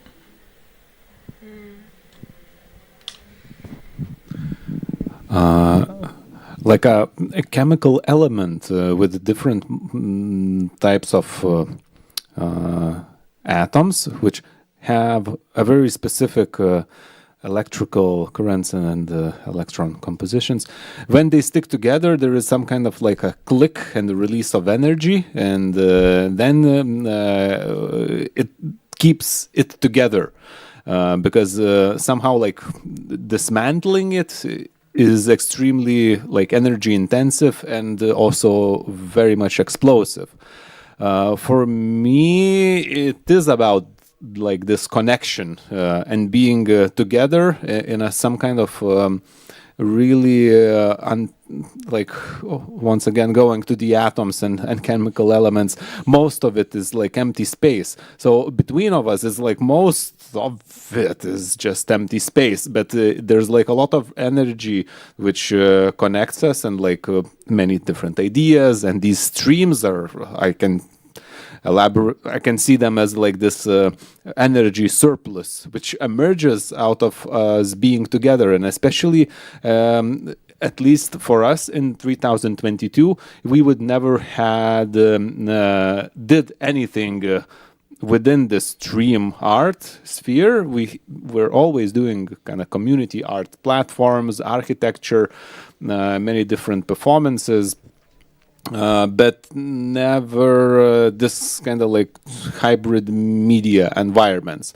For us, it is completely like this hybrid media environments are like the surplus energy which like is just flows out of us being entangled with all of you. So one of the things is this entanglement, and I have to also elaborate that there's a lot of inner support and solidarity with each other, and I really, really appreciate that. This kind of like I'm always silent on group chats. This is the only group chat where I write something, so it also perhaps means something. I feel safe here, so this goes like personally, and perhaps that I can contribute somehow. This is once again with that chemical kind of composition. Yeah, it's our coven. Coven? Yes. Yeah. We was talking someday with the Gleb about modern magic, and that's magic uses very old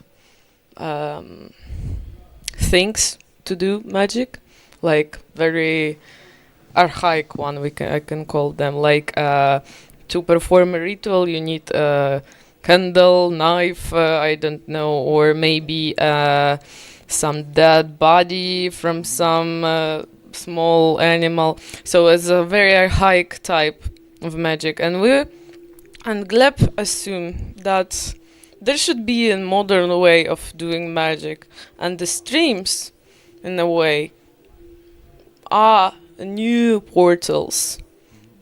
So I think we're coven. What do you think, Anna? Does the StreamArtNetwork make Confluxus more magical? Definitely. I can roll with Coven. That sounds nice.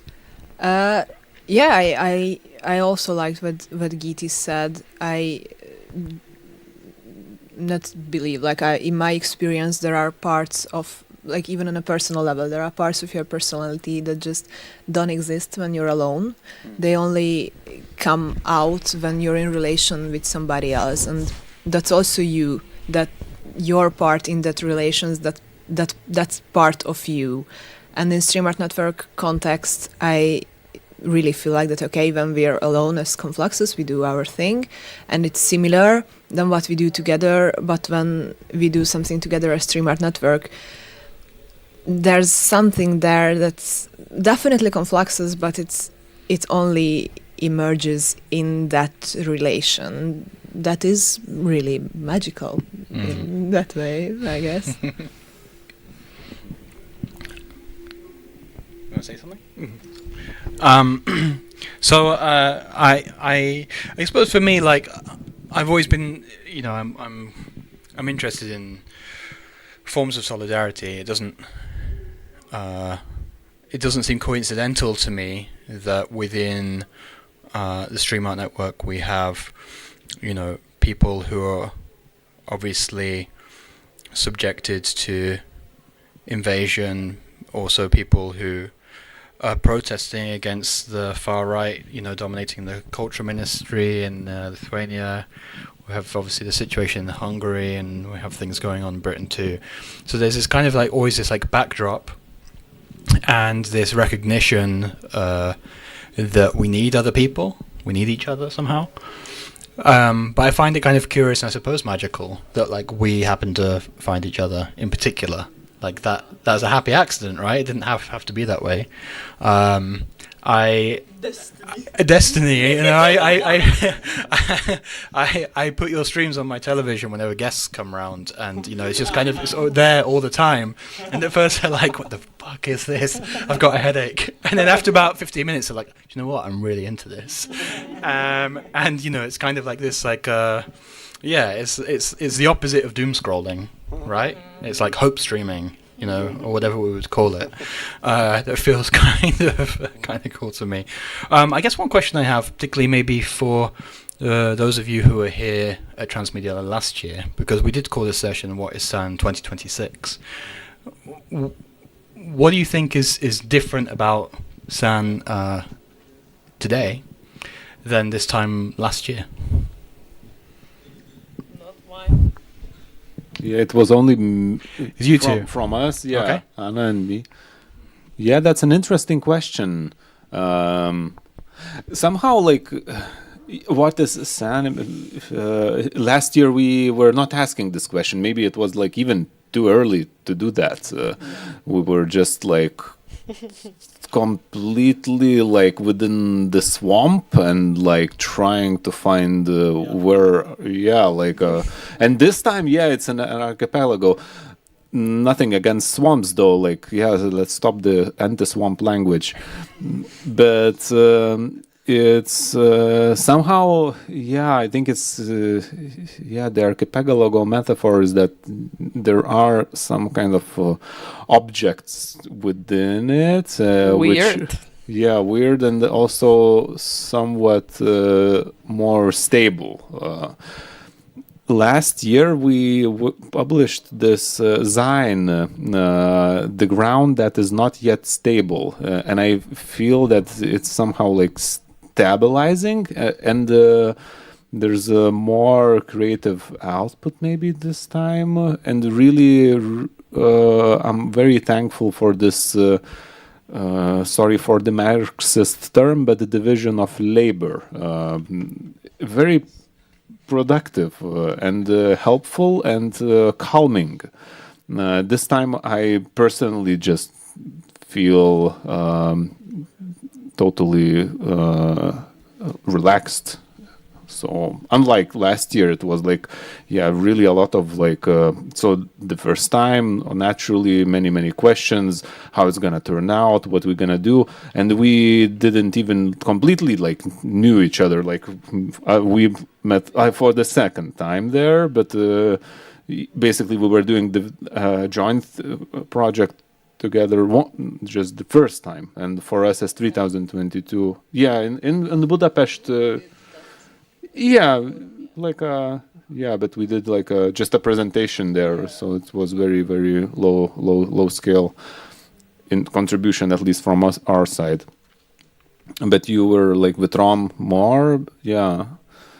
This time there's more experience of us being together and knowing each other, and also more time was spent in online calls and conversating and finding. So yeah, but it is difficult for me to answer. Yes, like the speaker.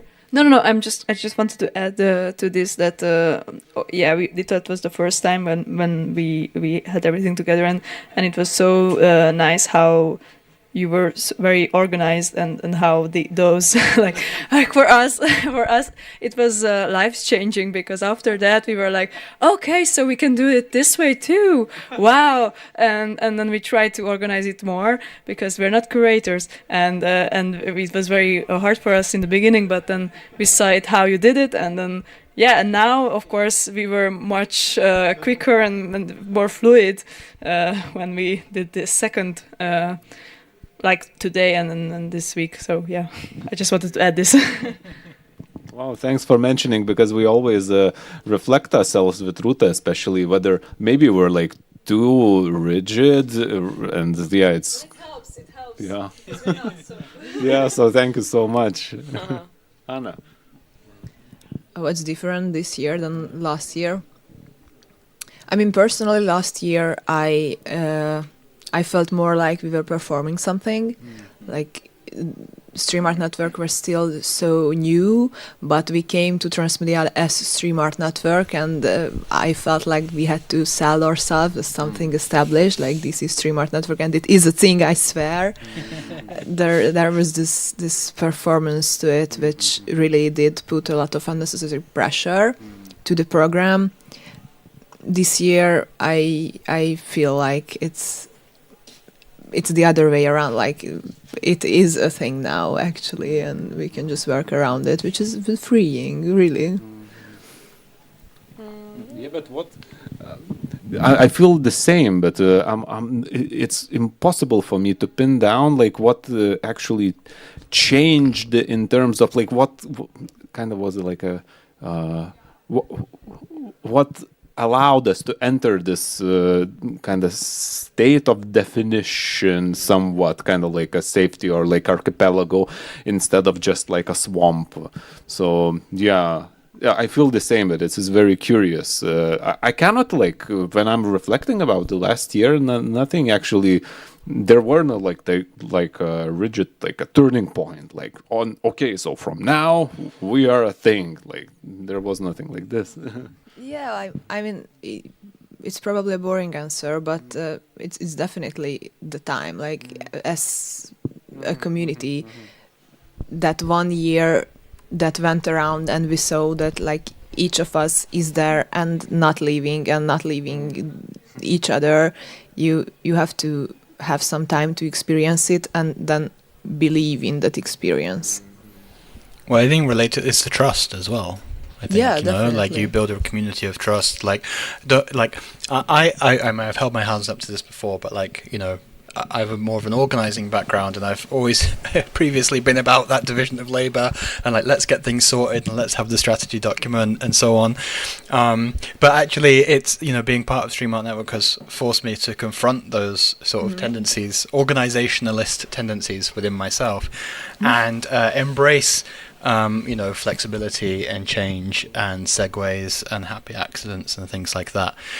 I remember coming to Krakow to visit you guys, and you know, Gleb was like, okay, yes, we're doing this thing now, you know, go and stand in front of the camera and do it. And you know, a year before I wouldn't have done that kind of thing, and so it's been like a challenge too, in a good way, I think, but it wouldn't have been possible without that kind of trust. I think it is true what Michael said earlier in the session, that, you know, there's a kind of vulnerability in what we're doing, and having that kind of mutual encouragement to embrace it actually, rather than to shy away from it, is very meaningful, I think. Agree. What came to my mind also as a point of awareness that like all those people who I met here and you met probably yeah, well, are aware, and this is a very important part of living when you're aware, and this is if you're aware you can be you can emphasize empathy, yeah, and you can and this is very also important point. We've been joined by Ruta. You want to say something? Yeah, I was thinking about what is StreamArtNetwork, and as you asked in the first question, so at first, like the word network, it means that it's a group of people that have something in common, that have shared ideas, shared interests. But what are these interests? And through this kind of participations, I think we are finding out what kind of things we have in common. And as I was in Transmediale last year, how is it different from the last year? We have like 2 or 3 times larger group this year. So it also means something that we grew, expanded from one day. Right now we have 3-day program, and also we are involving more people in the program. We are inviting more people from the outside of the network, giving space to also collaborate and participate and to find out what is StreamArtNetwork. Nice. So, I mean, that leads me to ask, when we think about what is SAN 2027, and I say this because not because I think, you know, now is the time actually to come up with the strategy document and the growth plan and the promotional strategy, but I mean, you know, in the next year, we, I hope, will continue to take some risks and to embrace vulnerability and to demonstrate solidarity, and, you know, maybe turn some new people into participants who can join our network too. What kind of risks, gambles would you like to embrace in the next year? Whether it's at the level of StreamArtNetwork or on an individual island within the archipelago.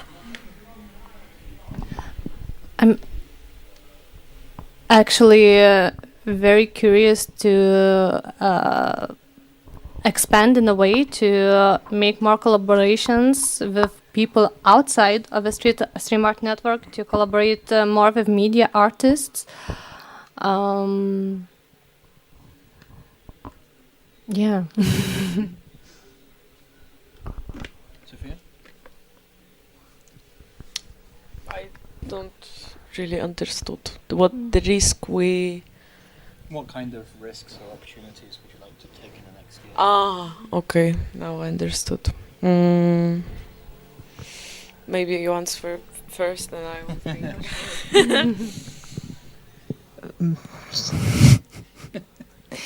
I don't know. It's a hard question because it's not like we usually decide up front that we are going to do that in the next months. Opportunities and questions and situations just kind of find us, yeah, and we react real time. It's really hard to plan StreamArtNetwork. Maybe I will agree. I can assume which risk I will take personally, but like as in a community, yes, it can grow as an mycelia later, but the first should be like something from myself or yourself. So I would say that like my the risks or the opportunities for myself, which are kind of comparing to StreamArtNetwork, yeah, right? Or it should be something like to go deeper and deeper in myself and understanding and finding and then exploring thing which I like. And what you like? Astral projections. Yeah. So kinda explore this world. So in this case, I can see this in a StreamArtNetwork. But yeah, something like this.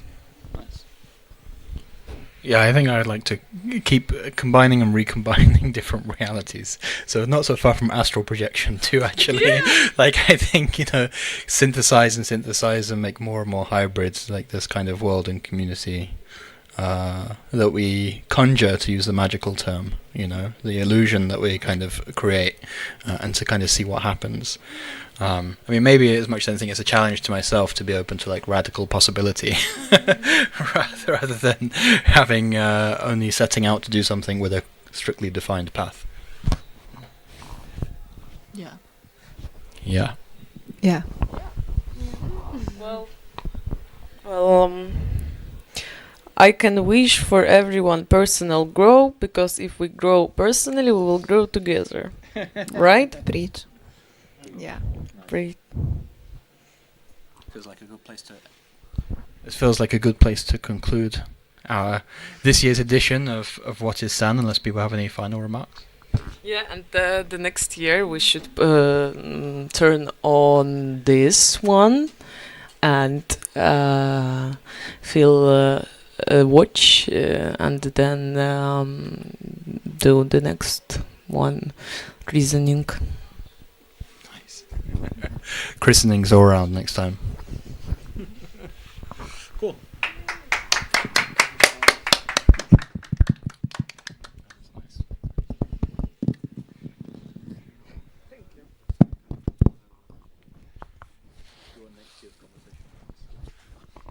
In 1 year, same place, Simon. Yeah. Well, hopefully it's like a bigger place. Це заклинаємо на наступний рік більше місця. Заклято.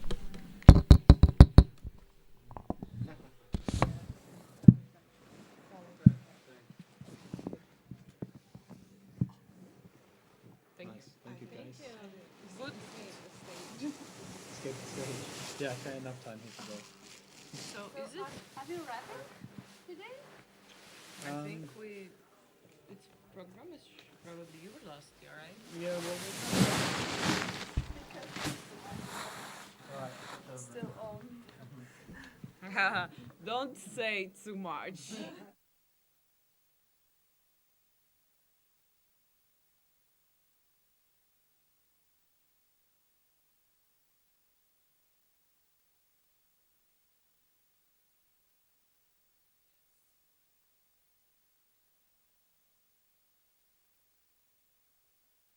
Boo. All right. Once again, I'm here. So today is the Thursday, 29 January 2026, and we're finishing this day of the transmediale San Archipelago, and see you tomorrow in 12 p.m. Is it right? p.m. And more things will come, and as I know, some people go to Berlin today, so please don't be late, or be late a little bit. Don't be lost. Don't lose your mind. Thank you.